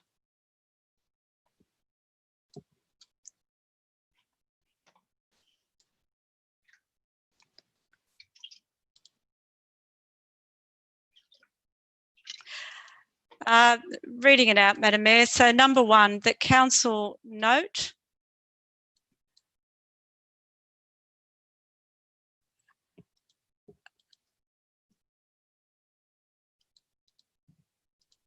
actually it's gone. Thank you, Madam Mayor. So apologies for that. I'll just give the staff a minute to get it up on the screen, but I will just speak to that.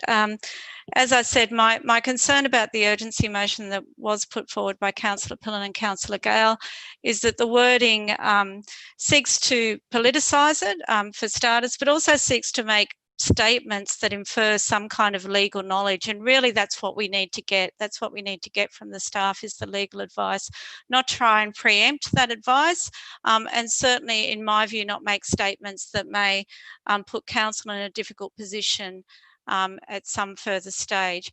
So the amendment does seek to achieve the same thing. So the first item 1, that council note the correspondence from the Minister for Local Government that was received today. Number 2, that council seek legal advice regarding the use of restricted funds, which I hope just reconfirms what Councillor Pillen and Councillor Gale were seeking to do. Number 3, that any motions put before council for the remainder of the term of council that have financial implications require the CEO to provide a report on how those additional costs will be met.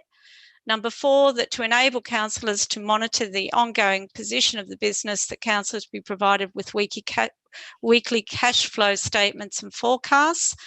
Number 5, that council notes the correspondence sent to the Office of Local Government by certain concerned councillors dated 14th of September.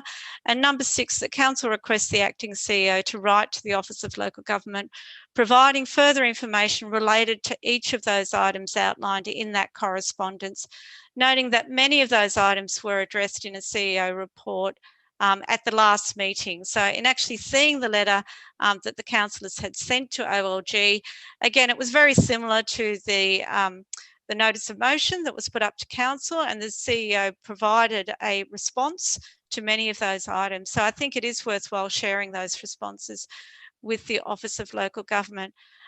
So it looks like Councillor McGregor has seconded that. So Madam Mayor, don't have a lot more to say other than I absolutely understand and share the concerns of the councillors, Councillor Pillen, Councillor Gale and those others that are very worried about our current situation. But I really do ask that as 15 councillors we come together and we work to get the information, to work with staff to implement the 100-day plan and the longer term financial sustainability of council on behalf of our community. Thank you, Madam Mayor. Thank you, Councillor Smith. Councillor McGregor has seconded to the amendment. Thank you, Madam Mayor. And look, I thank the Deputy Mayor for the amendment. It's important that we do have calm, cogent and clear statements on what is occurring that are factually accurate and that do provide some clarity and some certainty to the community rather than the usual flamboyant, ego-driven, egocentric kind of resolutions that we see. So hopefully at least 14 of the other 15 councillors were a bit shocked about the use of restricted funds and the commentary around that, the information provided to us around that. Obviously, we need to work with the state government. We need to work with the independent people involved. I do welcome the involvement of the minister, not for administration, because councillors, as you're fully aware, that would be nothing more than a coup against a democratically elected government. The real issue that we have here is that you have a rogue element of the Liberal Party represented by some of the councillors here and potentially other Liberals outside, although I do not impugn the minister with the same thing, who are trying to hold every man, woman and child, all the people of the Central Coast, to ransom. They're threatening the essential services. They're threatening the stability of the council. This is something, this financial crisis, that needs to be responded to appropriately, and then throwing out inflammatory statements and trying to threaten the water supply and the rubbish being picked up and all of these sorts of things is not the way that people need to go about it. People need to make the right kinds of decisions. I think it's important that the point 4 of the motion is put forward, because we hear a lot of different rumours and innuendo, and we get a lot of different things thrown at us. But tonight, I believe, was the first time that anyone in this chamber heard the figure of the 5.6 million in unrestricted funds. So it has been confirmed that there are unrestricted funds which are available. It's not just a matter of solely using the restricted funds from the professional advice that we've been provided today. And then there's also another figure out there being propagated by some people of $9 million in unrestricted funds. There's also the rates coming in and the other fees and charges. So people need to make sound decisions based on factually correct information, which we should be able to receive from this, and people need to work together. Anyone who's sat there and watched this meeting tonight would see quite clearly that there have been some people trying to spread chaos and trying to burn the house down. And that's all that this has been about. We just spent an hour in confidential. There was a whole lot of waffle and babble, and yet again, another deferral of 3 things, some of these things going back 12 months. It's time for people to start acting like leaders and to be responsible and make the decisions that you are elected to do.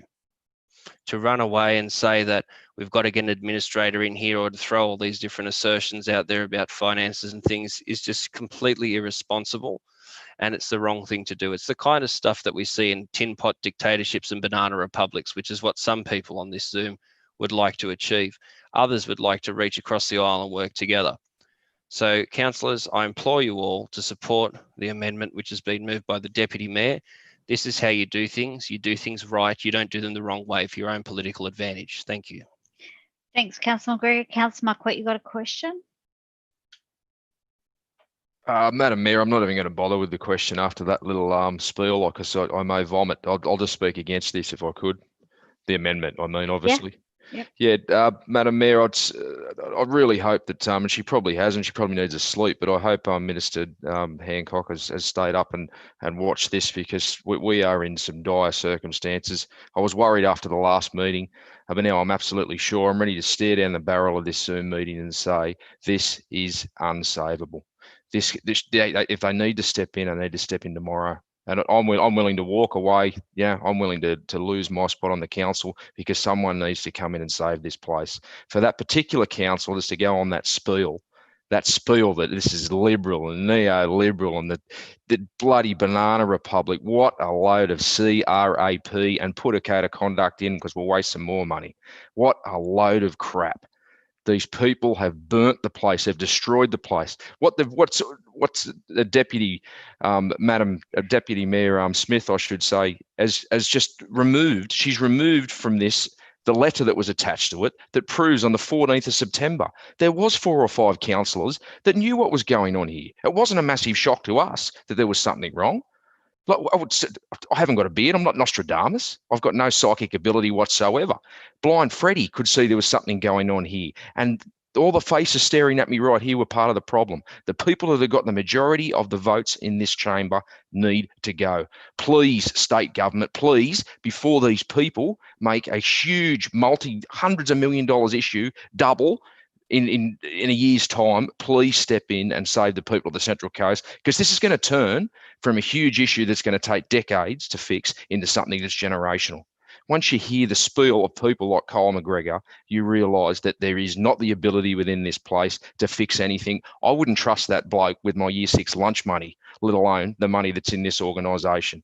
This is an absolute joke. Please, state government, please save the people of the Central Coast, because this rank incompetence, if I've got to put up with it with one more day. Point of order. Time, please, staff. Point of order, Councillor Greenaway.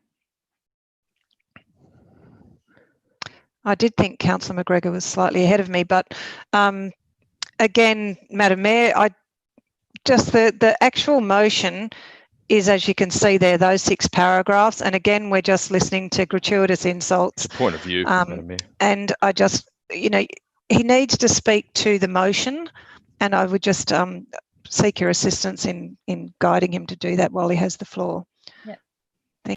Thanks, Councillor Greenaway. Councillor, you've got 50 seconds, Councillor Marquette. Thank you very much, Madam Mayor. I appreciate it. And I've got another 3 minutes. Thank you, staff. That's well done. They must like hearing me speak.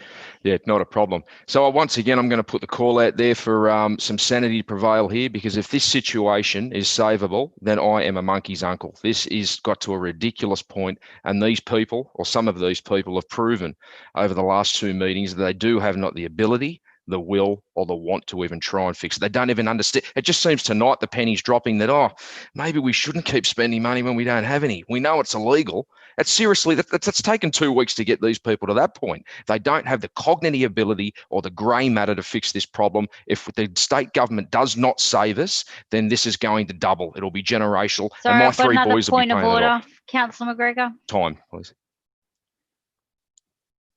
The Speaker is imputing motive, and the Speaker is not speaking to the actual resolution which is on the screen. The allegation of willfully engaging in illegal acts is one which has been made gratuitously by the Speaker previously and is fallacious as everything else he believes in. Thanks, Councillor McGregor. Councillor Marquette, you are casting aspersions, and really you've got 10 seconds. I absolutely am, Madam Mayor. I think there's some people within this council that are very, very incompetent. So yes, I'm casting a lot of aspersions, and hopefully someone's listening, and hopefully someone comes and saves us from this rank stupidity. Thank you very much, Madam Mayor. Appreciate it. Thanks, Councillor Marquette. You know, you can always resign. That's something you can do if you want to go. Just saying. Is there anybody else want to speak? I've got one against. I've already had 2 for. Does there anybody want to speak against the original motion or against the amendment? Councillor Pillen. Thanks, Madam Mayor. I will speak against, but first, is it possible for you to ask a question of Mr. Loader, please? This motion was calling. Sorry, I was just making sure staff stop the clock. There's a question first. Thank you. Thank you. This motion is really about seeking legal advice, protection around councillors, and there's been word tonight that you've received that information that we've been waiting on late this afternoon. Is there anything that you're able to share with councillors at this point in time in regards to how we can continue to operate whilst using restricted funds, or how do we continue to operate, or are you able to provide us with advices, please? Through you, Madam Mayor, Councillor Pillen, as I mentioned earlier this evening, I received that advice just prior to the council meeting. As I said earlier, I haven't really had a chance to fully comprehend or digest that. I do have some questions which I'll need to confer with the provider of that advice first thing tomorrow morning. I don't think it's appropriate that I elaborate any further at this point in time, and I also have concerns around interpreting legal advice in an open session as well. I think that's a risk. So more than happy, as I said earlier, to arrange a briefing for councillors tomorrow as soon as the picture is a bit clearer for us. Thank you. I appreciate that. I think that's great if we can get all that tomorrow. I will speak against the amendment. I would like to make note, Councillor McGregor speaks of trying to work together, and yet, you know, he's the main one here, name calling other councillors egocentric. Look, I'm sorry, but the people that have signed off on that letter, have a look at who signed that letter. It's the fiscally minded councillors. It's the ones that were calling on the budget not to be accepted. Councillor McGregor was the one that wanted to extend that budget and spend even more, and made out that we were all idiots. Well, sorry, but have a good look at yourself. Those same councillors are the ones that are running. Sorry, Councillor Pillen, I've got a point of order from Councillor McGregor. Go for it. The statements from the speaker do not have any reflection whatsoever on the material which is in the motion. That's Can fine. you redirect the speaker to actually speak to the motion rather than just spend the entire time beating up on myself? Thank you, Councillor McGregor. Councillor Pillen, please stick to the motion. Oh, you're a laugh, Councillor McGregor. Happy to have a spiel at everybody else, but yeah, I'll stick to it. I'll stick to the facts that the same councillors that put the letter through warning the Office of Local Government are also all business owners that have been in business for probably at least over 25 years. They're all ratepayers, Councillor McGregor. I will stand by our original motion asking for, how do we continue to operate without going into administration? How do we continue to operate and to find out, have we been using illegal and operating illegally using restricted funds? Councillors, I beg that you support what the motion that we had up, the support that we've sent through to the Office of Local Government, and that we move forward that we move forward as is with the original motion. I'm sick and tired of councillors here calling on tonight to continue spending, saying that using funds, whether it be for committee meetings, all these sorts of things, you need to stop spending money. We don't have any funds to operate the way you're continuing. Thank you, Madam Mayor. Thank you. I've got Councillor Holstein has a question. Thank you, Madam Mayor.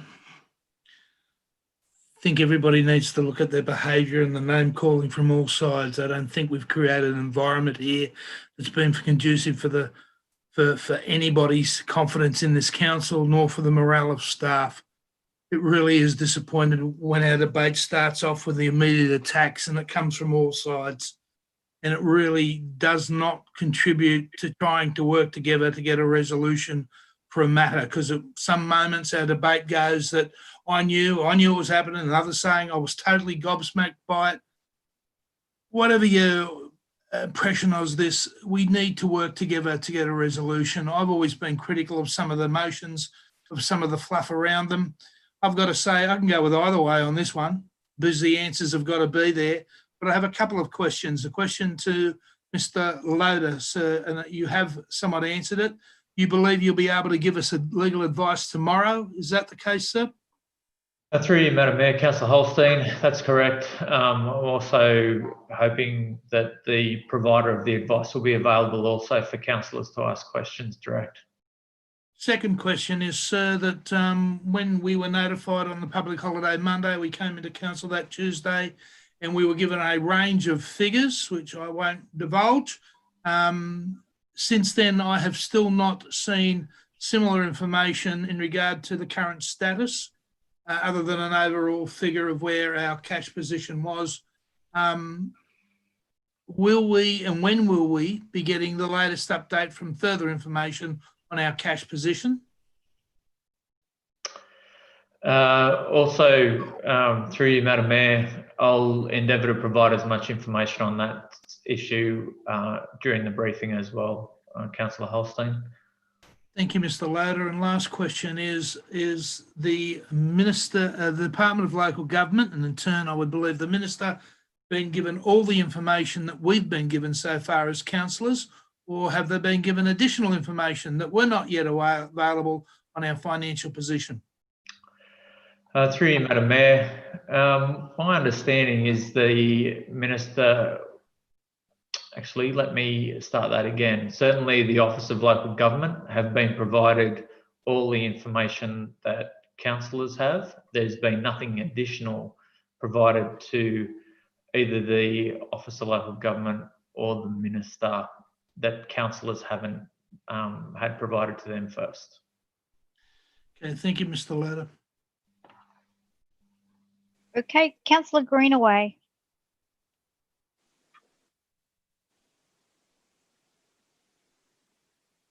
Just wanted to ask a question around the cost of amalgamation. I think, through you, Madam Mayor, a question to the staff.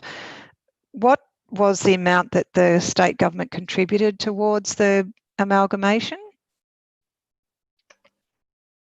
Through you, Madam Mayor, Councillor Greenaway, I believe this question may have been asked in last week's meeting. I recall the response then was $10 million cash and $10 million towards infrastructure.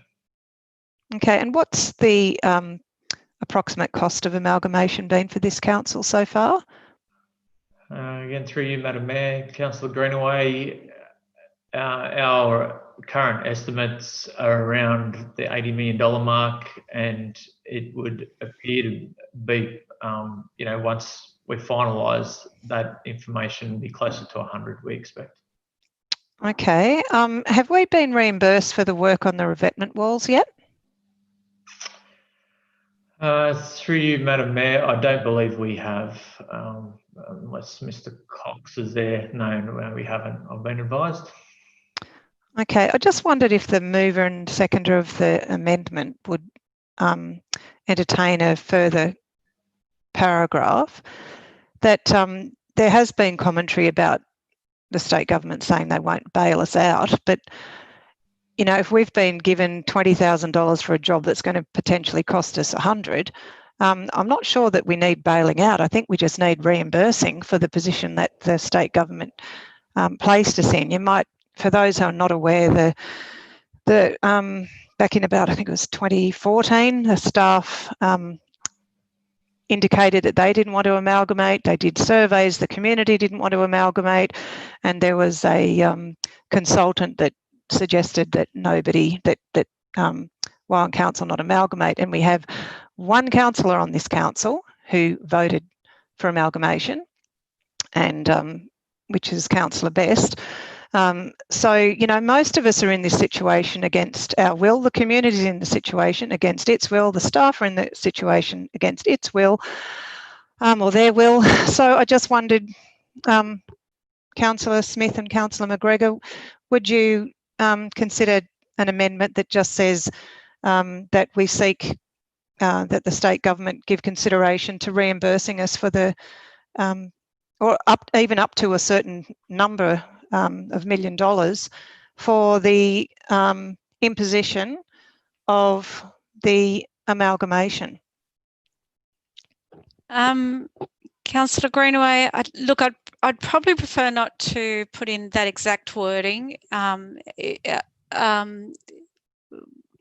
Perhaps, if you don't mind, could I perhaps just add a note that Council has tonight adopted the 100-day plan, which includes seeking to recover the costs of emergency works and other monies owing. I know that's not quite as direct, but I do want to, you know, I would like to make this amendment, you know, align it very closely to the one that Councillor Pillen and Councillor Gale put forward, because it is intended to achieve those same things and not politicise it too much. I mean, I absolutely share your concerns and absolutely share your desire, but no, that's probably enough, that we just note that the 100-day plan includes trying to recoup some money. I just found it a little bit, well, it was just that phrase, bailing us out, it just really struck me with a bit of cognitive dissonance when you have someone saying they're not bailing you out when part of the expenses or the I guess the lack of finances really does stem from the costs associated with amalgamating. That's all. Thank you. Thank you. Council note the adoption of the action plan, which includes, I think you said something which includes the recovery of costs in recent disasters and well, that's true too. Bushfire money or flood money or revetment wall money, whatever money is available. I just think we need to be saying that we're actively seeking to recover that, and some of it is due to us. Some of it I think they should just pay us. They mightn't consider that it's due to us, but you know, the state government can help. And I do have another question. So when you're finished, Councillor Smith, I do have one more question. Well, actually, can somebody please just check the wording of number 7? Because sorry, staff I can't even see it. Yep. It says that Council note the adoption of the 100-day action plan, which includes the recovery of costs of recent disasters. Is everybody happy with that? The mover of the amendment. Are you happy with that? Look, I am happy with that, and unless staff indicate otherwise, I think that's an accurate statement. I thought I did see in the 100-year plan that there would be 100-day. 100-day plan. There would be an action to try and recover some of those outstanding costs. Yeah. Thanks, Madam Mayor. I'm going to just put up. Shouldn't it say, because weren't we directed by the Leacon to do that work? So don't you? I mean, it wasn't that we just went in there and did it. We were told to do it. So shouldn't we, do you think, I mean, acting CEO, Mr. Loader, do you think we should be a little bit more, you know, precise with the detail? I mean, we were told to do it.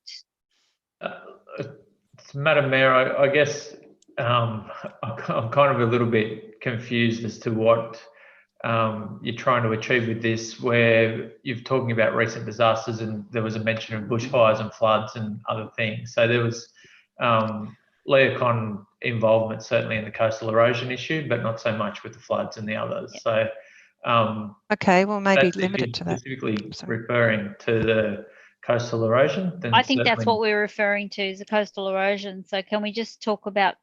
Yeah, why don't we just say that then? Yeah, recovery of costs. And recent, which includes the recovery of costs of recent disasters as directed by the Leacon. Yep. Thank you, Mr. Loader. Thank you. Okay, I've got to work out where I'm at now. Sorry, kind of changed. I've got.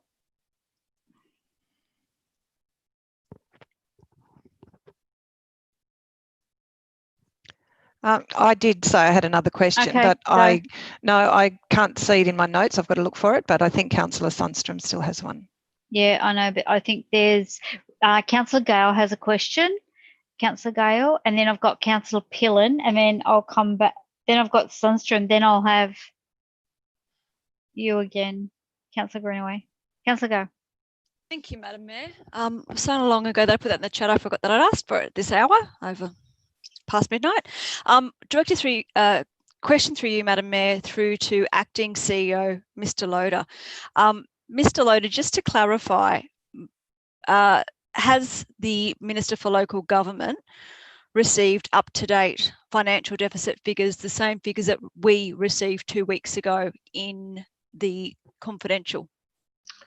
Through you, Madam Mayor, as I said before, certainly the Office of Local Government have received that information. They received a copy of Dennis's report, as the councillors did. I'm not 100% sure that that information was forwarded through to the Minister. So certainly that information was relayed through the Chief of Staff, but I'm not sure that that report was forwarded to the Minister. Have we considered that perhaps it would be prudent to do that on behalf of the public, that we would provide the Minister with those figures? Look, that's certainly something that we can do, yes. Thank you. Okay. Councillor Flynn, you said you got a question about the funding because you have spoken. So it's a question? It's a question. Thanks, Madam Mayor. I know council have raised concerns that they haven't been reimbursed for the funding of Wombrel with the emergency works. I understand that Adam Crouch wrote to Mr. Murphy previously in September and saying that on the 17th of July 2020, the New South Wales Government committed to financially assist the council, with Minister Hancock instructing her department to rapidly assess any funding application from council, and to this end he was unaware that an application had actually been put forward, and he welcomed a funding application under the Coastal and Estuary Grants Program. Have staff actually put in that application to receive the funding back? As far as I was advised, that was not the case, please. Mr. Cox. Through you, Madam Mayor. Councillor Pillen, yes, staff did put 2 applications into the Coast and Estuary Grants, the Significant Open Coastal Hazards Grant funding. Council has received a response, which we were putting in a council report to come up soon to council. Basically, the advice from the state government was that there will be no funding for North Entrance as part of that grant program. In terms of Wombrel, the advice back was that they were willing to pay 50% of the costs associated for Wombrel. Staff were then had to amend their application, which I believe they've re-forwarded to the state government, and then staff were going to work on other ways of perhaps writing to the minister about the reimbursement of the outstanding costs for that weren't going to be paid through the grant process. Thanks, Mr. Cox. Was the North Entrance funding, was that because it wasn't mentioned in the CZMP that they wouldn't provide us with any funding, or have they given another reason? The advice given was that there was no certified CZMP for North Entrance, but also too, emergency works weren't specifically identified in the Gosford Coastal Zone Management Plan either. It identified that the extent of the works for council to be undertaken were through beach nourishment, and that any emergency works were the responsibility of the private landowners. But however, Wamburra was different. We were given a direction by the Leocon to do the works, and we were given a direction by the Leocon to do certain works at North Entrance as well. Okay, thank you. So I might just check with staff tomorrow on the dates of those applications and follow that up if that's gone through. Thank you. Thank you. I have Councillor Sundstrom with a question. Councillors, I think we've almost exhausted half an hour here too. Councillor Sundstrom, Councillor Holstein, sorry, Councillor Holstein is wanting to check that the point 7 is acceptable to the mover of the amendment. Yes, that's fine by me, Madam Mayor. And Councillor McGregor, are you trying? You're trying to talk and you're on mute. Unmute. When do we go back to normal meetings? No, it wasn't. I understand Councillor Smith's put it on there. She doesn't need to accept what she's already there. This was a mover of the motion, asking the mover of the motion, would they include the Part 7, which talks about the cost recovery of recent disasters, which I think... Oh, you want that to go on the actual motion, not the amendment as well? I remember I said these very similar, it's just the wording and that around. Surely the mover of the motion would accept that Part 7 as well, about seeking whether what the cost recovery has been recently. So that's to the mover of the motion. Well, I've just been told, Councillor Holstein, I've just been given some advice that we're dealing with the amendment. Then if the amendment is lost, then we can ask the mover of the motion to add that in. Madam Mayor, you were asking me to vote on the amendment first, which is procedurally. Which is this one, that's right.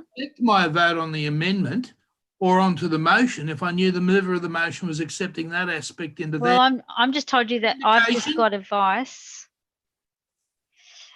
from Miss Sullivan that Can I get a nod from Councillor Pillen? You accept it? Oh, yeah. Thank you.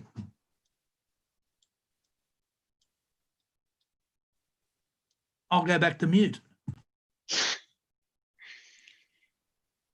Good, thank you. I don't even know where I'm at now. Sorry.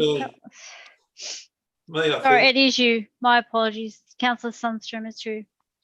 Thank you very much, Madam Mayor. And I was hoping I might have been a little bit further up the ladder in this debate because I just wanted to ask the mover and the seconder if they would consider removing 7 simply because it only notes something that's already an action in the 100-day action plan, and the only difference having number 7 in this amendment at the moment, the only thing that achieves is division and gives it the left and the right in this chamber the opportunity to give each other a bit of a kick.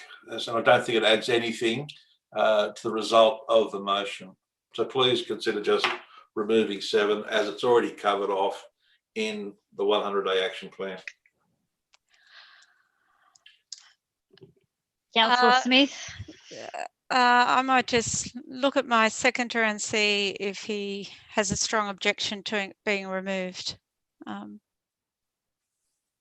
What I was typing in the chat box 15 minutes ago when it first came up is, I think it's important to note that there is a recovery of costs from the 3 different disasters rather than just one or the other. I'm basically ambivalent at this point as to whether it's got 0.7 in it or not, because it doesn't cover what I'd like to cover, but I'm not going to say it has to go in or out to preclude the motion going up or down. I just want to see us actually achieve something tonight and vote something that we can agree on. All right. Well, yeah. Look, with that in mind, I might remove it, noting the concern, and I think we have discussed it. But if it's not the perfect, then let's not get in the way of getting the motion to proceed. Thank you. Okay, councillors, there's nobody else in the chat button. Oh, Councillor Greenaway. Thank you. Councillors, we're over the half an hour now. Okay, I'll be very quick. I've only got a couple of questions, and just to reassure Councillor Sundstrom, I just wanted there to be something in this motion to show that we're getting money in, and hopefully soon, because it's the state government. That was the point of it. Just trying to give some reassurance to the community that there'll be money hitting the kitty shortly. But anyway, I don't want to start any political debates, but that was just something I thought the community should know. So just in relation to that, do we know how much that money's likely to be? And if we've put the application in, the second application, I think Mr. Cox said, what's the turnaround time? What's the expectation of the turnaround time? Because that could be something we should maybe ask them to expedite.